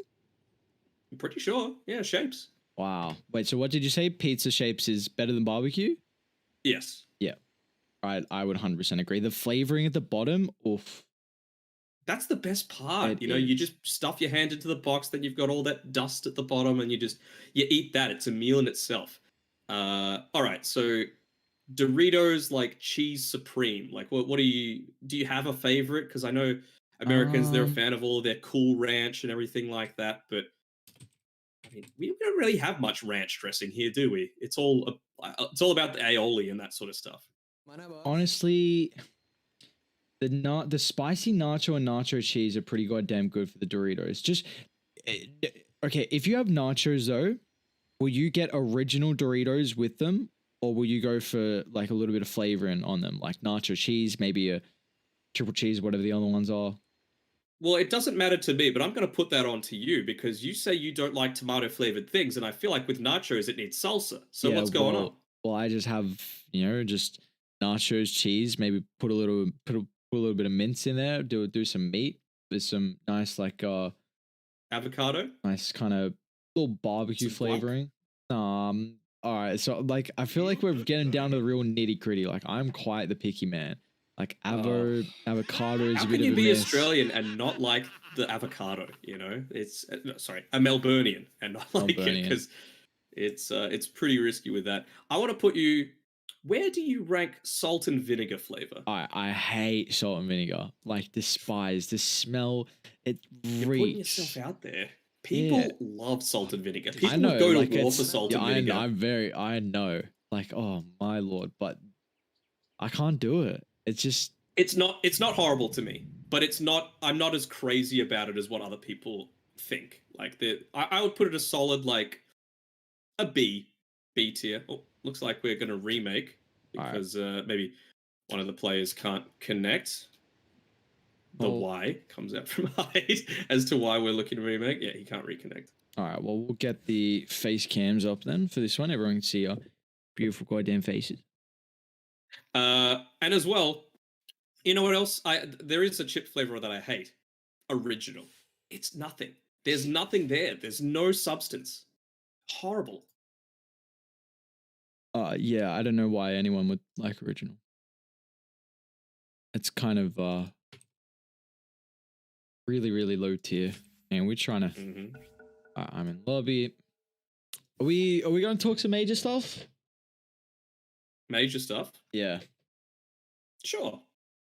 What are your predictions for who's going to get out of the wild card for starters? Because that is starting in. Hold up. No, I feel like that's wrong. Did they move it forward 2 days? No. Okay, never mind. So basically, exactly 2 days from now, 2 days and 15 minutes from now, Secret are going to be playing Gambit. So in wildcard, we've got Vici. So let's go from the top. Secret and IG already qualified for TI. Vici, Nigma, Gambit, and Southeast Asian Homeboys Execration. Which two are getting out?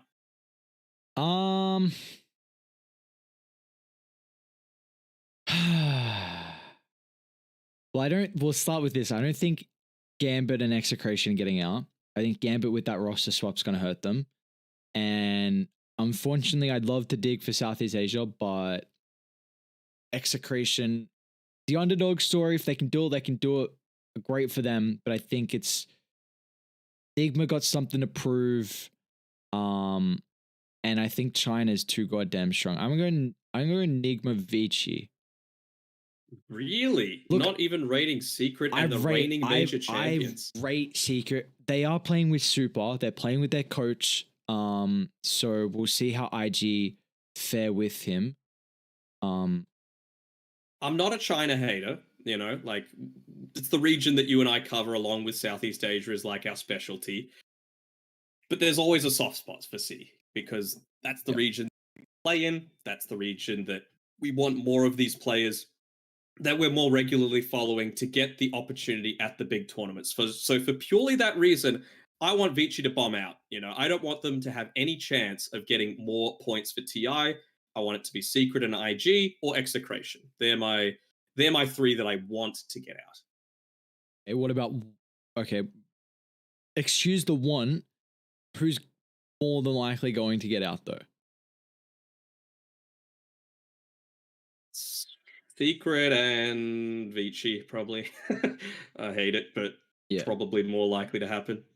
I just feel like Nigma have something to prove. And they do. And Miracles look super impressive in the mid lane as well. So yeah, so that's... I wouldn't mind Nigma. They need at least a 6th place finish to overtake Neon. So I'd be okay with it. You know, they need to have an amazing run if that's going to be the case. All right, then. Assuming... So let's go into agreement. We were thinking... Let's just discount the wildcard teams. Do you think the wildcard teams are going to be knocked out of the group stage, or do you think it's going to be some of the other teams? We've got Liquid, What, LGD, TNC, Team Spirit, EG, and Beast Coast. That is a very good group stage. It's so stacked. Like it's Mhm. so Dota is actually the competitive level right now is mind blowing. Like mind blowing. The amount of strong teams, like heading into it, how many teams would you legitimately say could win? Of the entire tournament? Yeah. Mm, I think Beast Coast could win it. I think EG could win it. I think LGD could win it. I think Quincy Crew could win.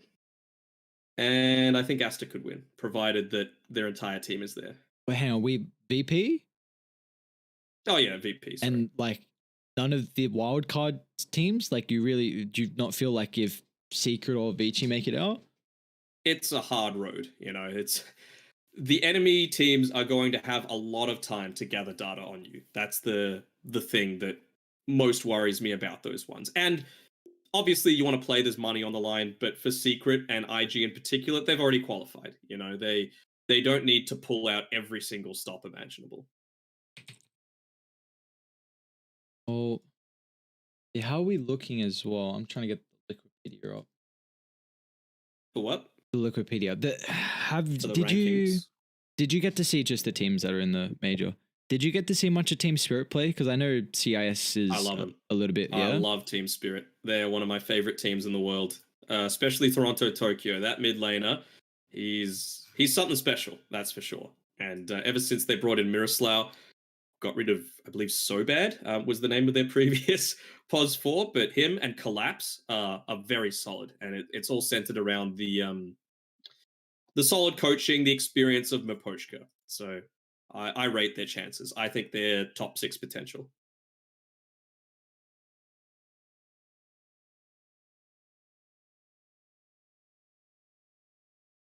Mm. For everyone wondering, by the way, the reason why we're waiting is that they're still having some connection issues, and we're not sure what player Omega are going to be playing with as a result of that. They might need to use an additional stand-in. They're just checking on the rulings to see what might happen. So just want to make sure you guys aren't left in the dark, but them's the breaks. All right. So who do you think's going to win? I think VP. I think VP. Top 4. Give me top 4. Yeah. Top 4. EG, VP. EG, VP. There has to be a China team because they're really strong. LGD and Astra are both really strong. Yeah, actually true because Astra with Borax now. Although White Album still it doesn't. His experience is building. Like I remember I casted a China Pro Cup and like he just got picked on land, like picked on.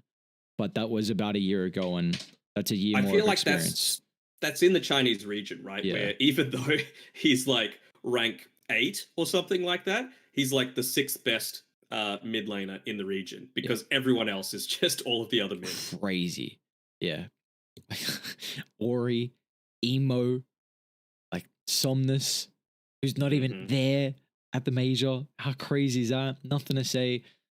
Everywhere's stacked. Everywhere is stacked. How do you feel No Pin gonna go? Because this is someone that a team that I unfortunately didn't get to watch much. But I haven't seen them play all that much. Like that is the one time zone that I just it just can't work for me. So I don't have much of anything to say about the Beast Coast, even though they're in that group stage. They're strong. They're damn strong. And I just feel like their coordination, they've got a uniquely aggressive style. It reminds me a lot of how Boom like to play. And I'd love to honestly see Boom play against Beast Coast, but it still remains to be seen if they would be able to take it up against it, or if it's just the difference in play styles might cause issues for one or the other. And then TNC as well. We haven't talked about TNC and T1. What do you think they're going to do at the major? I think TNC could maybe get 8th. Yeah, they'll make it out of the group stage in my eyes. Or will they? I just look at the group stage again and they're so good. All of these teams. Like, how could 2 teams lose out of that? It's so stacked. Oh my god, I remember the last one too. Like the last wild card, the one we did. I'm like, my god, what is going on? Imagine that if it was the full roster too, because Nigma didn't have the full roster, T1 didn't have the full roster. Now they do. Like now T1, they bombed out a last major. Of course, stand-in, not having Cuckoo really sucks. One of their first series with Savage playing for them as well, Yep. so they didn't actually have the adjusted. They look a lot stronger for sure, and they're gonna have March, they're gonna have Cuckoo, they're gonna have that decent Savage. Oh, I want them to get 8th. I want them. That'll give them enough points to, I believe, leapfrog a bunch of these other teams that are sitting on 800 DPC ranking points. Let me bring up the standings actually, because there's a big bottleneck. There are 1, 2, 3, 4, 5, 6 teams sitting on 800 points right now. T1 are sitting on 670. And if you come in 8th place, you get 200 points. So you actually jump ahead of potentially 6 teams, which could be huge, but those teams as well could get their own points at the major. So I think it's going to be necessary for T1 to finish at least that. All they need to do is win one series. It could be in the upper division, upper bracket. It could be in the lower bracket. Doesn't matter. Yeah, do we want to give the... Yeah, I think we have to. All right, so you do it. We've had some issues come up. Looks like there were a couple options here. I'm trying to read them out. So Boom, because of the full draft was completed, and they wind it back. So we remake the lobby because there was a connection issue that happened, and then in the new lobby, the first line from the Omega captain CML is, "Sorry guys, our stand-in will be Ken." When they had previously drafted with Tino, and then the Boom say, "Is this allowed? This is a change mid-game. The game's already started. We drafted specifically because we knew we were playing against Tino, not because we were playing against Ken, who would be standing in." And so, effectively, because Boom picked and banned against that full Omega roster, it's a decision of, look, if you really need to play with this stand-in, they would have to forfeit game 1 to Boom, and that's what Omega's decided to do. Maybe the connection just cannot happen. They're not able to do it. We're not sure 100% of the reasoning, but it's going to be a 1-0 to Boom so far, and I think I was saying that's all they need, right, to be able to guarantee themselves that upper bracket. So there's not going to be a 3-way tiebreaker. So a lot comes down to this last series of the day between Galaxy Racer and Omega Esports. Omega still able to take this second game against Boom, assuming that the game does start this time, which would put them cleanly ahead of Galaxy Racer if they were to 2-0 them in the last series of the day. But I believe we're just taking a short 5-minute wait before the game actually starts. Not sure what reason for. We've been waiting around for quite a while. But anyway, it's going to be a fresh draft. So that draft, out the window. It's a Boom victory. Previously, it was, 20 minutes, 30 seconds was the fastest game of the day. Well, turns out we got a new record, 0 minutes. Bam, right there.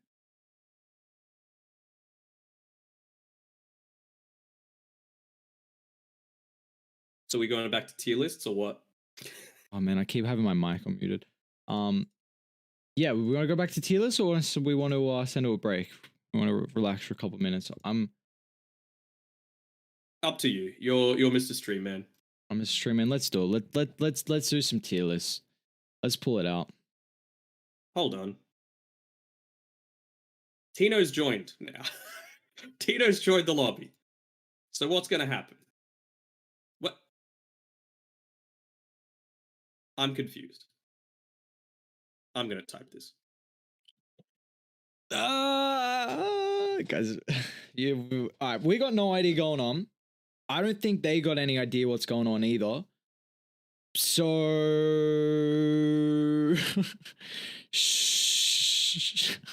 it's a bit of a mess, unfortunately, but it's something that we'll be able to handle. All right, so we did a mediocre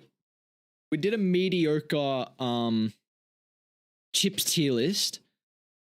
You must be an expert with your ice cream tier list.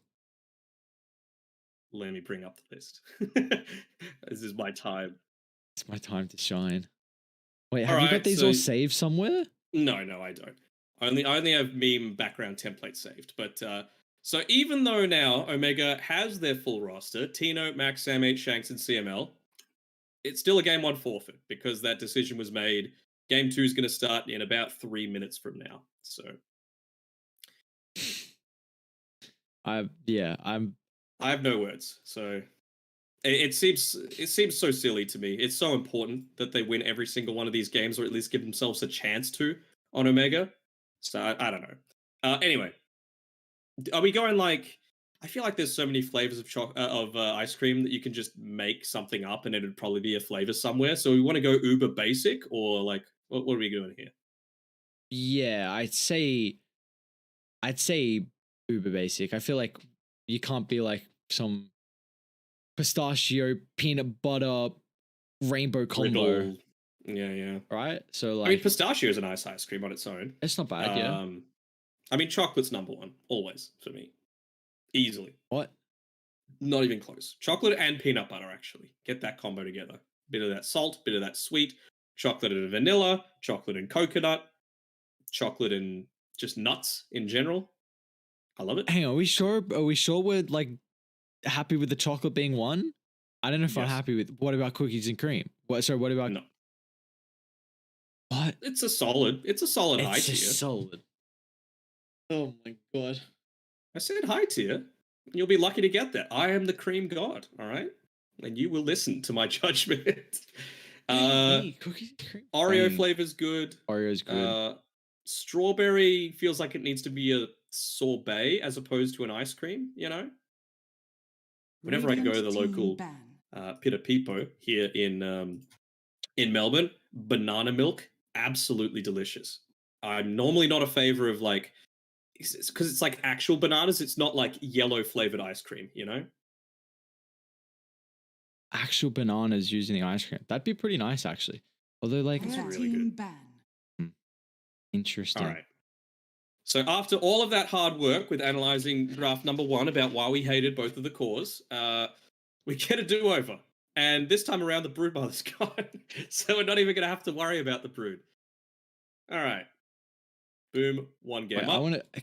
do you remember the last draft? Oh, God. You're putting me on the spot here. AA, Anti-Mage. Oh, actually, I might. Oh, goddamn. Dota buff. All right. AA, Anti-Mage. Dire team. Mars, Lion. Radiant team Tusk. pick. and Ember Spirit. It was Booms? Or no? It was one of the teams. Trying to think now. Trying to remember if it Radiant was. team ban. My brain's fried. Not enough sleep. Not enough sleep. Too busy day. Mm-hmm. All right, at least we're back. We're back, ready to go.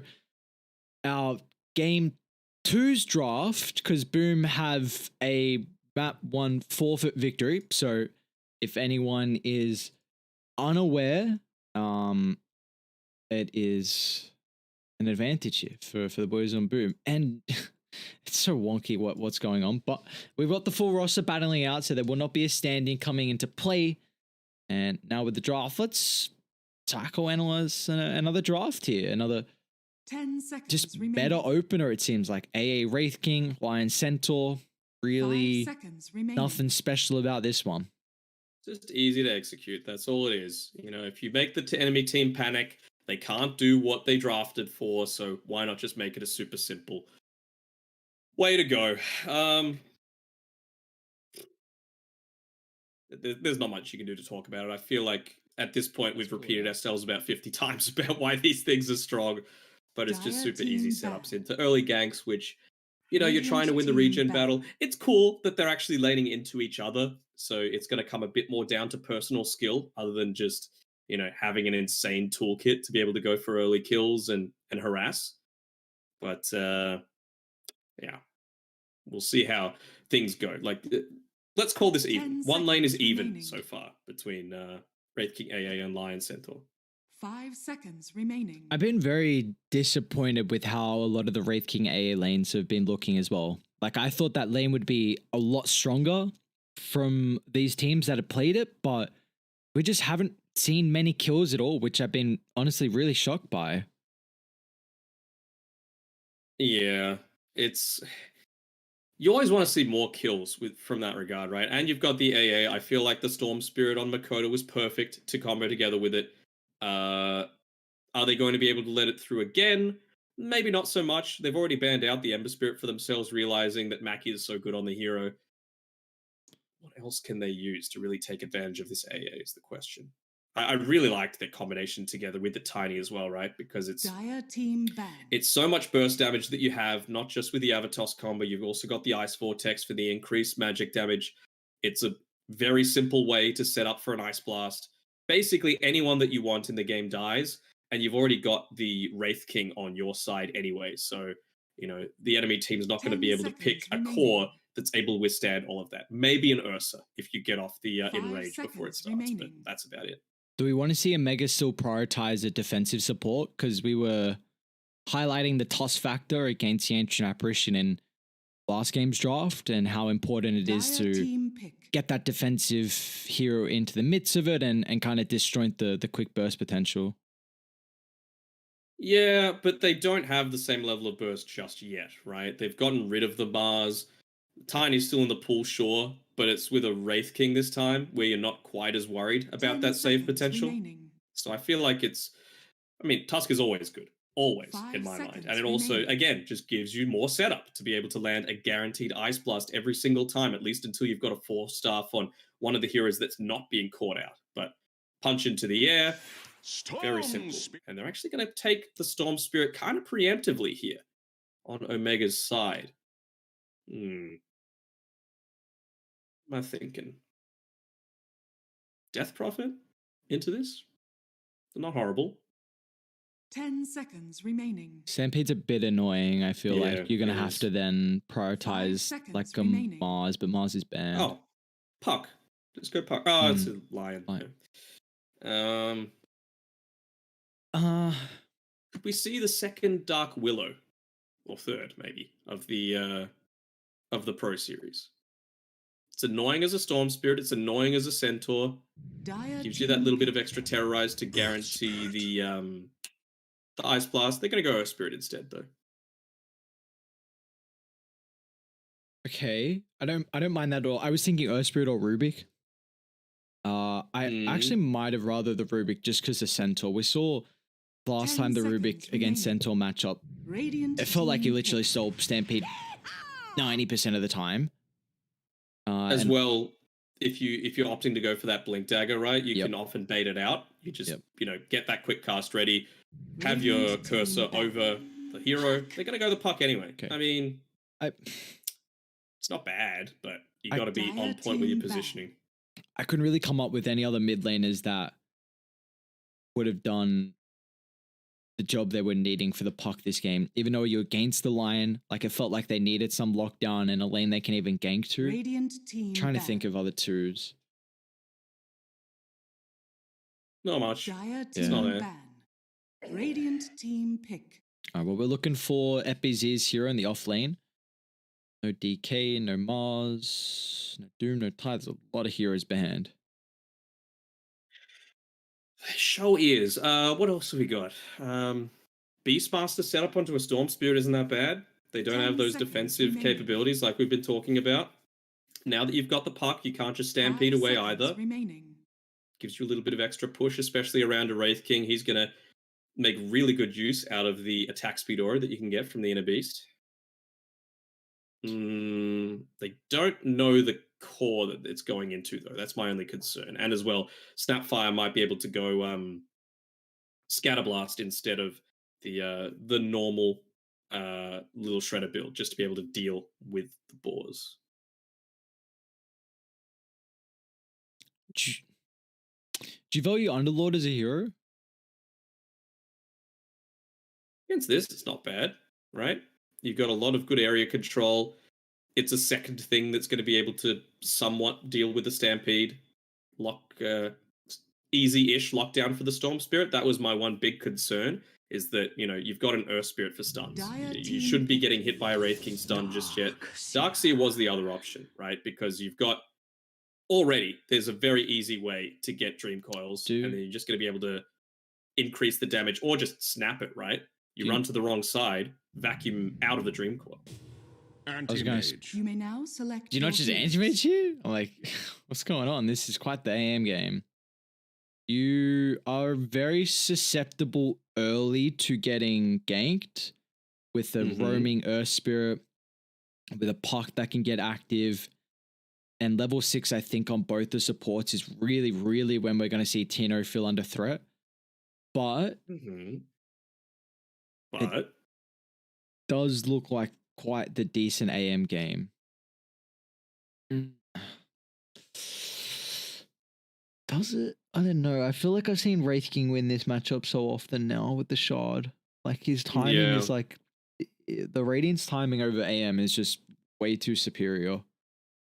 it is way too superior, and you're going to be taking towers as well to be able to counter that. And at least they've got the Sam H Centaur.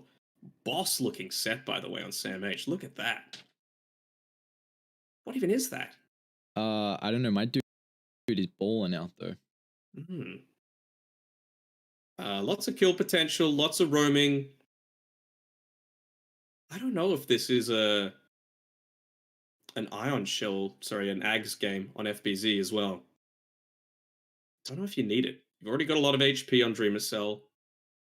I guess it's nice for Hyde. Makoto's not really going to make full use out of it. That's probably the one instance where like you don't want to be in the middle of a team fight, right? You want to be off to the side, zipping in and out with your spells.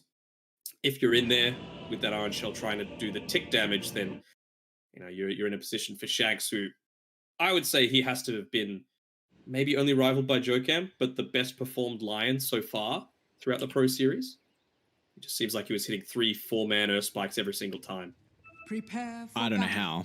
Like he was actually just balling out constantly on that line, it felt like. But we are finally on the way. We do have a game. Apologies as well. The overlay wasn't updated, so I had the lovely mods telling everyone about what the issues were going on if everyone just tuned in, but silly old me not keeping up. God damn. But yes, boom. I mean, how often do you expect a game to be remade because of an issue where they want to play with a stand-in, so they forfeit that, and then they play with the same roster in game 2? I don't know if I've seen that one before. Maybe they really did value their draft. But just like, yeah, no, we lost this one. But anyway, who knows? And again, like we were saying, very important standing wise. Boom, they've secured the upper bracket, but a 30 seconds mega. to battle. They still are fighting for a place in the upper bracket. So if they do, they need to They're going to win every game. Yeah, they got to win every game. Mm-hmm. Oh, there's contention.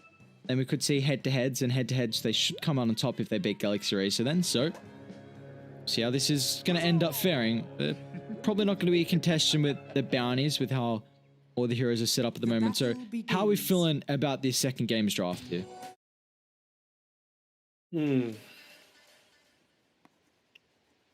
Is Shanks gonna pop off? That's my one point that I'm just looking into over and over again. I feel like if they're able to control this puck, they're gonna have a good time on Omega. But is Makoto gonna let it happen? That's the better question. No defensive supports. The team fight is great on Boom's side.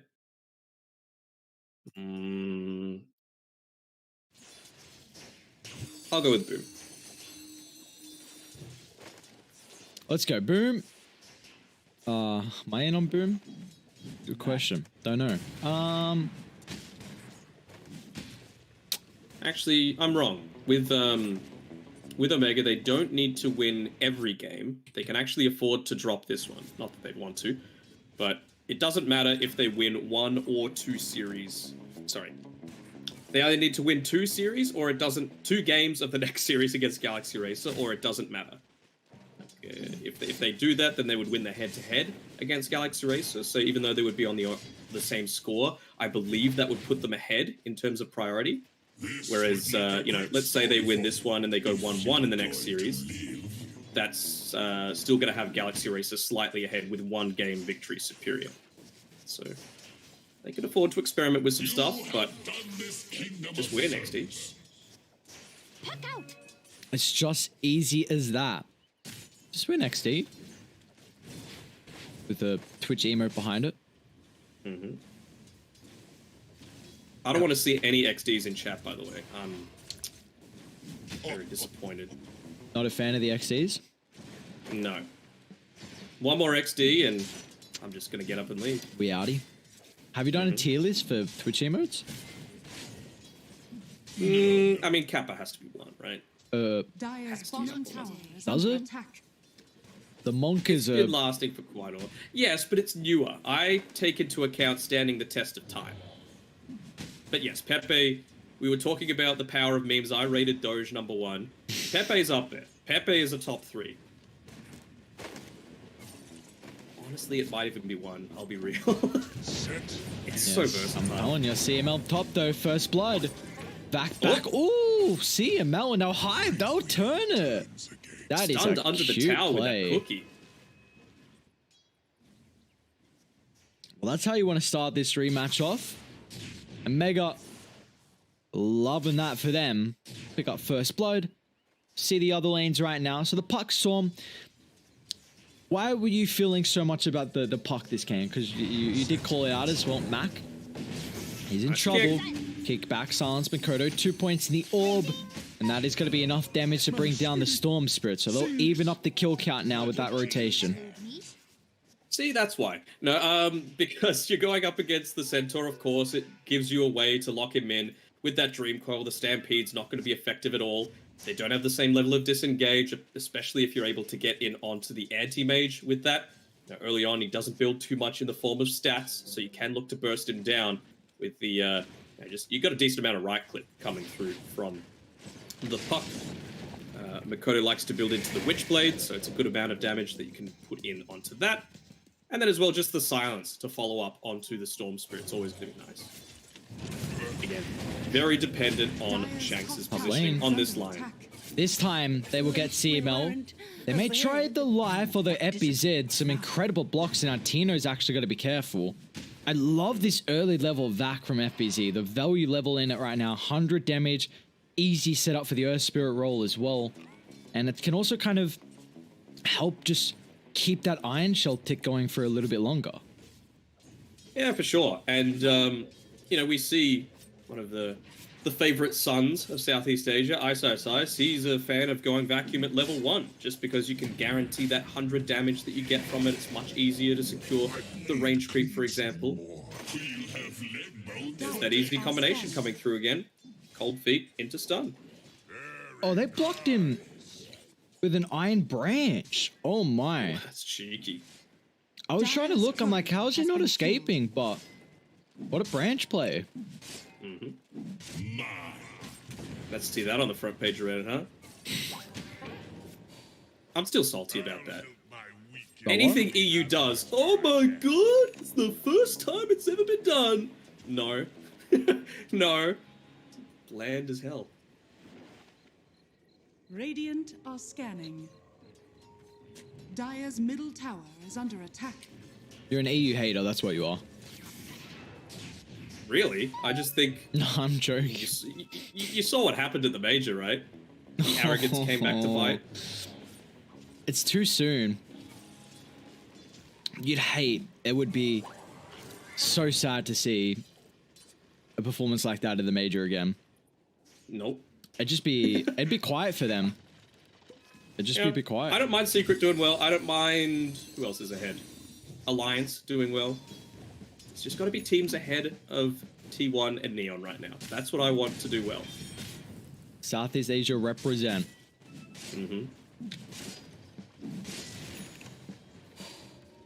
I think the most likely scenario is that we're going to have one Southeast Asia team in the top 12. Mac, let's be a little careful here. And then one's going to come through the regional qualifiers. So not the ideal scenario, of course. You want to have as many teams as possible, but I'd say that's the most likely. 2 teams from C and T. They actually catch up with that. The kick. Use of the ward on the higher ground. Storm. They stop. Silence. It's about to expire. Max actually looking at a man fight with Shanks moving on over, but he's still going to be careful that he keeps enough mana to be able to get away. There's Makoto still on the prowl. Orb on forward. It's got the Waning Rift as well, but or not dive deep under the tower. Radiant structures are fortified. A little surprising to me that they let themselves be caught in that position on Omega. They knew that the D-Water just happened. You would have seen that there wasn't an ice vortex up there, so they had to have an observer water. And yeah, they just stuck around. Cost them one. Eventually they're going to get the D-Ward off. But costs them one life. Top lane. I suppose it was a trade. Max got a zip in. They even got the Stampede just to help secure the kill with the Mana Void. Tino, that is a big kill to pick up here for the Anti-Mage. Any little extra bit of gold you can find towards that Battle Fury is incredibly important. Oh, they found out CML as well. With this illusory orb, he's going to have to jump back into the tree. He's gone for a super deep roll in, but the safety of that tower makes Boom back off. You had to check the chat lately? Of which? Of a CML? 2H. Oh no, why? What's going on? All the XDs are coming out. Oh god. I'm farming chat for reactions. I'm making sure you're engaged. It was a plan all along. You've been baited. And Dakota, they're actually going to be able to steal away this camp. So really nicely done. Good movement. Boom. It's a fatty. What surge is this? We don't body shame heroes, alright? I know you were talking about Lion's flabby man titties, and it may have been a reference to me, but didn't like that one that much. No. Dream Claw's available. I don't like CML too much either. This early aggression that is coming through from Boom mid is very, very exciting to watch. Hiding. Oh. I'm safe. I'm on the high ground, boys. This is... I mean, take a look at Radiant's lineup though. Like, the ways they can take towers is very lackluster. But you've got a Dreamer Cell Wraith King already with a Midas. So he's going to flash farm. He's second in net worth. The fact that your Makoto Puck as well is incredibly farmed. 201, 71 last hits. He's got that Witchblade, and now they're thinking about making a smoke maneuver to the top side where they do see Mac farming under an Observe Ward. This might be a bit difficult, but they do have FBZ coming over. Yep, gonna need it. Quickly incoming. They can vacuum out as well. It's actually just going to break instead. Well, you can't be doing that, Mac. They're playing a bit too fast right now for the Storm. He had an okay lane, but those rotations early, they took those stacks away like we saw, and it's really shutting down the Storm Spirit at the moment with how fast Boom are playing. And you knew where they were going to be, right? Having taken away those stacks, you know, well, where is he going to be if he's not showing on in lane? Tino is posturing a little bit around Makoto here, but still just going to be constantly trying to harass out this anti-mage. He's farming under the tower for now. We're trying to bait out some TP rotations, which we get from the Storm Spirit. Will it cost FBZ his life? Back, silence. Gold feet. He's going to run back in on Tino. Mana Void. Makoto's not dead just yet. Stampede. Gonna still try and pursue on forward for the Puck. Enough mana for Mac to claim that kill. That is a big one for the Storm to find. 345 gold to his name.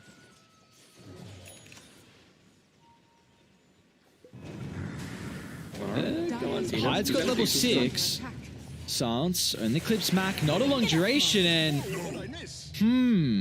he's Shanks probably has level 7. Scratching his head now after that. I do like the 2 points in the mana drain as well. You take away a lot of the Puck's effectiveness in these team fights. It hasn't yet got to the point where the Wraith King's joining in, but of course it's going to be good against him as well. But yeah, just doubling that amount of slow. Oh, actually, FBZ. Good timing as well. Oh, a rare miss coming through from Shanks there. Drop on the wall too. Okay. Well, FBZ is going to be able to keep his life. He will have to go get a refill up of the resources. They're still looking to try and hunt Hyde with this Iron Shell that is maxed out right now. We're definitely able to see the damage. Are you a fan of the Midas on the Wraith King? Because it's going to slow down that Radiance, and I thought like a faster Radiance timing before the AM coming online was really important, but it looks like they can feel they can win in the late game. Radiant's middle tower is under attack. I think so. I think you're perfectly on point with that one. I'm actually super surprised at how low this mid-tier 1 tower's already gotten. Senko has been caught out here. He ends up snapping the coil so he can have the Stampede to run away if he wants. Sam H.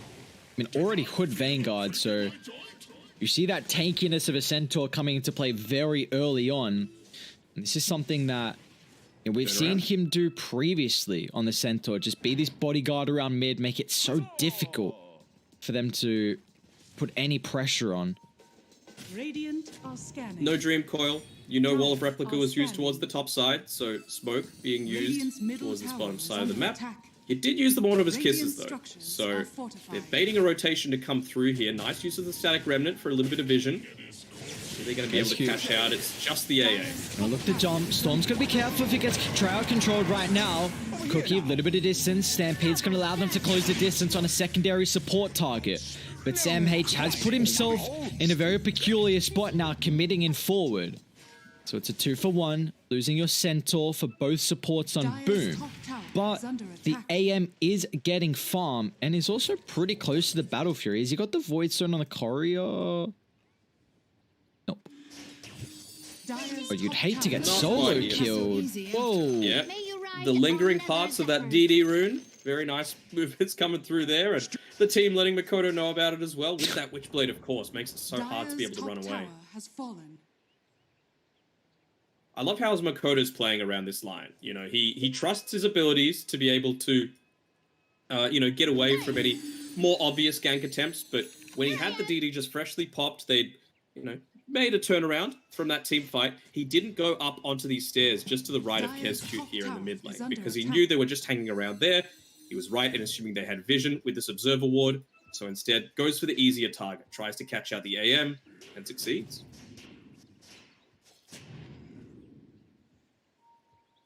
Who do you feel like is happier right now with the status quo of this game? I would say Boom. You know, the Dreamer Cell hasn't been part of the fights just as much as the Anti-Mage. He's ahead by a good 1,400 gold. He's got the Midas, so he's going to scale faster. He's already like a level and a half ahead. And that's barely with any items. You know, he's getting close to that Radiance. And again, we keep talking about it. You know, you might have this Battle Fury to pretty good timing on Tino. But what are you going to do with it? You're going to push out lanes. You're going to run the risk of being caught out again because you need to be in the lanes showing yourself. Meanwhile, the Wraith King's happy to just come along to these team fights, start pushing down these towers. He's level 12 now. Obviously not wanting to join just yet, but still, you can just do so much more on the map as this Wraith King. Even, like, you've got the Darkseer, right? You don't need movement enhancing spells. The Surge is going to be just enough. Yeah, it's going to make it really difficult now for the supports to play these fights. Just surge up Dreamer Cell, hunt the backline. You've already got an Earth Spirit to do that. A Puck can even fulfill that role. So you're really going to have to be on point with your positioning at the moment in this game here from Omega. But we are getting relatively close. Is actually Battle Fury completed for the Anti-Mage. Yeah, Blast connects onto Shanks. He's going to stay behind the tower, but, I mean, he's at the bottom of all of the cores, but FBZ still having a pretty decent timing on this Ag Scepter. You know, he's only about 1,500 or so gold away. It's going to buff up the Puck, buff up the Wraith King, buff up the Earth Spirit. Doesn't matter. Probably the least likely to have it is that Wraith King. He's already beefy enough. Radiant's bottom tower is under attack. Relic complete. I need some help for this mid defense here. They're pinging out Sam H.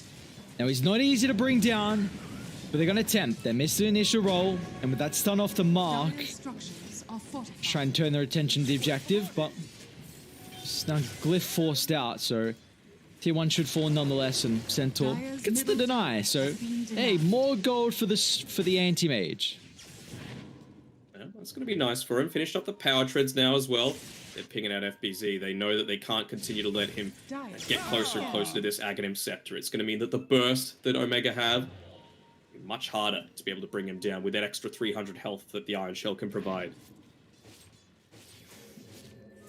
Oh, they're going to show here soon. Tino.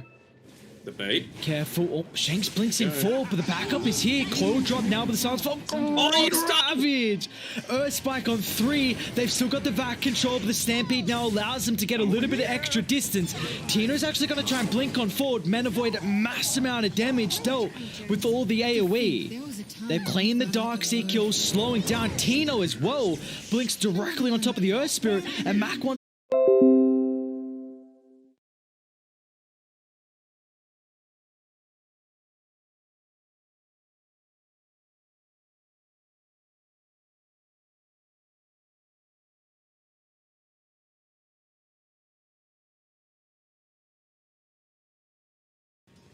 Oh, there we go. Hide. Oh. Nearly let that one go. Radiant's All right. bottom Can they get this tower turnaround? is You under can't go onto the Wraith King.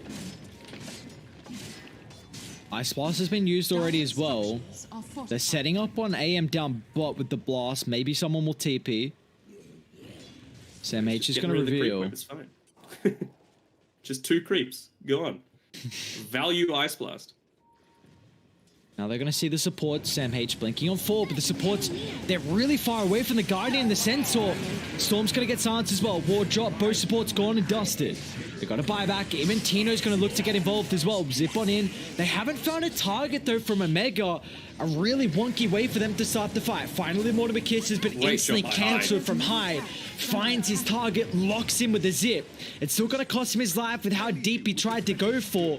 Ice Blast, Sam H dodges at the reincarnation slow, almost was enough to get the connection, but it still allows Makoto to claim the kill. Max almost out of mana as well, so he's got to be careful. Cookie getting back to safety. Such an awkward fight from Omega though. Yeah. I mean, who do you go on? You know, they were only putting Dreamer Cell in there onto the front lines. Instant reaction as soon as those Mortimer's Kisses became available. Getting in onto the Snapfire was that Earth Spirit. Fantastic job coming through from Hyde. He gives up his life for it, but he wins the team fight. Man, I didn't realize he died 7 times already this game. Haste. That is, yeah. Pound of smoke coming out here. No Dream Coil. No Reincarnation, most importantly. No Wall of Replica. Let's see what they could find. They don't have any vision in their own jungle, so they're going to be able to catch out Mr. Deadman himself, Hyde, but ends up just popping the smoke Dire instead. are scanning.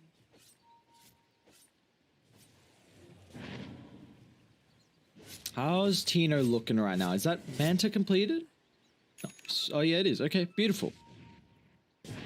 Now at least take care of the little bit of control that Boom will have. The grip, the waning rift, gives him a little bit of extra survivability, which we're still not ready for the AM to really show up to these fights. We have seen Tino do it, but he's not online like someone like the Wraith King. No. I mean, just look how far ahead the Wraith King is. It's nearly 3,000 at this point. He's farming up so quickly, using the vision as well provided by his team's observer wards. They should catch Shanks here. Not the ideal target, but they'll take it. Easy money. High jokes it away. Oh, they find Storm. Ice Blast. Bop. Leash is about to expire. Mac. Zip away. Has he taken enough damage? Does not look like he has, although Hyde, if he can predict on the kick. Radiant structures are fortified. Wait, what's going on mid? Makoto, Dream Assault, BKB popped as well.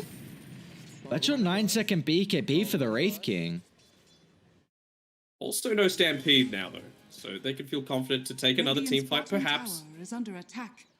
Just wanting to continue putting the pressure around the enemy side of the map. Not letting the anti-mage farm exactly where he wants to.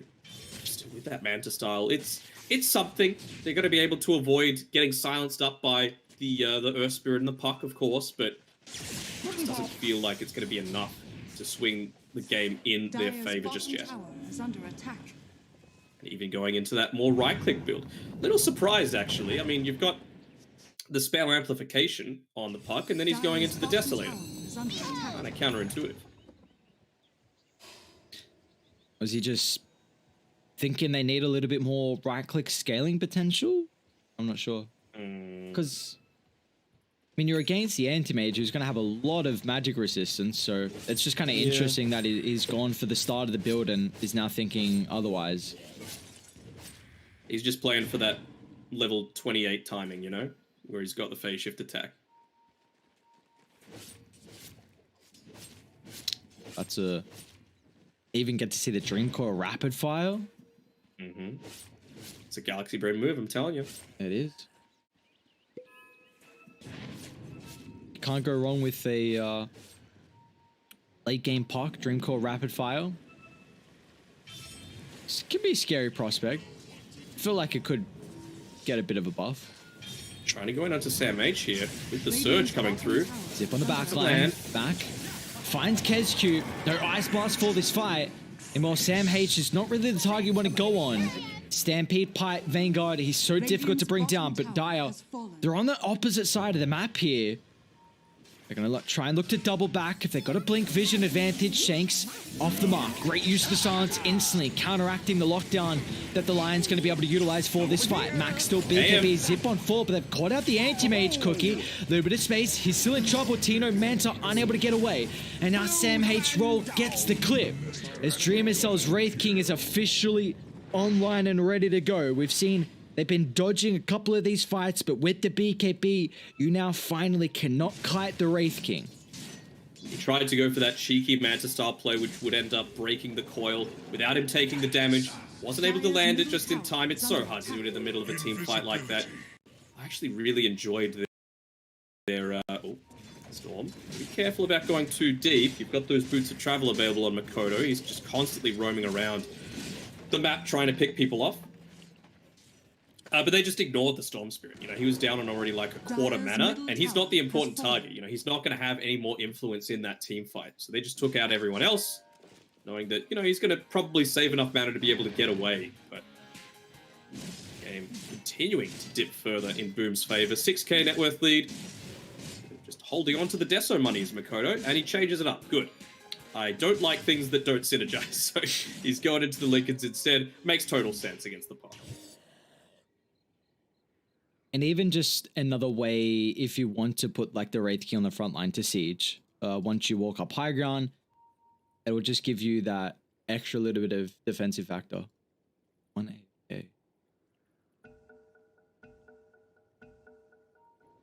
All right. Don't ask me what's going on with people being at their computers or not this series. It's a bit of an odd one. Dial. They smoked up. Coming outside the base here. Let's see what they can find. Fortunately, smoke's going to be a little bit too late for them. So they're not going to be able to catch out anyone on Boom. They are in a good spot here to maybe drop some deep vision down around the triangle for a potential next Roche fight. Because we still haven't seen the first one. Yeah. Yeah. 26 minutes in. Nothing up just yet. Makoto just using the advantage of having all of that maneuverability. Blink Dagger. Even the Grove Bow going to be super nice for amping up the damage from your Witchblade. Extra range, of course, to be able to land them from afar. It just feels like Boom's doing exactly whatever they want this game. And I don't know if it's because they have an understanding of where all the wards are, but I mean, look at where Boom are playing. They're just playing away from all of the Omega Visions, so it's actually not providing them much of anything. They've already taken the top and mid towers, so they don't really need to be on this top side of the map. Radiant's top tower has fallen. They're even actually going to zone them back here. Or at least force them to come back. Why not? I think that's AC completed as well on the Wraith King, so just keep surging on forward. They do have AM still not at that spike just yet. Sam H, roll in. Ice Blast as well. Centaur's going to get popped here. Great use of the stun lock, and now they're going to try and zip in. Mac with the BKB, they'll turn. Finger of Death brings down one. He's got to buy back, but Dream himself with the second life. So two with the first. Let's see what they're able to have with the secondary one. Lincoln's already picked up. Very defensive wall too. But you will not kill this Dreamer Cell rating a second time. As now they're trying to set up on top. Makoto's got coil. Let's see if he can pop it with the Manta this time. He's not even trying. Dreamer Cell, Wraith Fire Blast just after the counter spell. Manta, not out. Big pick off. And let's see if they want to go into Roche now. I think they have to. You know, they just used the buyback onto Hyde. They had to TP all the way back to this side of the map. They even missed the vacuum combination to try and break that one out. It was a nice, cute little attempt to juke that one out by Tino, but the damage is way too high. Yep, in they go. Should be pretty free. Like, AM is 6,000 gold behind. I'm never seeing anti-mage win games. Like, it's just...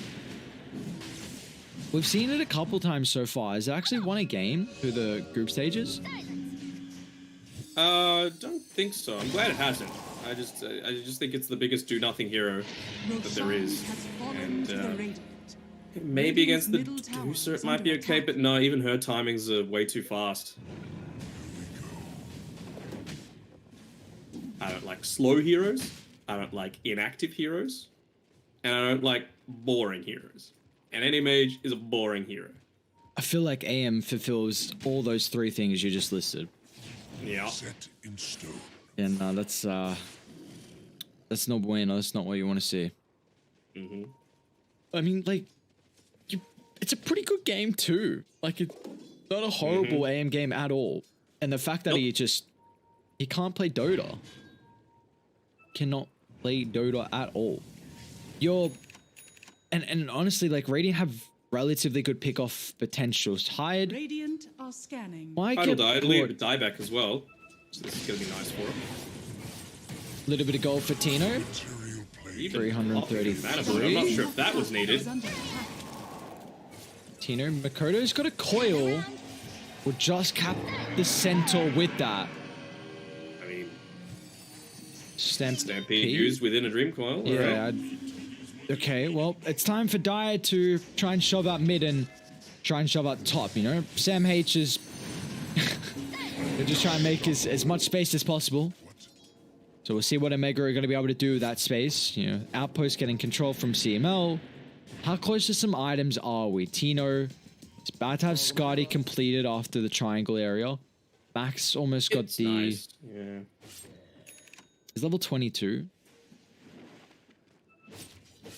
Dire's bottom tower is under attack. So what do we think? This is just like Storm, Ag Scepter. He's just got the Electric Vortex from being a level 20. He's also holding onto the Ceremonial Robe, so that's going to be super nice. So get multiple targets vacuumed into a multi-man Earth Spike, Mana Void / Mortimer's Kisses combination. Is that what we're thinking? Yeah. 100%. Just it's that simple, you know? Well, That's all you Tino need. is in trouble. Coil available, and that's just it. Tino's gone. His illusions is just wrecking him as well.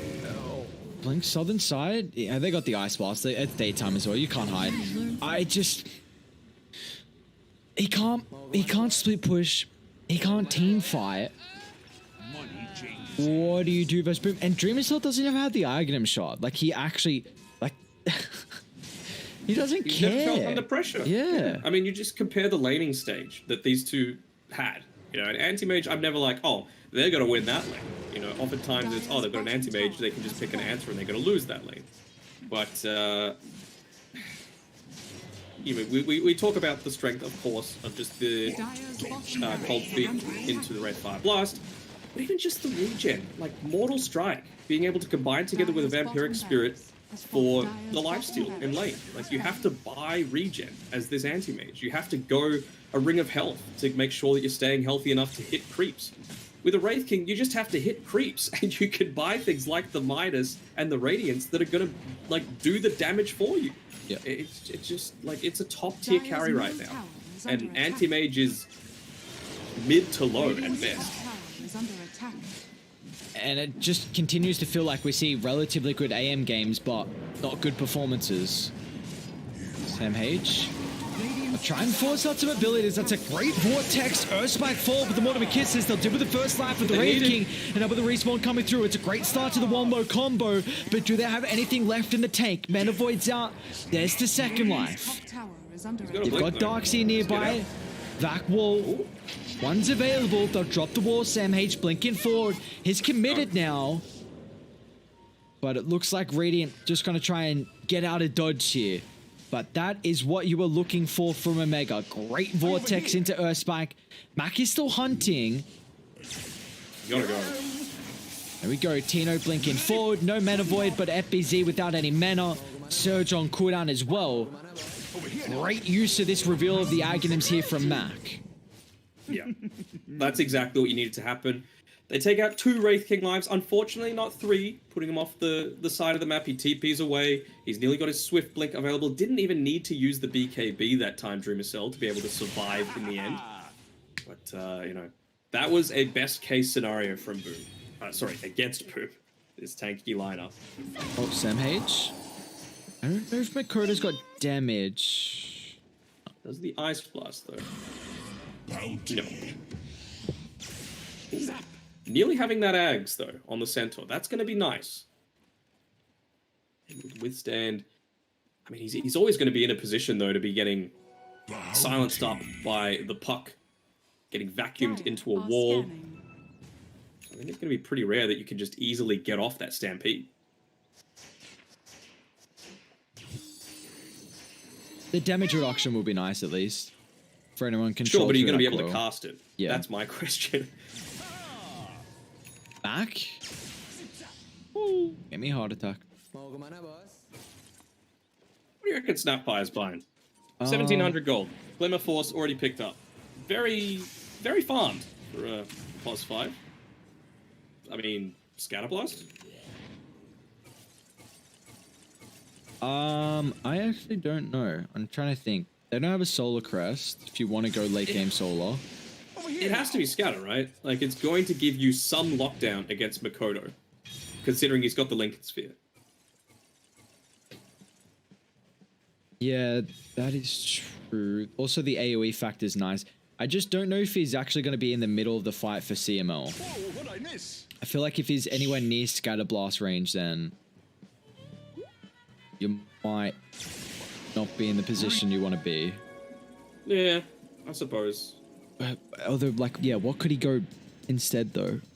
We're splitting hairs at this point, just trying to find a way for them to come back into this. AM is continuing to farm up. He's had to switch up and go into the BKB, actually, instead of the Skadi, just because of how often he was getting caught out. Oh, Radiant, that ward. Underneath an observer wall. Oh, yeah, they find the Lion. They're going to try and continue using the Stampede just to try and protect him. He runs to the anti-mage. BKB popped.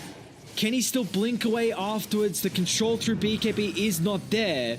But they're still hunting. Ice Blast is on him. Makoto will catch him. Why are you running to your anti-mage? Just run the opposite way. Yeah, a bit of panic coming through there, and even with the Ag Shard purchased up by the AM, the reduced cooldown on the Blink wasn't enough to get him away in time. So, you know, the rich get richer, the unfarmed stay useless, and, well, Super Creep's going to continue to push in. Dreamer Cell's going to make their life even easier. Actually getting the Reincarnation cast Wraithfire Blast. I suppose that's going to be nice if he, for whatever reason, dies to this Anti-Mage or the Storm Spirit. Quickly get it turned around onto them. He's got his Ag Shard, so he should be okay. Vortex Silence. Trying to pop the first life of Dreamer Cell, but that is now BKB used from Mac. 2 full sets of racks. And they're going to go up top as well. AM, no buyback for 30 seconds. See how long they're able to delay this for. They do have to get rid of the bottom creeps, which is a glyph used out here. Radiant just pushed so fast. There's a couple of illusions. Dreamer Cell level 25. They're even just going to lay down the Mortimer Kisses. That burst is enough. AM's up in a couple seconds as well. Can they chain lock him down? Nice attempt from Shanks. Very, very close to that Earth Spike timing. You gotta go. They're just gonna TP on out. It's a little too slow, again, from Omega. And they've just got one naked set of racks available. Unfortunately, Mac just a little short on his zip there. Probably should be expecting that the Wraith Kings are gonna blink away. He's had it for a while, and now he's even queuing up the Rapier. Dire's top barracks are under attack. Not sure they need it. It's like, Hang on, just no. finished by the puck. Like, I don't want to Didn't give go them the an rapid opportunity. Dire's top barracks are under The puck? attack. God No damn it. rapid fire. Shake Sad. my head. Like, why not? Come on, man. It is kind of booty. You gotta go the right-click build, and he has not. He has gone the control build, and done a fantastic job at it as well. Maybe again. Ooh. Having to use all of your mana just to run. I haven't actually tested it with a Stormcrafter. I wonder if you can break the coil with that, just like how you can with Yules. If you don't go... Well, last set of racks, the ranged. Sam H falling low, Stampede's available, the Sun's gonna be there, Tino jump on top of the backline. FBZ is losing an immense amount of mana, but they do want to drop the ultimate for the anti-mage. BKB pop with the coil. They'll deal with the Storm Spirit. Centaur ulti? He does not have a buyback, and they're not even going to use the Stampede for the damage reduction. So no Mac for this. We saw how valuable that AoE Vortex was. Makoto blink back, sets up for Dream Missile. All they needed was the vision. This time he'll use the Stampede, but it's just for a measly support. They'll try and blink in. There's no damage right now for Tino and no stuns to control them. Still range rack standing, but Dream Missile puts the suit on, goes to work, and gets the Mega Creeps. Now blink on forward. BKB on cooldown. Might be able to get the Manta up, but they get the Ice Path blast through. AM controlled, brought down. No buyback, and they've got to call it a Mega.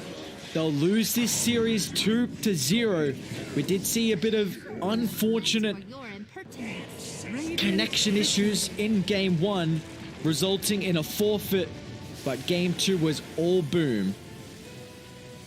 Was all Boom, and Boom, they're going to be happy with that. You know, a 2-0 victory now puts them, where does it put them? 11-3, I believe, when that is slightly ahead of Neon, actually. Yeah, very nice. Equal with Motivate right now. So they're going to be tying up those top 2 spots. And, well, what we've got to come now is the battle for 4th place. Can Omega Esports 2-0 Galaxy Racer? If they do, they will snatch away that upper bracket spot. Any other result, 2-0 to Galaxy Racer or a 1-1 draw, Galaxy Racer are going to be your 4th upper bracket team.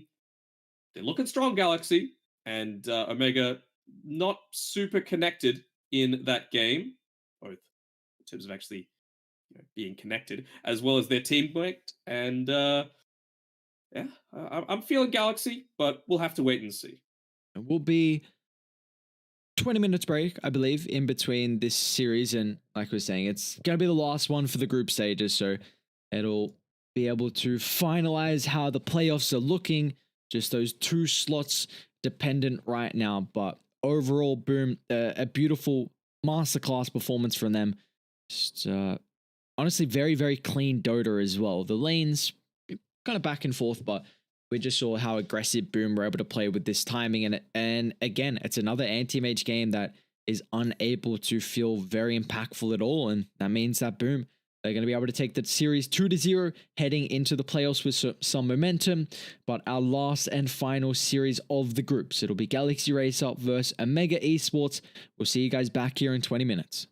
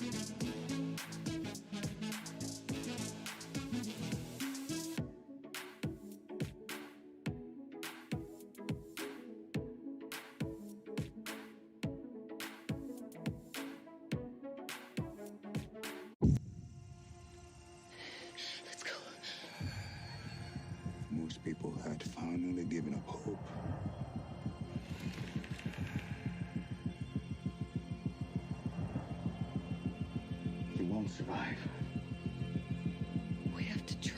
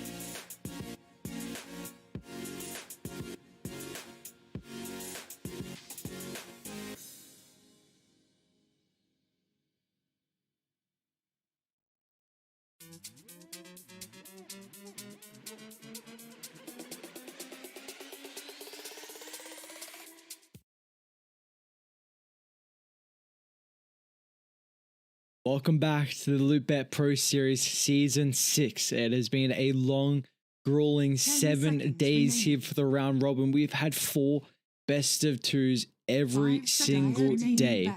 But we are now finally up to our last best of 2 to outround how the playoffs are going to be shaping up. We've got one more important series. This is going to determine who will make it to the upper bracket and who will make it to the lower bracket. We've got Galaxy Racer and Omega battling it out. Omega needs the 2-0. That's it. Any other result means that Galaxy Racer are in the upper bracket. And what better way to start things off with something that worked pretty damn well for them all throughout the start of the BTS Pro Series. The Mizu Chaos Knight coming in clutch for them a fair few times. He never changes around his build all that much. It's always the Midas into the Ag Shard, into just getting up into that level 15 and using the Cleave to deal a crap ton of damage. And well, when you've got something like the Ancient Apparition alongside you, pretty high level of kill potential when you are looking to pop that Phantasm. We've even seen a cheeky Shadow Blade or 2 just trying to hunt down the enemy's cores, but it's going to be into a Bristleback, something that might be a bit harder to take down. Going to need to make sure their maneuverability is quite good, and a lot of the big Bristle counters have been now banned out by Omega. No Viper for the break, no Mars Spear to make sure you're facing him, and no percentage-based damage on that Phoenix either. 10 seconds remaining. So what else do you reckon they could go? Let's think about some of the other breaks in the game. We got Hoodwink, we got Shadow Demon Ags, are the big 2 that I immediately go to.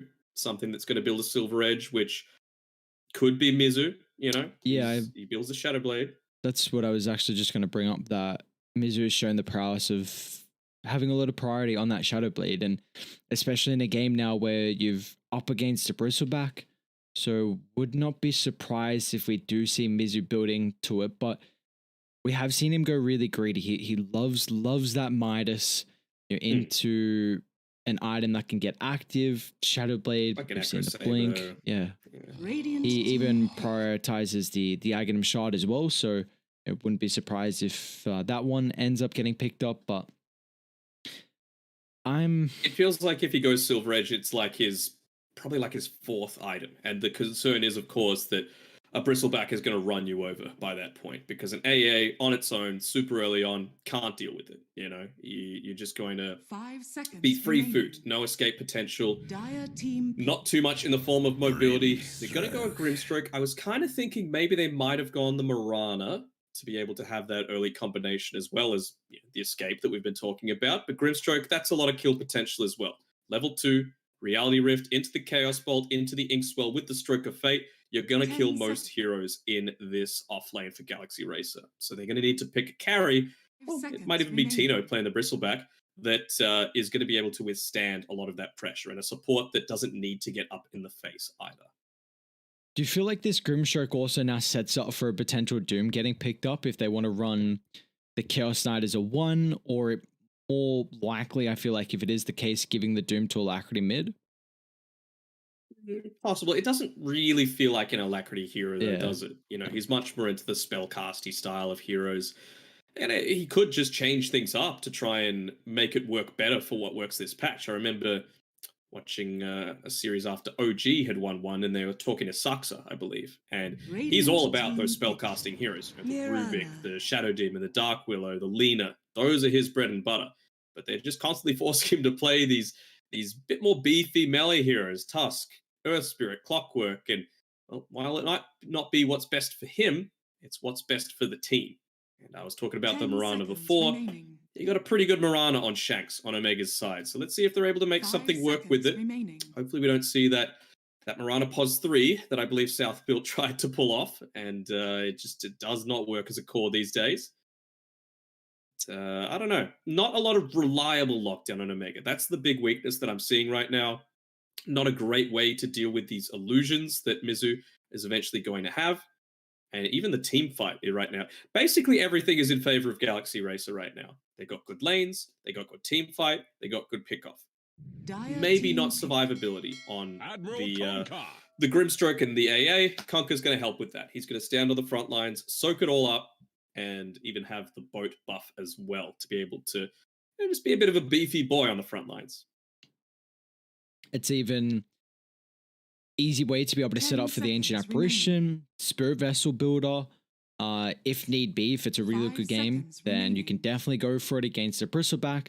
But yeah, like you were saying, they don't have the easiest way to set up for the Mirana Arrow. And I'm a bit worried because now it means you're going to have to reveal one of the lanes, I believe. Like, Omega often like playing Mac on the Bristleback, but I think either your position 2 or 3, one of them has to have a way to be able to set up for the arrow. And they do go the DK. So that was the next best option. I mean, Sand King was still in the pool, but DK gives you some decent flexibility here. Yeah. It's still a question of where exactly is this Bristleback going to go, right? It can be a 1, it can be a 2, it can be a 3, and this Dragon Knight's probably going to be a 2 or a 3, right? It just depends on, do you want that point target stun for the lane, for the kill threat, or do you want to be able to more easily withstand the pressure that a Kunkka might be putting out onto you into that mid lane as the Dragon Knight, with more armor, more sustain, even being able to use that the breathe fire to reduce a lot of the damage means that the Tidebringer is not going to be quite as effective. So what else could they opt to go for? I'm liking the PL ban, nice diffusal carrier that can seriously hinder the effectiveness of a DK and a Bristle. Not so much the DK, but definitely Bristleback. But there's not much left in the form of break. I mean, you talk about those passives. The DK is one that takes big advantage of it as well. So, they might be opting to go for a bit of a sooner Silver Edge on this CK to be able to withstand that that amount of damage that they're going to need to pump through. Radiant team ban. You could Morphling for Galaxy Racer. Just the matchup versus the Bristle, if that is the lane, is pretty nice. It's a hero that in your dreams look very potent on. Gives you some burst potential with the shotgun. You do need Tower Siege. Chaos Knight's not the greatest, but my only issue is that 10 seconds remaining. The DK Mirana, again, I mean, you're never going to get a Dragon Tail on the Morphling in the lane, it feels like, before he attribute shifts, so there shouldn't be that much potency on a kill threat, but a double range into AA doesn't feel great.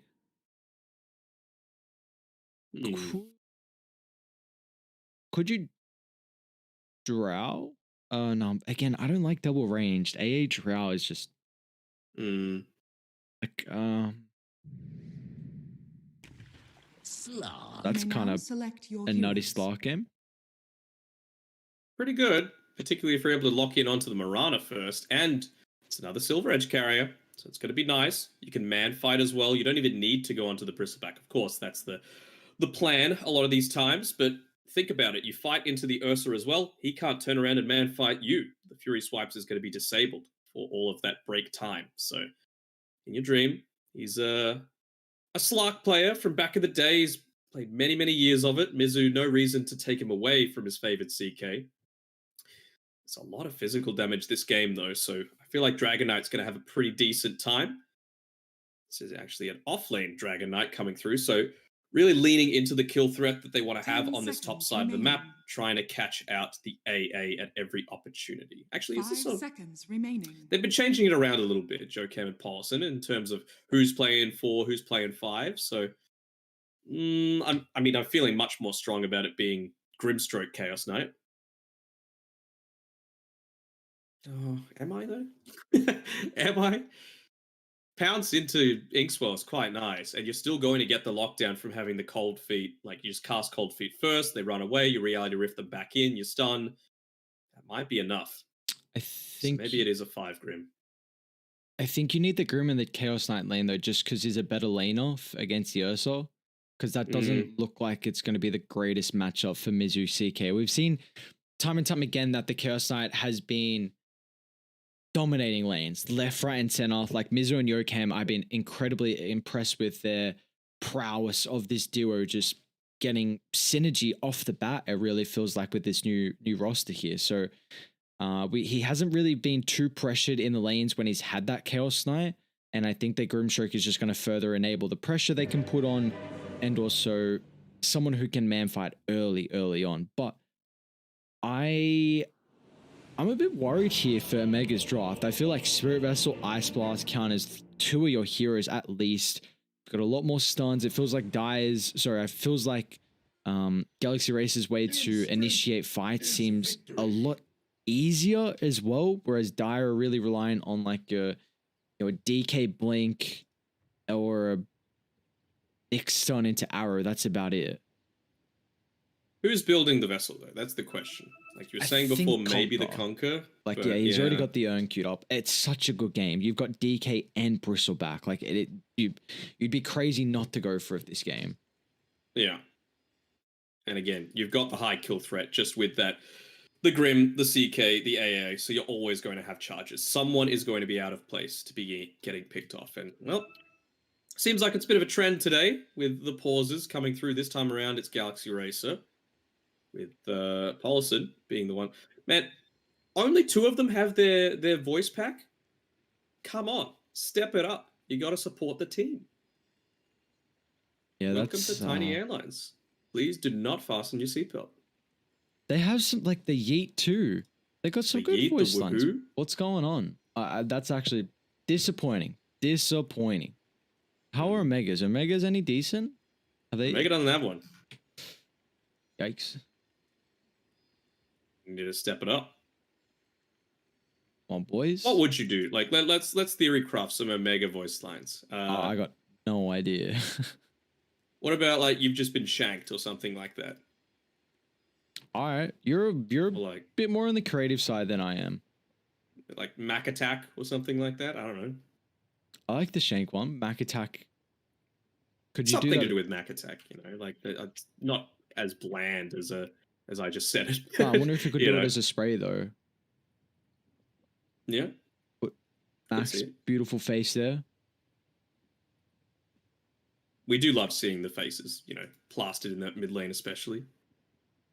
Yeah, it's always just loves coloring up the field of play. I'm surprised we actually don't see it more. I know. Are you spamming your sprays out in your pubs? You been playing many pubs lately? You been winning? Dude, we've done like 70 hours of Dota in the past week. I have played one pub in the past week or so since we've been casting. I didn't put any sprays. I did a few of the nannies though.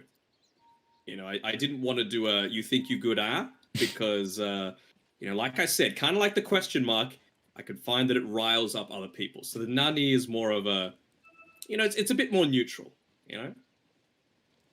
Fair enough. Fair enough, I see. They're still both good voice lines. You got to pull them out occasionally. Does IG have a voice pack? I don't think they do. How can you not take advantage of the emo question mark? Yeah. After like how much publicity it got? 30. I don't know. Definitely a bit of a missed opportunity there. Mm-hmm. Feel like IG got a lot of fans as well off that last major. You could even just say, like, you could put the voice line so that multiple people are seeing it, you know? Let's see who's the real evil genius, right? Everyone knows what that means now. Yocam? Well, Yocam's gonna know what it feels like to be giving away first blood here. As unfortunately, Shank just shanked him.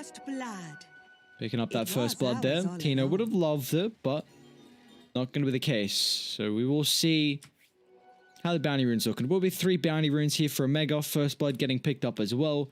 Now you do got to keep in mind that Radiant, they have blocked the Ancients out. So this is going to...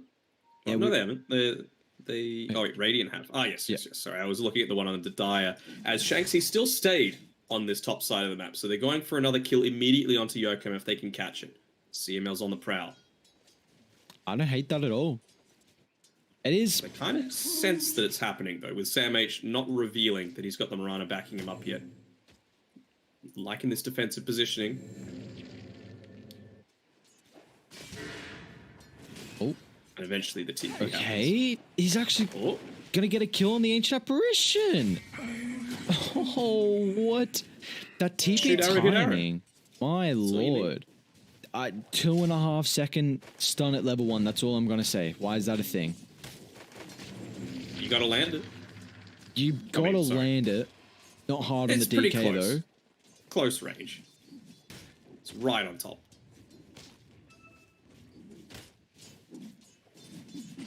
All right. How are we feeling about this mid matchup though? Alacrity and Mac. Do we feel like this Bristleback is going to have a slight advantage here over the Conquer? Eventually, not super early on, just because of obviously you can just buy up the magic stick, be a lot more sustainable in lane. The quill sprays aren't going to start to build up a bit sooner. So I think Alacrity is going to be feeling just fine at the very start of all of this. Do you want to start calling it like the Bristle Mac or something like that? The Bristle Mac. Yeah. He's quite Become a bit of a signature for him. Yeah, it really has. I mean, we've seen teams prioritize on first phase banning it. I think last game, this game, it was the Puck plus... Did they get rid of the Brood? I think the Brood. Yeah, and eventually they even got rid of his Ember Spirit too. He's definitely making quite the name for himself on this position too. It's got a lot of those heroes that it can take over. Top Mizu is in trouble. He's actually going to try and man fight the Ursa. Gets a double crit. Oh my lord. The luck there for Mizu. At least it's 30% at all levels. You know, this isn't some 12% bullshit coming through at level 1. You know, it's kind of justified, but still, I'm going to be feeling a little bit salty with that one there. Tino picks up a couple of those enchanted mangoes and comes back to the lane. You just want to keep spamming out onto this Chaos Knight as much as possible. And wouldn't you know it, bracer builds coming out from our offlaners. It seems like it's the classic DK build. Just a couple of braces. Mizu has also been loving his own braces as well. Now, Mac is making a really early rotation. I'm not honestly quite sure what Mac's doing.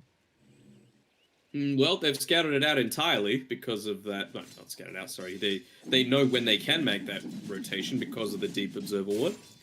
But doesn't result in anything. So Alacrity is just going to continue farming away. Mac's been able to get a good amount of farm super early on. He's been taking that small camp whenever he can. And now that he's level 4, he can put a lot more pressure in onto this Conquer. Level 5 now, actually. Been good with making sure his positioning... He's always turned around whenever that Tidebringer's on cooldown. How about this bottom lane? A lane that we haven't paid as much attention to so far. Does seem like the Slark is having a pretty good time. 21 last hits compared to the 17. Radiant's middle tower is under attack. Do you feel like in your dream should be thinking about an Orb of Venom in a lane like this? Maybe, but you don't have a high amount of kill threat, right? Like, it's pretty rare that you're wanting to dive in onto a stun. Speaking of that, they went for the kill attempt there onto your dream. He had the Dark Pack going anyway. But yeah, with the AA, you compare how under threat you feel. It's nowhere near as much as... Dive, Mac. He's got the bottle charges, so he's going to get out of a rough threshold where he might have got killed to the Tidebringer. But Poloson with a TP in. He'll still clean up the kill, but it does cost the life of the Conquer. Mac starting to build up a little bit of a net worth lead here. Already 800 ahead of the Conquer. I believe this was into the Bristleback as well, so they knew what they were in for.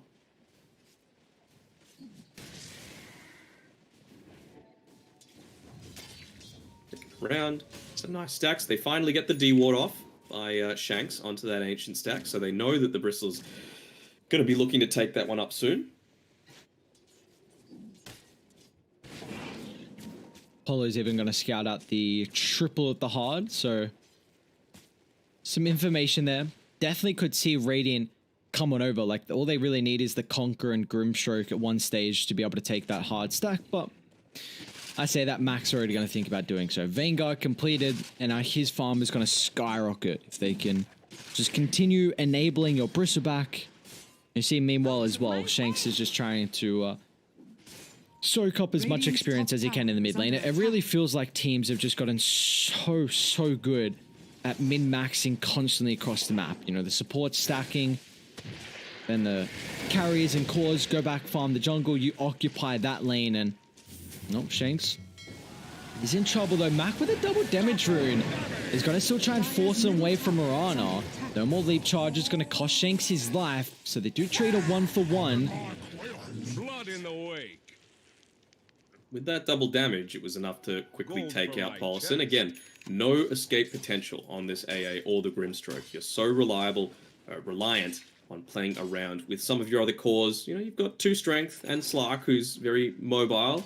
So you just need to be there to soak a lot of the damage away from you, allow you to get your spell casting off. If you're able in like a situation like that, you get a lot of your abilities off. You don't really care. Alacrity. Running into the Conquer. Nice dodge. TPR. Carapace. Oh, see him. Oh. Nice prediction of where the turret was going to be. Gets that stun cancel. They do leave Tino solo up top, but now with a deep dive from Mizu, Tino's going to try and swing back over. He got baited a little bit here. Stroke of Fate. Along with the Chilling Touch level 3 from Polo, does bring him really low, and with all these 3 heroes here, it might actually force Tino to fall back into the jungle and dissolve that top lane. Maybe just giving the Urn of Shadows over to Tino, make him capable of farming up a little bit quicker. No, I think you're expecting him just to go back to base. Fill up on a little bit of HP. I'm sure they would have been loving a Possessed Mask if that one came out. Not going to be the case, though.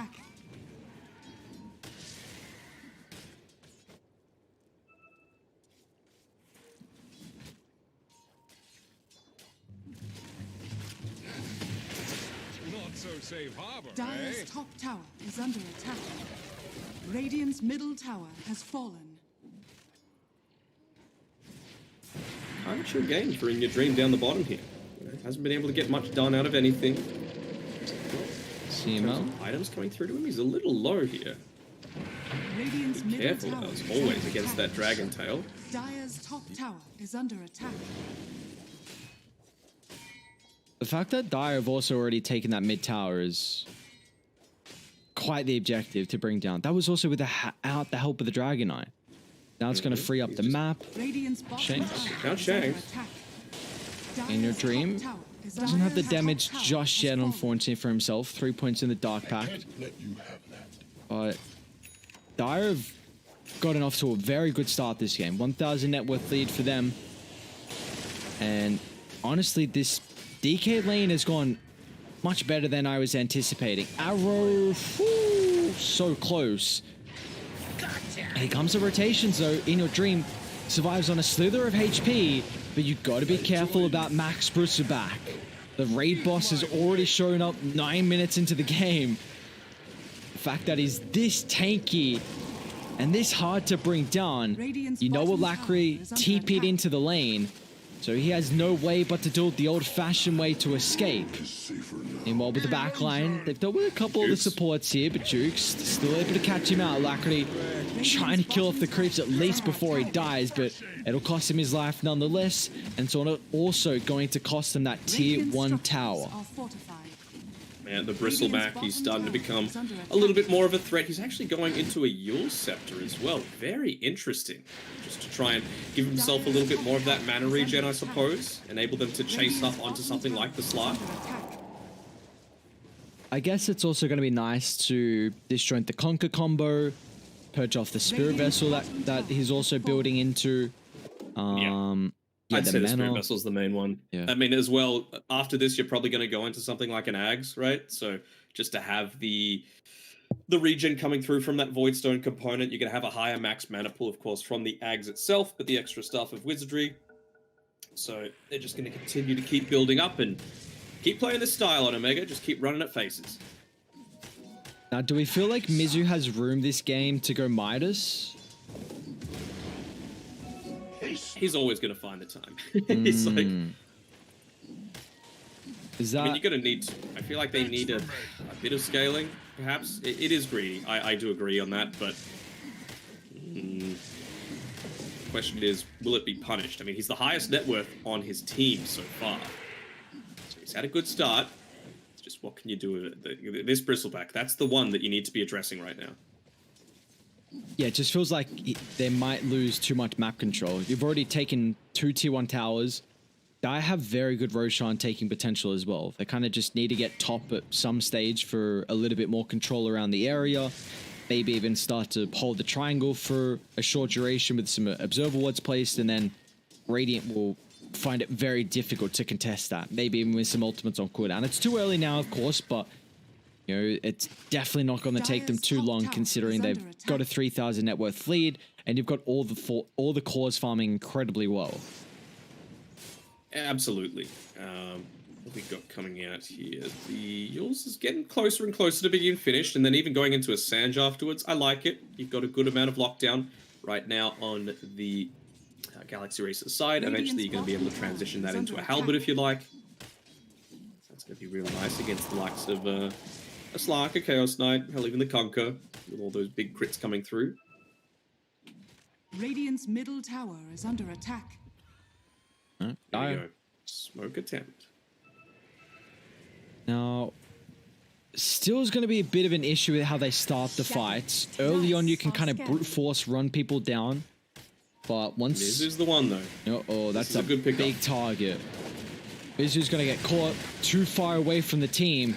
It's a much different Chaos Knight game than we've experienced previously. Now, in your dream, it's also getting chased down too. Shadow Dance is available. He can't TP out though. Yoken might need to give him the Inkswell just for the extra movement speed. I'll get the pounce eventually. Dire's middle tower is under attack. Now that he's away, of course, the extra movement speed, going back to the jungle. I like the fact that they've gone into this Echo Saber super early on In Your Dream. It's not a Void Spirit Echo Saber, so, you know, it's not perfect, but it does put a lot of pressure on, considering you're giving up a lot of space to enable Mizu. And, yeah, he's not going the Midas. He just went the Gloves of Haste because, you know, it's good for farming potential, but going straight into that Shadow Blade. They realize they need to build up into this Silver Edge. Top lane, Sam Hage. AA Blast as well. They're going to try and attempt, but Dire, they're coming from the southern side here. Shadow Dance is on cooldown. You've got to keep in mind, In Your Dream might have actually got baited from the attempt to kill Sam H. Oh no, that is not what you want to see from your Slark. And now Mac, he's even going to backstab off the retreat of Galaxy Racer. They'll lose both the supports on top of the Slark death there. Great stun timing from CML. They've also got the lane getting shoved out here, so this will be a tier 1 tower going into their name. It's a lot finished up as well. A Blink Dagger finished up by Sam H's Dragon Knight going into the BKB after that. So we were talking about how there's a lot of potential to be able to quickly tech down Roche. They've gone and immediately done that. Single one team fight. Straight into it. Diffusal Blade finished. Yules finished. Vanguard finished. Radiant's top tower It's just about moving on forward with that Blink Dag, with all of your key timings that you've been able to claim with this aggressive lineup on Omega. Top lane, Sam H. Spirit Vessel's out. Ice Path as well. Arrow. Arrow's going to be able to clip it In Your Dream, but he's got the Dark Pack in the nick of time. Even Mizu's going to opt to show up to the fight. The 2-second stump, they've used a lot of the control, and now you're worried about Mac coming over. This Bristleback is such a threat wherever he is, and it really feels like Galaxy Racer have to do their best to try and avoid Mac at all costs. Just can't run into him, that's the issue. Paulson's going to go there to try and take away a few of these last hits, but he still claims all of them. Alright, Echo Saber complete. You've got the Possessed Masks, so that's nice when In Your Dream wants to be, you know, committing in onto these team fights. He's level 10 as well, so he's gone the additional strength, just realizing that he needs to live. The longer the team fight goes, the better it feels for Galaxy Racer. Okay, he's really deep here, and they also got the Ice Blast on him. Omega, Moonlight Shadow, going to try and protect the Bristleback at the moment. If they're unable to bring him down with the Ice Path, then I'd be really worried how this game's going to turn out in the next couple of minutes. As somehow Mac will be able to survive, and now he can look to turn if this gets dragged on. Sam H gets a big kill on Alacrity, and without the Slark showing up there, he wasn't able to feast off the tanky Bristleback. They might still go in though. Top of the Piranha, that is plenty. And that was with the Vessel as well. They actually committed the Spirit Vessel onto that. So good thing that Mac had the Yule Scepter to be able to withstand it, but still, to be not able to take him down with all of that popped onto him. Just turning his back right in front of a tier 2 tower, Spirit Vessel, AA Blast, 3 heroes hitting you. He is so strong right now, and that is going to be a Sange finished up when he finishes this creep wave. So it's going to get even harder to take him down. And that's also without the Ursa showing up. It's going to be relatively fast timing on the BKB here. But Tino... Nice game sense. Oof. Gets out. Yeah, he's been having an incredible game. There is a real reason why teams are banning out the Bristleback versus Omega. Feels like Mac plays it well, but it also feels like Omega just know how to play around Mac incredibly well. Yeah, absolutely. I mean, there's a reason they were undefeated when he was playing on that first day, right? Even picking up, that is such a good rune, the illusion, to be able to get rid of that, the Spirit Vessel, if they're able to get in onto you. Doesn't even need to use the Yule Scepter for that component. Radiant's bottom tower And yeah, is under attack. now it's straight into the Ags. How can you kill this Bristleback once he gets this Ags? Rather, how do you survive yourself? That is a very, very good question. I don't know. They've already struggled so far, and Dire's top tower is under attack. actually, what is Sam H going for Radiant's next? He's going to go bottom tower is BKB. under attack. And Radiant's bottom tower has fallen. then I'm really struggling to see Dire's how top these tower fights are is going to under get any attack. better. I mean, what is this? Shadow Blade completed maybe on Mizu, so you might have a start with the Ice Blast into Spirit Vessel, but it's just, they're so far ahead right now, and how they're posturing, they're well aware that they have this massive advantage. I love when teams are making sure they use this to full effect, and it definitely seems like Omega are doing that. Oh, he actually TP's back after taking out one of these neutral creeps, so Pupil's Gift is just lying on the ground there. Might Dino. choose to claim it. Needs Still help. got the Aegis. Status resistance. Means that this combination from Alacrity is not going to last for too long here. They are still linking back down after the smoke. They tried to get a pick off up top. Tino, ultimate on cooldown, so they deal with the Aegis. Mac's not Crystal's nearby at the coming. moment. Maybe they can burst through the second light before Mac gets involved. It's on But the he moves back so lines. fast. 425 movement speed. There we go. Tino's going to get brought down. Alacrity needs help. The X going to give him a little bit of space. Once the Ice Blast comes back up, maybe they can deal with Mac, but they need to turn to the front line. Inkswell stun, controlling him at the moment. Torrent's gonna fly as well. Polystun ultimate back up in a couple seconds. In your dream as well, up to 15 essence. Max Spirit Vessel up. There's the Ice Bath and Got there's it. the kill. They'll finally be able to bring him down. They'll turn to deal with Sam H2. A long drawn out fight where we see Galaxy Racer hit multiple heroes with double Ice Blasts. Find these tanky heroes, and it looks like they're gonna be able to turn this into a team wipe as well. In Your Dream gets some much needed essence, and Galaxy Racer get a influx of gold for themselves as well. Might even be able to bring him almost all the way towards his diffusal blade. Such a huge team fight for Galaxy Race to be able to take. I mean, previously, when they were making those sorts of deep dives, it was Mac doing it, but I don't feel like Tino has any kind of business being super deep into their enemy side of the map. They didn't have any vision on the high ground, and, well, being pretty effectively punished for it. Did they end up picking up that... I'm seeing a Pupil's Gift in the stash for... Let's see who that was, actually. The In Your Slark, Dream. having picked it up. Looks like Philo Stone. That's gonna be pretty nice for the Grimstroke. It's like, give me that one, brother. It's going for the Aghanim Alright. Shard next. Okay. 400 gold away from the Shadow Blade for the Chaos Knight. He opted to go for the Armlet first, just to have that increased level of team fight threat. It's all about catching the backline, particularly Top lane. Shax on his Verana. Well, they're going to be able to catch up the Slark. Very nicely done. Ancient Apparition. He'll tank up the arrow, but even Even gets the Ice Alacrity Blast just off. blind ran in. That might be enough for the kill on Sam H. Knight. Spirit Vessel expires. Did not believe he's going to tick out. We'll keep an eye. Nice play again by Polo, though. Making sure it was there to They soak call up down the the arrow. river. Allows the Slark. CML, in your CML. dream, Dark Pack. It's on cooldown. If they have any extra control coming through, maybe the burst from Tino's Furious Swipes force stuff away. But the positioning, it's not going to be enough to get him back to safety. Yokan will attempt to TP out, but the Yule's counter from Mac nets them a fourth kill. They won't have any extra follow-up to deal with Mizu, but a double for Tino and 4 overall. The lanes aren't in the greatest spots, so they're not going to be able to punish for some objective kills, but nonetheless, a great one fight for them.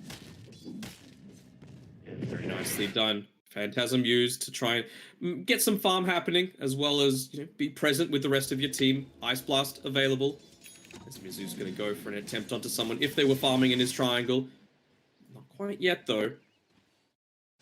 What's the timing on this? This Silver Edge, he's still so far away. It's like 2,600 gold total that he needs. So still 2,000 away on Mizu right now. Looks like it's going to be a big way for them to come back into this. It's not as uneven as it used to be, but it just goes to show how different it is when you actually have the right person on the front lines there for Omega. Mac was right in the middle of that team fight.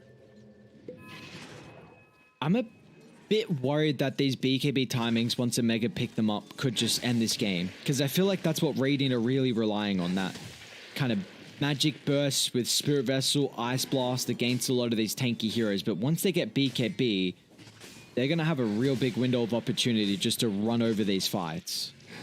Yep. 800 gold away from the Ags as well on Mac. Close to his level 18. Just running with the rest of the boys as well. Realizing that, look, they're probably going to be hunting for me, says Shanks. So he's just going to make sure he's in a position where you try and kill him, he's going to be able to turn it around onto you. Dire's tower is under attack. The roaming observer ward, CML, walking around here. They've been able to spot out Alacrity. And you've got the Ursa actually coming into his vicinity, so... Oh, Hunt is here. Oh, Alacrity. He's so hard to catch. Available. Once he stands still... Nope.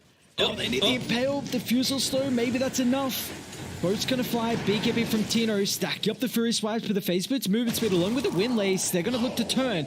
They got a little bit of backup coming through with another Force Up. Alacrity gets away. Another BKB is expired for the Ursa, so he can't DP out. What is going on? You lose 2. You went for a pick off there, but it's gonna cost them. It's a little bit of poor execution coming out there. I mean, it was good presence of mind to just be chasing him up, but the delays coming through there, not able to get the stun off immediately, means that that boat is all Alacrity needs to be able to survive. Dire's middle tower importantly, has fallen. only 250 gold away from his own BKB. So he's going to be able to survive a lot more of these chases onto him. He's already pretty speedy, having the Faded Brooch as well as the Phase Boots. So even with a Bristleback chasing you, you can oftentimes get away. Importantly for Mac, though, he's just about got the Ags completed. So Creep Wave will do it. It gets him his level 18 as well. Let's see what they're able to make happen. I do feel like Radiant... I mean, if they stall off this BKB timing like I was saying, I see this Slark being a big issue as the game goes on. But are they going to get that time? Like, he's not getting a lot of space across the map because they're 3 kind of heavy core lineup that we see often from Galaxy Racer. So I guess that's going to give them nice scaling potential on Chaos Knight, but it means you're not going to be able to funnel all the farm you're probably looking to this game into your win condition Slark. It's the timings, though. The timings coming through. DD bottled up now for your Bristleback. You've got the BKB finished up, now coming out to Dragon Knight. Fresh set of wards as well for CML. Lanes relatively shoved in on the top side. Bot side, not so much, but it's not a huge concern. They're going to group up together, try and get some kills happening. More importantly, objectives as Roche just respawned. So if they're able to get a pick off, Radiant know that it's there with the Ice Vortex used. And I'm liking this from Mac. He's standing in on the front lines. He needs to be the one that they initiate on. He bought the Yules for a reason. Dire's bottom tower is under attack. They haven't been able to catch anyone just yet. Very strong positioning from the supports. Finally, CML will get some vision, but I like that attempt, though. You know, you got Mac shoving in Alacrity. Did you have the Yules on a Mac? That's a greedy attempt. Okay. Welcome back. Wasn't the perfect timing that we saw from the Lina when we previously saw it. You gotta wait until the X-Marks is right towards the end. But that double damage, it's gonna be enough. Takes away another one of those TP points that we keep talking about. They're actually rotating up here for In Your Dream. Has he overstayed his welcome? Oh, the creep wave. Will the greed cost him? I think they just want Roche. Second one's up. It is the Shard 2. Radiant, they're smoking up, but they're going to be too late. Omega are able to bring it down. Quick succession. You've got to make sure you keep the Ancient Apparition alive. That Ice Blast is so important for a team fight to be able to burst the tanky cores. He's got a buyback for Polo if it continues to break out. But now the slows, once they're retreating, it gets them caught out of position. They're going to turn around the T2 tower. They need to stack up the essence here for In Your Dream. BKB popped as well. They're turning their attention. Bristle back with the back turned here. Tino in the back line deals with the secondary support. So there's no opportunity now, wants them down to reset. They even see Mizu farming underneath an observe ward, so the TP is actually coming through. Do they have detection though? There's a sentry for CML available. They're still going to get the stun set up, follow up, and all of Dire rotate over as well. A lot of hate for this Chaos Knight. Out of here. There's a reason. You can't let him continue to farm. He's just finished up that Silver Edge at least. A little bit away from the BKB.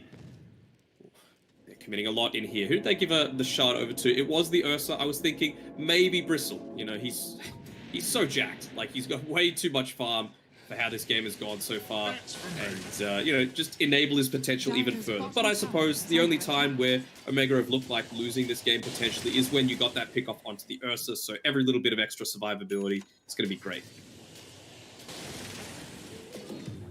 Even going to hit up onto his level 18 with this ancient ancient camp being stolen away. Sam H even using the Elder Dragonfall for it. My face. Yeah, I just got my Titan Sliver instead of my chipped vest. I think I'll take that. You gotta move it though. Wait, what just happened? Radiant's top You got the sliver? Sam H. He's holding it to a Titan Sliver. Yeah. Switches it over, gets the cloak instead. Yeah, why not? Give it over to Mac. Oh boy. They are some crazy strong neutral items right now. They're just looking to dodge at the moment, but he went blink on Alacrity. Is this just a shove out lanes? Radiant's top tower is under attack. Seems to be the case. I'll try and start on the bristleback. Okay. Silver That Edge, is baby. a lot of burst. Great start with the Silver's Edge reveal. That's all you need. You got a ton of burst as well. With that CK being level 18, didn't even have to pop the Phantasm, but all those crits coming through, perfect synergy together with the Solar Crest, the Urn, all of that break. Even a Bristle isn't unbeatable. Bot lane. Nice. Out of the Ice Blast, I don't think they get this kill. They're gonna try with Phantasm. He needs a lot of crits to get it. Forced up, Tino, detection's there, but now you're really close to the T2 tower. So the rotations are gonna come through from Dire. Great relative drag back. Are you still gonna stick around for the extra life? You know, Max on cooldown for another 30 seconds. Sam H with the counter blink on forward. Tino's actually jumping away, so they're not going to use the Dragon Tail. That was just to give him the space to catch the support. He's still got the BKB. They're going to be able to catch out the Mirana, though. In Your Dream, Mizu, detection. Both the cores aren't holding it at the moment, so Shanks is fine right now with the Glimmer. Meanwhile, Alacrity needs help, though. BKB expires. Dragon Tail's on the mark. They're able to stack up the Fury swipes. And In Your Dream and Mizu still in fighting condition. They got the Ice Blast flying on forward as well. Just clips after the BKB expires. And now with the Shadow Dance, BKB protecting up the stock, it means he doesn't have to worry about anything. Max finally starting to arrive, but it means that In Your Dream has got 33 essence, and I actually don't think Mac's going to be able to turn around on this one. Silver's Edge gets the break. In Your Dream, he's got way too much essence. 44 stacking up now. Mac has to retreat to safety. They'll get a TP out on Polo. Mizu just escapes too. Did they want to brawl? Oh, you got to be so careful. One quill stack might be enough. Mizu can't get the break. Still pounce on full. Look at the damage from In Your Dream. It's so much Agi stolen. Mac will lose his life. Oh, this is a drastic turnaround. The Slark taking over now. And that's your tier 2 tower. Melted. 153 stolen agility at the time. He was hitting for about 300 with the Echo Saber, just chain bashing in. No way to escape. Pounce, Diffusal Blade, Mindbreaker. Your Dream is a menace for all of these heroes on Omega Esports right now. Even just with that, a single team fight, a casual 3,000 gold that he's been able to farm up for himself.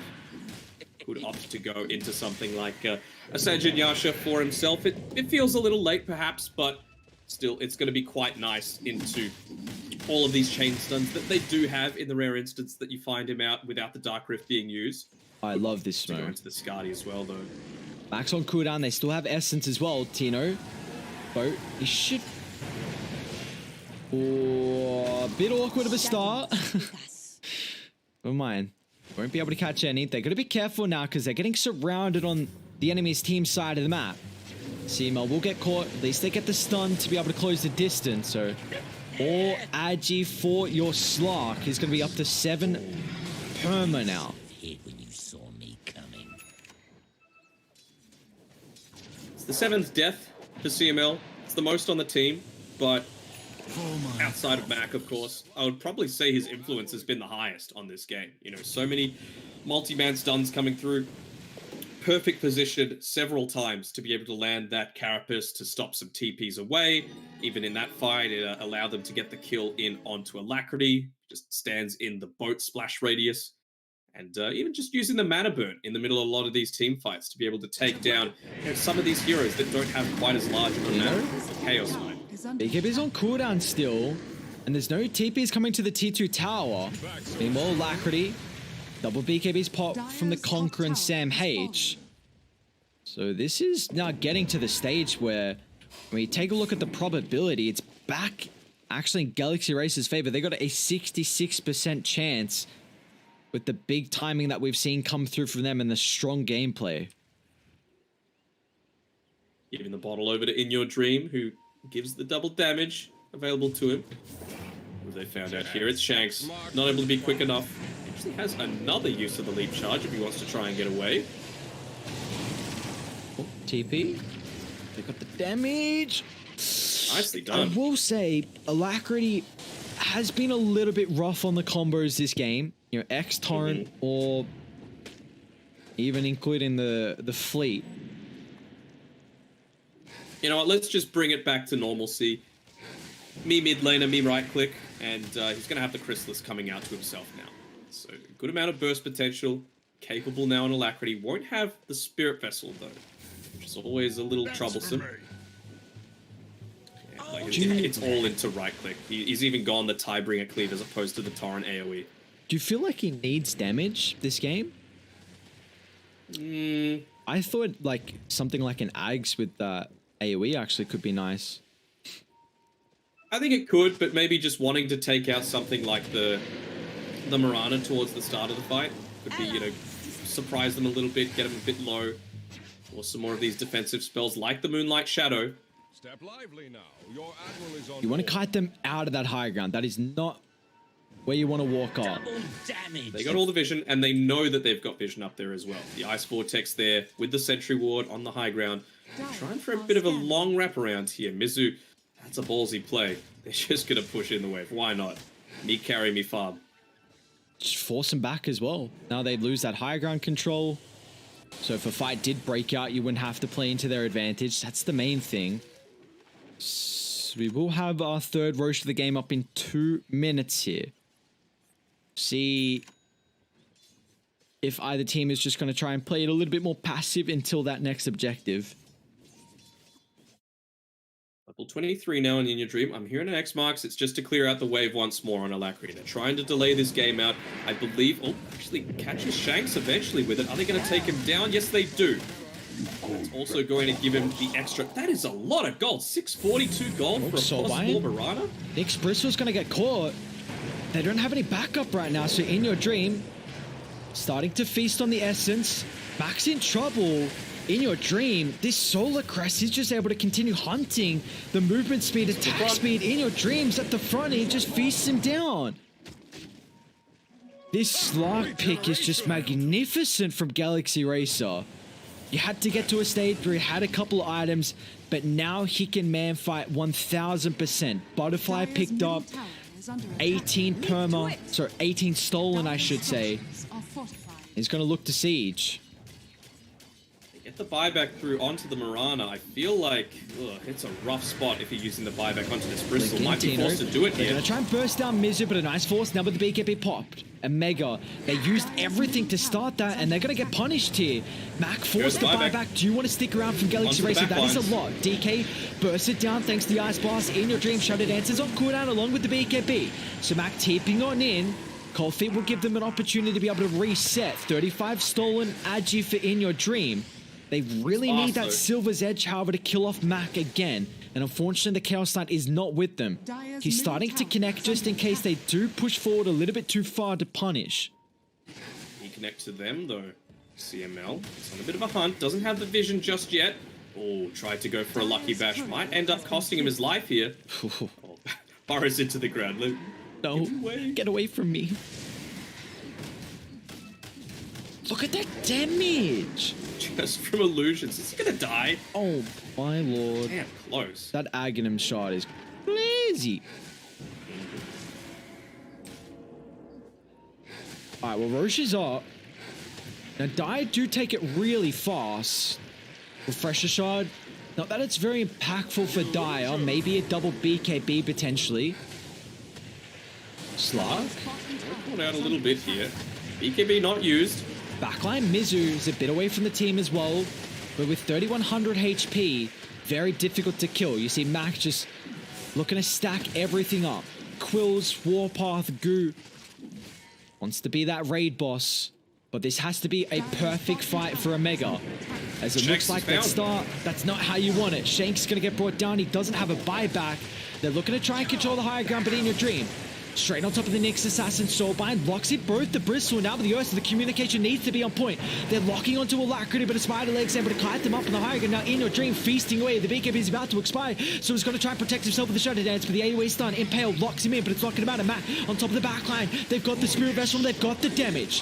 32 actually stolen from In Your Dream, and now we can go back in. CML safety. Tino actually kills off the Ancient Apparition.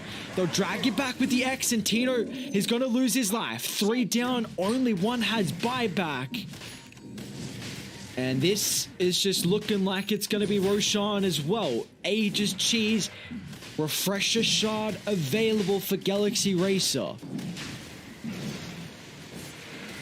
wonder who they give this one over to. No, it's not the Accept. Okay, the Refresher Shard. Mizu, perhaps? No, he's going to TP back to base. I was thinking that because he's got his Ag Scepter now as well. So you talk about all of these chain lockdowns that you might be able to get in onto someone with that Dragon Tail, with the max duration arrow. But you're just able to use a simple Phantasm. Gets rid of it. Not too much impact at all. And again, it feels like every single game we see this sort of play around this bottom side of the map where the enemy carry might be feeling a little bit safer. He's just hunting. With that Shadow Blade, just trying to bait out someone. It's so tempting as well for him to be able to go into this creep wave and get his level 25, but gets it anyway.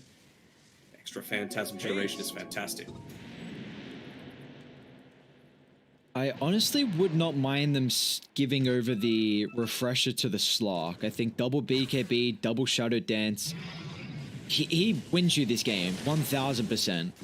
Yes, the second boat's going to be nice. Maybe a double BKB for Conquer, but like In Your Dream is going to be all up in that face, and there's no way you kill him when he's got double of those defensive factors. CML's positioning in that fight was pretty good as well, but they just had so much sentry control down on the Radiant side that there wasn't anything that he could do. No matter where he went, someone was always hunting him. Someone was always CCing him. And those BKBs, the Slark with the Dark Pact, of course, it just didn't feel like they cared all that much. They were playing up against a Nyx. It does seem like the issue is as well, like, Nyx can't really... Often, with that damage mitigation, Nyx loves to sit in the front line. He's going to tank up abilities. The enemy team recognizes that, oh, wait, this is a Nyx we can't kill. But Slark, if he can't lock onto a target and sees a Nyx first, he's okay with that. He doesn't care about getting the damage. It's the essence. You know, every little bit will continue stacking up. So the Nyx still has to be kind of cautious, because that's what we saw on the stair line. In Your Dream hit him a couple times. Once he locked onto a target, then he swapped over afterwards. And you talk about building up that essence. What better thing than a mood shard to be able to do that? Yeah. And your Dream's holding it right now. They're not even using the defensive potential from that Aghanim Scepter coming through from Chaos Knight. They just want to siege all these illusions. How do you clear it? Bristle's the only one that can clear. I don't know. This mana burn is really annoying for the Slark. Mid lane, Tino. But you don't want to pop a BKB, but you might be forced to the 4 seconds time. Tino. BKB enrages up, and now it's completely wasted. They're still able to drag it back with the early rift. Sam H going to try and blink it forward. Now with the double soul bind in a dream, stacking up the essence. They've been able to kill off the Conquer, but the real carry is going to be the Slark this game. A buyback will come through, but they don't have the outpost control, so the Conquer unable to rejoin the fight. But the big issue is that Mac assassinated, brought down from the Slark. And this is it. You cannot handle a Slark at the late game. The win condition has been online for quite some time.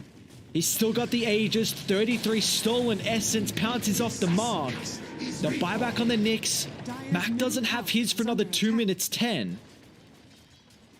But the objective it feels like damage. You can't even kill the Aegis, not without the bristleback. No chance. Killing him twice, impossible. They're doing the smart thing as well, splitting the map, making sure that they're taking both sets of racks here, just with the illusions, not committing too much on Mizu, and then on the top side, in your Dream going to work. They're going to attempt it. Oh, I said no chance. Maybe the first life. Okay, Arrow gets the kill. That gets rid of a lot of the essence as well that he had. But he just wanted the objectives. Mega, Creeps, Gaming. They're not even leaving the base right now. They do give Slark the Refresher Shard. Backline, Mizu finds a Dragon Knight. The crits are going to be able to come through it. DK will fall, but he's got a buyback. He can look to rejoin. Backs up in 25 seconds, but your throne's exposed and they just call it quits. Galaxy Racer, with that victory, have secured the upper bracket, and unfortunately for a Mega, they will not be able to take the 2-0. It is only game 1, but to make it into the upper bracket, they needed this 2-0 victory. Nicely done by Galaxy Racer. It was a shaky start to the game. Lots of action. It felt a little clowny at times, to be honest. You know, just 2-man rotations going around the map, picking off someone with not too much purpose to it, you know? It felt like they really needed to deathball behind this bristleback, come together, and take some objectives that really mattered. You know, they didn't take any racks. They had a tough time even taking tier 2s at some point. So I don't think they did anything near enough to push the advantage that they had when Mac just felt unstoppable. And, well, unfortunately for Tino, it kind of felt like it was on him a little bit, going a little bit too deep. That enrage, that Aegis, sometimes lulls you into a false sense of confidence, ends up costing him. Just, what a draft. That last pick Slark, I didn't see it coming, but it's a crazy game. You come online, you're going to win this. Like, this is a free Slark game, and it showed for In Your Dream once you had those items. They just had to make that space. The early game itemization gave them that opportunity. I feel like if they didn't have that Spirit Vessel, didn't have the Ice Blast to be able to find those kills, the Silver's Edge as well, that's really where we saw it turn around when they got that surprise burst kill on Mac. From there, they just started to crumble from a Mega, gave them a massive amount of influx of gold. Those items started to get picked up, a little bit more map control, and they just couldn't handle these long, chaotic fights where Omega had to find the quick pickoffs. That's what we've seen so far with a lot of Nyx Assassin, Mirana lineup. You know, the Ursa needs a quick pickoff as well. But if you play a fight into the strong suit of a Slark, he's going to punish you. And that is exactly what happened in this game 1. And now, guys, we got one game left of the group stages. It's been 7 days of games, and now it all comes down to one more. Unfortunately, I was kind of, for storyline, I was kind of hoping Omega were able to win this, just because then that last game would have at least been able to tell who would have made it to the upper bracket and lower bracket, but that's not the case. We're still going to have a crazy last game here to end the group stages. So I'm excited for that one. One more game until we are done and playoffs are underway. We'll see you guys shortly after a quick break.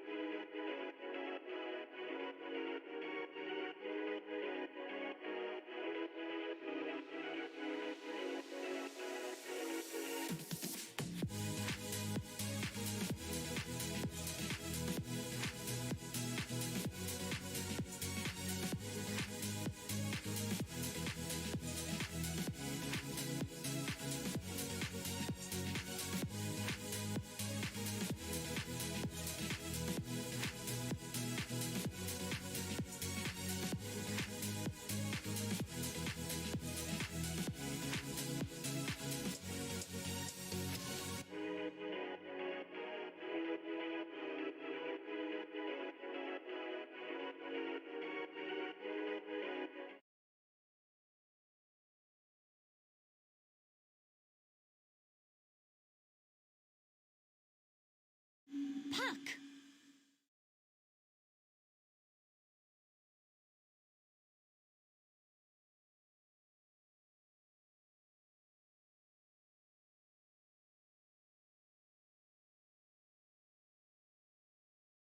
Ten seconds remaining. 5 seconds remaining. Radiant team pick. Tiny. Dire team pick. Grimstroke.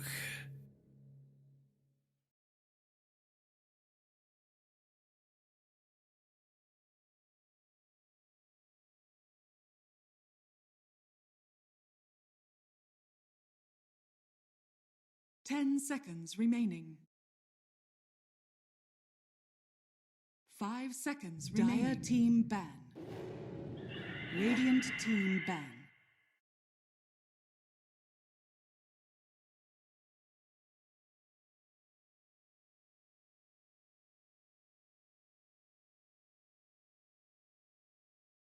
Dire team ban.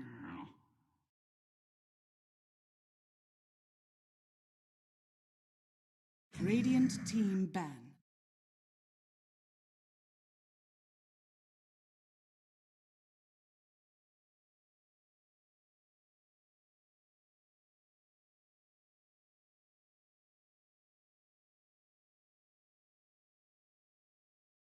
Ten seconds remaining. 5 seconds remaining.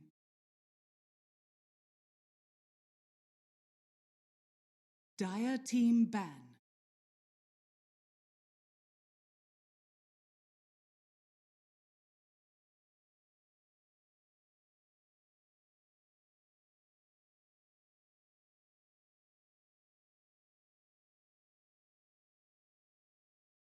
Radiant seconds remaining. Ban.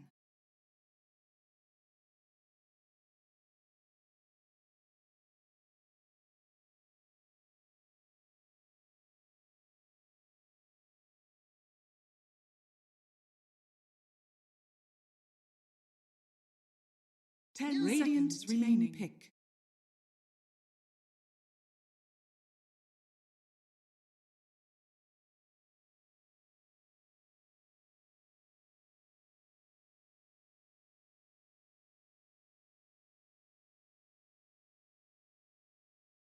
Ten seconds remaining. 5 seconds remaining.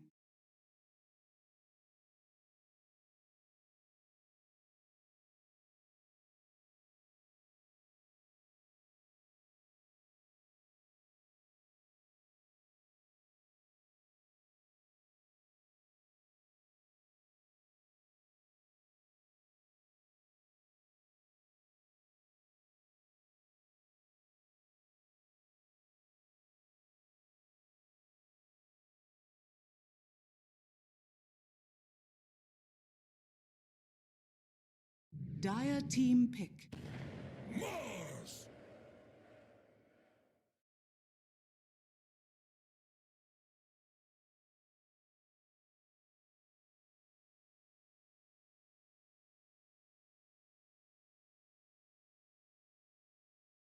10 seconds remaining. 5 seconds remaining.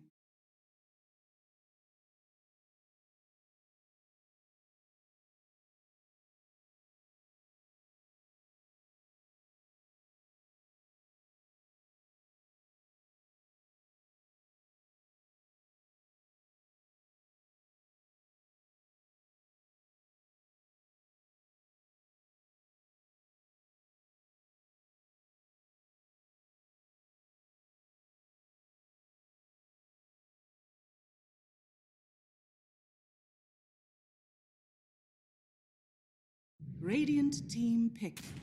Yeehaw!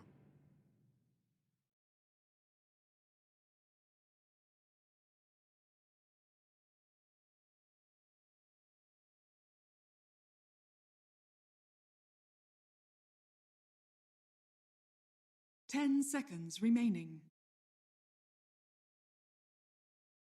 5 seconds remaining.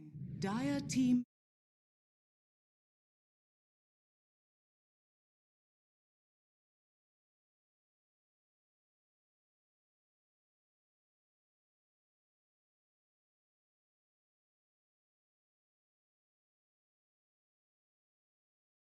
Ten seconds remaining.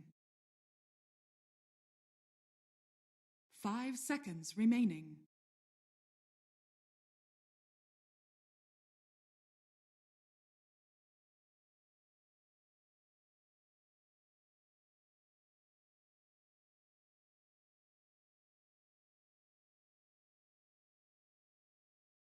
Oh, we're all muted. We're good now. Oh, have we been muted the whole time, both of Yeah, us? yeah. Hey guys, how are you doing? Yeah, that's all right. At least we picked it up now, huh? Hey guys, we haven't been talking about much, honestly. Me, No. We've had groundbreaking. We predicted every single one of these picks in order. I mean, to be fair, we did actually predict the Snapfire, so that's a plus. It's a shame people aren't going to be around to see it, but is the Pango still good? I mean, against the Shadow Shaman, what do? I guess into the Grimstroke, you don't want to pick it, but and people are still saying muted. People are still saying hello. No, they can't. Hello. We know it's muted. It will be fixed. Jesus Christ. Anyway, draft continues. 20 seconds. If it had to happen on any game, it had to be the last one. By the way, I was about to go into this little spiel, by the way, towards the start of it, of thank you everyone for joining us for the past week or so. I'm kind of glad that I didn't, so that all of my heartfelt emotions were not wasted. So now that you guys can hear us, hopefully, please check it again, Aries. Can people hear us? We should do this at the end. I don't feel like we should do this now. Doesn't matter. People jump out as soon as that GG is called. They're in here for the draft, you know? So thank you for tuning in. We really appreciate it. Thank you to Lootbet and BTS for running this. And we appreciate you guys tuning in. Thank you very much. Hopefully you will continue to follow the Pro Series throughout the playoffs.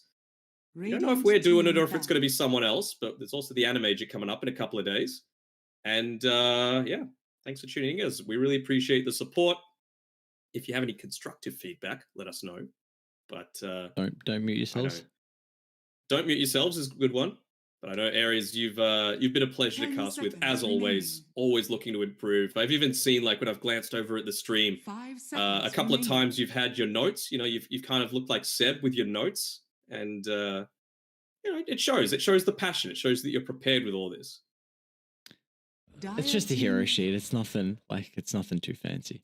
You think I got anything here? I've got my drink. That's about it. It's all up here. That's all you need. It's true. Sometimes you can't tab out, show up the heroes. So it's nice to have a bit of a refresh. It has been a blast, though. Very much enjoyed casting. It's been quite the group stages so far. I don't know how much I want to continue with the thanks, even though I just had us muted for the draft. We'll recover, recoup. Like I was saying, Denog was just talking a bunch of crap. Honestly, guys, you didn't miss much. I'm gonna try and they do go the Sand King. Okay, so this is one of the other heroes that he'd been playing in. We were talking, by the way, when we were all muted, we were talking about how every single one of Mizu's heroes had been banned out, the ones that he'd been regularly picking. It's an Arc Warden, huh? Is the tempo going to be too much? That's the question. Because I don't want to say you don't have a late game, but you don't have much of a late game. That's for sure. Yeah, they do have, I think Coil is one of the better ways to deal with Arc Warden, because it does give you a great way to gap close.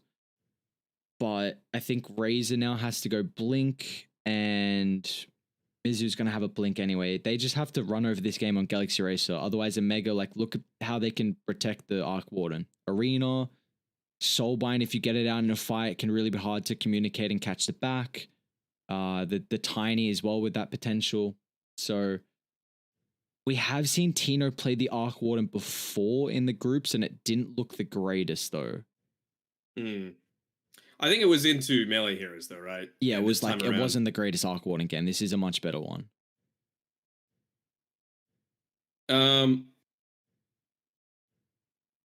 it's kind of why I was wanting the Spectre as well, because it dissuades you from doing this sort of thing. The Arc Warden pick. Uh, I'm.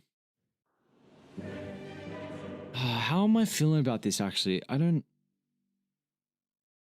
I need to look once we get in. I'm not 100% certain right now because the Arc Warden I feel like is really strong, but I'm just a bit worried they're gonna run you over. How are you feeling about this draft? I don't like that they don't seem to be able to scale in Galaxy Racer. I think they're going for super early. It's going to be enough. Who wants cookies? Well, too bad. What's going on here? All right. The unmutes finally happened. Let's All go. right, here we go. Let's go. Oh, I feel bad. Sorry, guys. My apologies. We're in though. Fight the game. Last game of the group stages as well. Exciting matchup here. Get an Arc Warden to finish things off. So, you ready to go to 2 a.m., Denog? I don't think we're going to be in that situation. I think this is going to be like a 30-minute game, tops. I'm going to say Galaxy Racer. They don't have really... Do they have anything to play for? Like, they've secured the upper bracket, but I want to see if a win here actually puts them, you know, into being a bit further ahead. What was their score against Neon? I think that was a 1-1 from memory. It was. So they would be tied with Neon. I don't think it really matters because Motivator probably just going to get the choice of which of Neon or Galaxy Racer to play against. So yeah, doesn't mean anything. Good time to try something new. And well, this is kind of forced to try something new. So a little bit of you know, good practice coming through. He ends up getting the last tier of the entire pool. And all right, actually, let me have a look. What was... I mentioned he's been playing the Sand King a fair bit in pubs. Let me see what his win rate's like. Okay, 3-1. All right. 3-1 over the past, like, week. Couple Not games. too bad. Yeah, not bad. It's going to be with Yocamp Snapfire too. So, seeing a couple new heroes for this duo, but again, been very, very impressed with Galaxy Racer's offlane. They've been really consistent in winning a majority of their lanes pretty single-handedly, honestly. Might be a little bit... It's going to be harder this time. This one will. Yeah. Especially with the positioning on Mizu as well. I mean, he needs to make sure that he's not taking a lot of that harass from the Stroke of Fate. With Yocam, of course, you can't just walk up on into people. Still nothing skilled up just yet here on Mizu. Wanting to make sure that if he is ever out of place, they're always going to be able to, you know, try and turn this around into a kill attempt.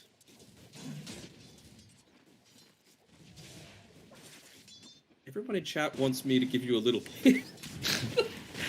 I don't know why. Just a little peck, was it? Yeah, just a little bit. Is Yocam? No, I'm not going to get that last spark.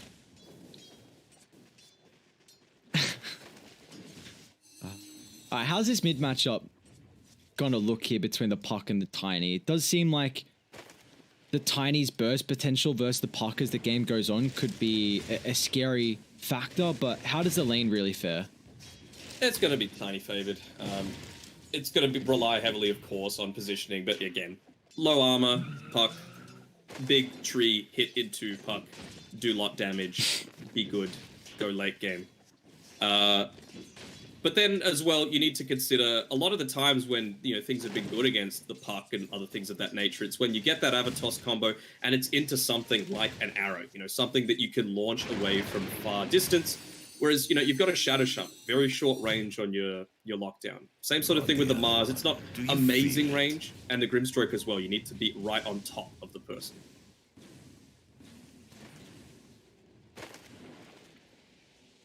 Looks like bot, they've kind of had enough about laning into the Arc Warden.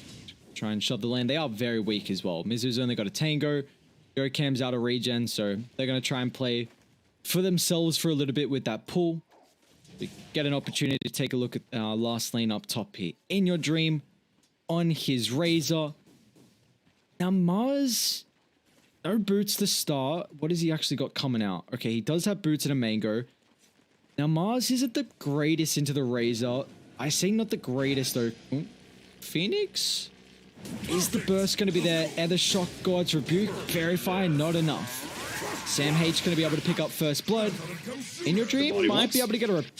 Oh, wow. Nicely Nice done by blocks. Sam H. Yeah. This is... Radiant's top Has tower to be is careful under about this attack. courier getting sniped. It's moving That's slow with so that important. mango. Okay. I was literally like... I was going to You, say... you were singing his praises, and then he just says, you know what, I'm going to screw this one up. And your spear is how you get away from the Razor, because you can just push him back. It's very similar, I guess, to sometimes when we see that Tiny versus Razor. If you're a close distance, get the toss. I think it's a lot easier for the Marzo because you can play some distance. But now not having mana means, one, they lose their kill threat on the Phoenix, and two, Sam H has to play this a lot more defensive. Yeah, you have to choose whether to go for these save attempts or getting last hits in lane, essentially. They're going to get these two ranged, these two melee creeps, but beyond that, lane's going to be pushed well back. And, Razor not the fastest without the boots, but he has boots. Mars doesn't.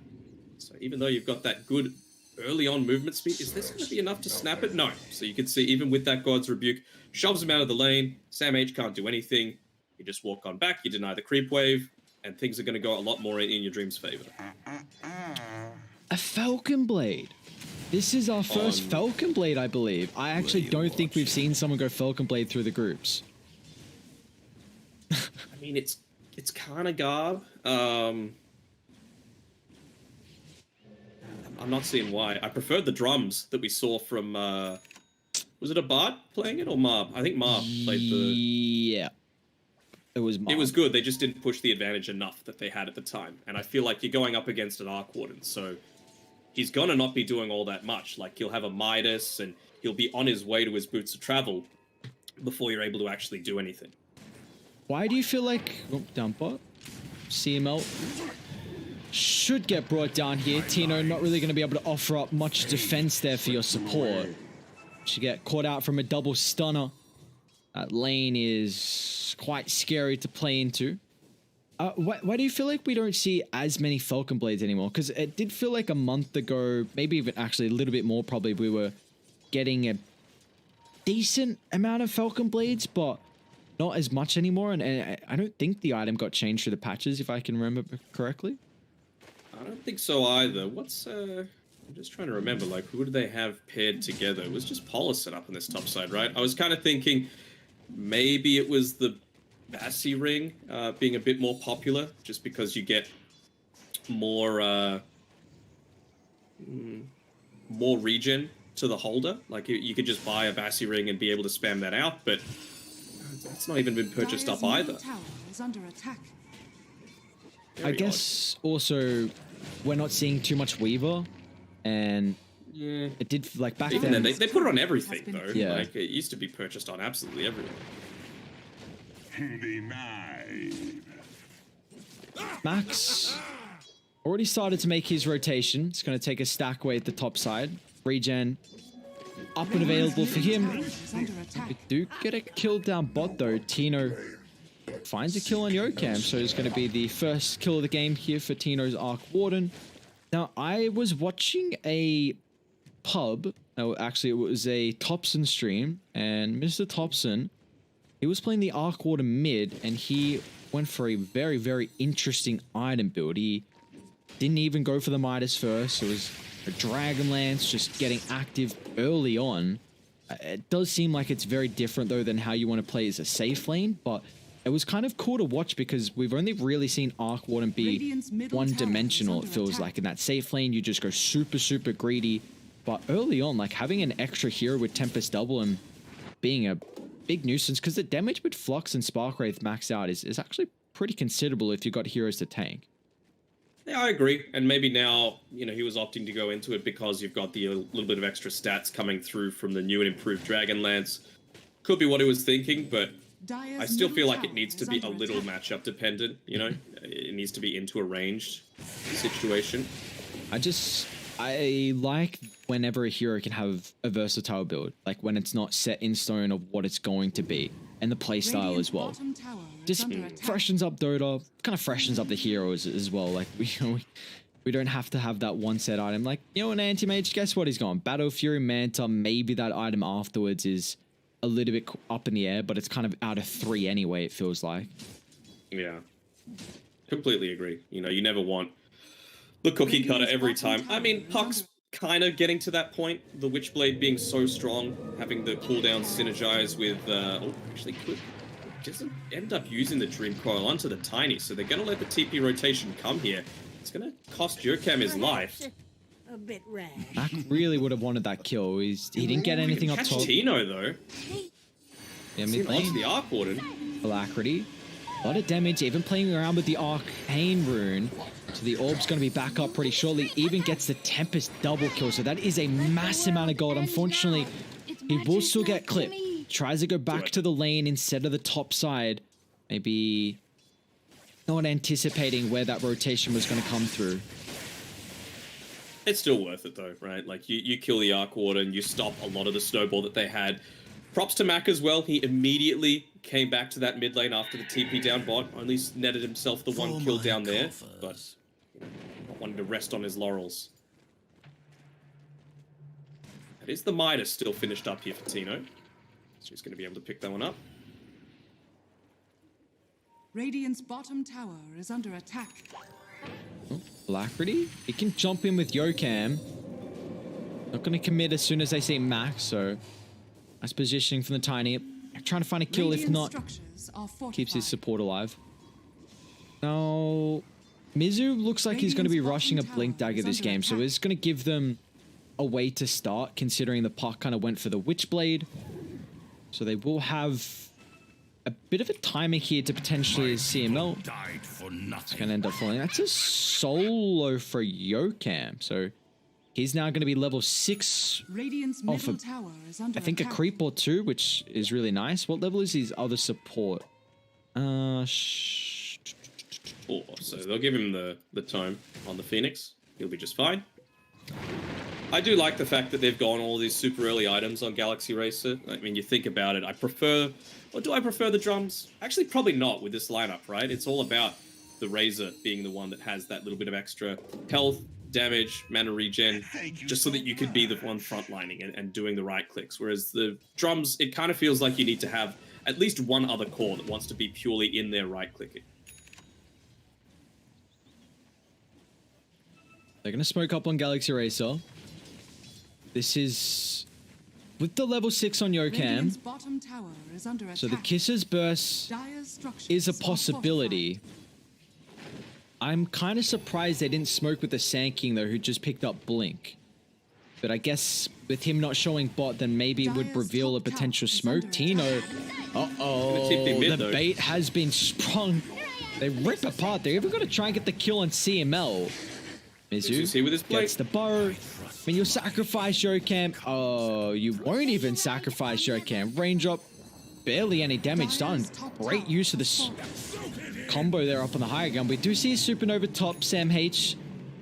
Fast enough movement speed, face, wind lace, but unfortunately it's not fast. And actually, they guessed the wrong way. Sam H is out. Radiant's courier has been killed. Not the courier. It was Tome 2 or Shanks. It's already level 6 though. They were able to take the tier 1 tower top, so it's something. You're taking away a lot of this map presence. It might mean that Arc Warden looks to play up there a little bit more because he's picked off 2 times already.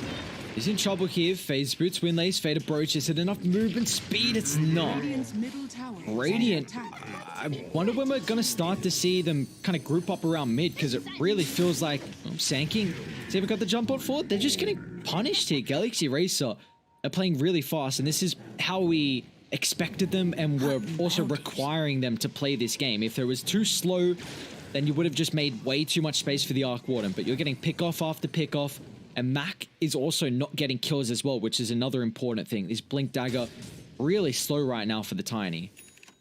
Well, I'm just not sure what, for example, Shanks was doing in that river just then. I mean, the bounty runes had spawned, but you had no vision, and you're playing into a lineup that can't push. Like, they have pretty terrible push. There's no tower damage outside of this Razor. So if Razor isn't there, all you need to do is set yourself up defensively, be there to be able to react to some sort of ganks and be able to counter that effectively, and they just haven't done it quite yet. They're playing it like a normal game of Dota, but this isn't a normal game of Dota. Like, Razor does not push anywhere near as well as some of these other position 1 heroes until he's got that Ag Scepter. Still a fair way away, but with all those deaths, it means that you don't need it. He's able to just move down to this bottom side, take the bottom tower. Takes a lot of positioning now away from the Arc Warden, which is quite unfortunate. See if they want to smoke, though. Mac did just pick up the blink. They're going to have a lot of their ultimates available.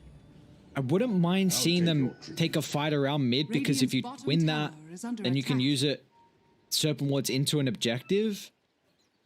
But they might not be able to kind of be as picky as where they want to fight here. Oh, nice scan. Woo! Exactly where they are. Radiant's middle tower. Oh, they're going to completely avoid them and go bot for the Arc Warden. Okay, smoke just pops. Their camp's going to get turned. They're going to double back here. Arena. They actually catch the Phoenix. If they can chain lock him down, great use of the spear. Phoenix will fall. It's 3, but it's a melt. What just happened? Epi from Mizu. They all just disappeared. Galaxy Racer was an incredible spear. Arena. But the damage from Mizu's Epi and the kisses as well. Oh, 2,800 damage from your Sand King. I guess it's fair to say that Mizu's Sand King, it's kind of in the hero pool as well. Yeah, those pubs doing them a lot of work, and the Caustic Finale, of course. Just even the 1 point, it's able to do so much damage, provided you can just take out 1 unit in the middle of a team fight. It feels like a chain reaction after that. And, well, with that second item? Okay, he's got the Boots of Travel. I was about to say, I thought you would have been richer than that. Boots of Travel, it's going to be roaming around, aiming to take out this Arc Warden in particular, and then going into the BKB afterwards so that he can just stand and fight. We see another smoke attempted here. They've got one available on Shanks, but he's still a little bit short from some of these key items. I mean, again, it's another one of these situations where we're not really seeing the Shadow Shaman do much of anything in these team fights. You just need to be so close to get a lot of your abilities off, and well, it's going to cost you again. He's walking on forward. Not sure what your objective is up here other than to maybe get a Deep Observer Ward, but you're not going to use the smoke for that. They're going to be free now. A couple of those heroes showing top for the instant TPs. A great defensive Arena. Coil's about to wear off. Alacrity still has got the blink up abilities. Almost available. Tiny's going to get bursted. Mizu's got the follow up as well. It's this game where Galaxy Racer have switched it around at the early stage. They're playing really fast tempo, and it's exactly what is required of them. Yeah, you have to. I mean, do they have S and Y now coming out for the Razor? Is this Korea dead or something? And, oh, there it is. Just sitting up behind him, S and Y. It's a question of, do you want to go BKB or the Ag Scepter next? I'd be leaning in towards the Ags. You know, you've been able to put yourself in a good position where you've got a 6k lead, but now you've actually got a decent start on the Arc Warden. I believe that's the Boots of Travel as well coming out to him. So he's going to do a lot better job at shoving out a lot of these lanes. Level 2 Tempest double as well. So that combined together with the Midas and the Maelstrom, it's going to put much more map pressure. Smoke up. Alacrity might pop this under the Observe Ward, so he's going to be able to jaunt away. They're still trying to pursue on forward. Back, blink in. Phoenix, burst it down. You need to get a couple more of those kills, but Alacrity, his own counter. Drops the coil. Mortimer Kiss is so far in the backline that they can't do anything about it. They're raining down Hellfire and Dire. They'll find 2. They unfortunately still lose Alacrity though, which is a big kill nonetheless with the Serpent Wards, but it's going to cost you a triple on In Your Dream and turn it into an Ultra as well. A buyback from Sam H. He does still have the Arena, and that's not even required with Tino showing up, so that's a big kill to be able to pick up. It does cost you a buyback on the Mars, however. Oh, Mizu, Epi, solo, onto Tino, Burrow, Sandstorm, all plenty of damage. Great play from Mizu Sand King. A bit of a back and forth fight, but in the end, I'd say Dire are happy with that. Yeah, for sure. It was one of those rare instances where, for some reason, the full Shackles was able to be channeled in onto the puck. I suppose they don't have much in the form of Stunlock if the Sand Kick isn't quite there. Mizu, he does a great job of cleaning up, but maybe might force them to go into a bit more defensive items. I believe they were looking straight into the boots of Travel previously on the puck. And, well, for a second he had the Lincolns queued, but going into a Scardy?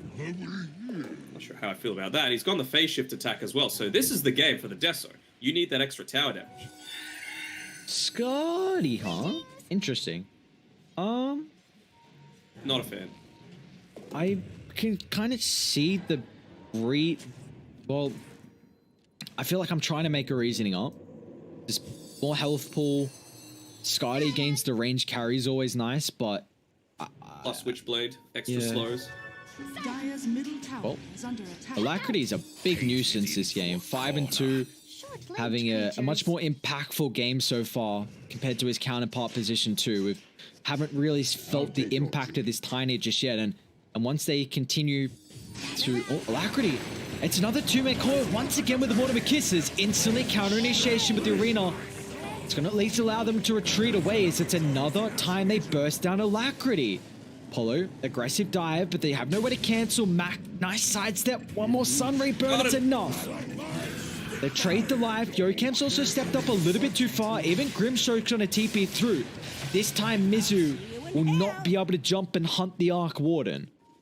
Yeah, he had his epicenter on about a 3-second cooldown still, so wasn't wanting to full-on commit unless he could get that full burst combination. We've seen how much damage he's able to do to this Arc Warden, who has nothing in terms of HP items right now, not even his neutral. But now at least he's starting to build towards that Scardy for himself.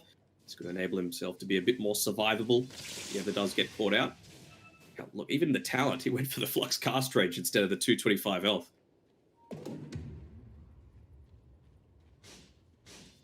I mean, he's doing very well to position himself around the top of the net worth here, Tino. I must also add that In Your Dream is incredibly far. 5-1-3, 183 last hits. He's actually the top of the game right now in last hits, and it's almost the butterfly completed too. Don't mind the butterfly. You know, you're going to need to stand there and try and tank up a few of these right clicks that are going to be coming out from the Arc Warden eventually. You know, that's the big weakness that this Galaxy Racer lineup has, the high ground siege. I still want to see the Ags though. I feel like it's going to be nice. You're going to have that ability to affect buildings, and of course the little shred is going to enable that as well. Minus armor is going to be great when you get it. I mean, it's a Daedalus being built up by this puck. I realize the effect. Like, it's great to get a bunch of kills, but what are you actually doing with it is my question for Alacrity. Like, what is it going to progress to? Because you've only taken 2 tier 1 towers right now against an Arc Warden at 21 minutes. That's a concern for me. And he's just going to keep doing this, you know.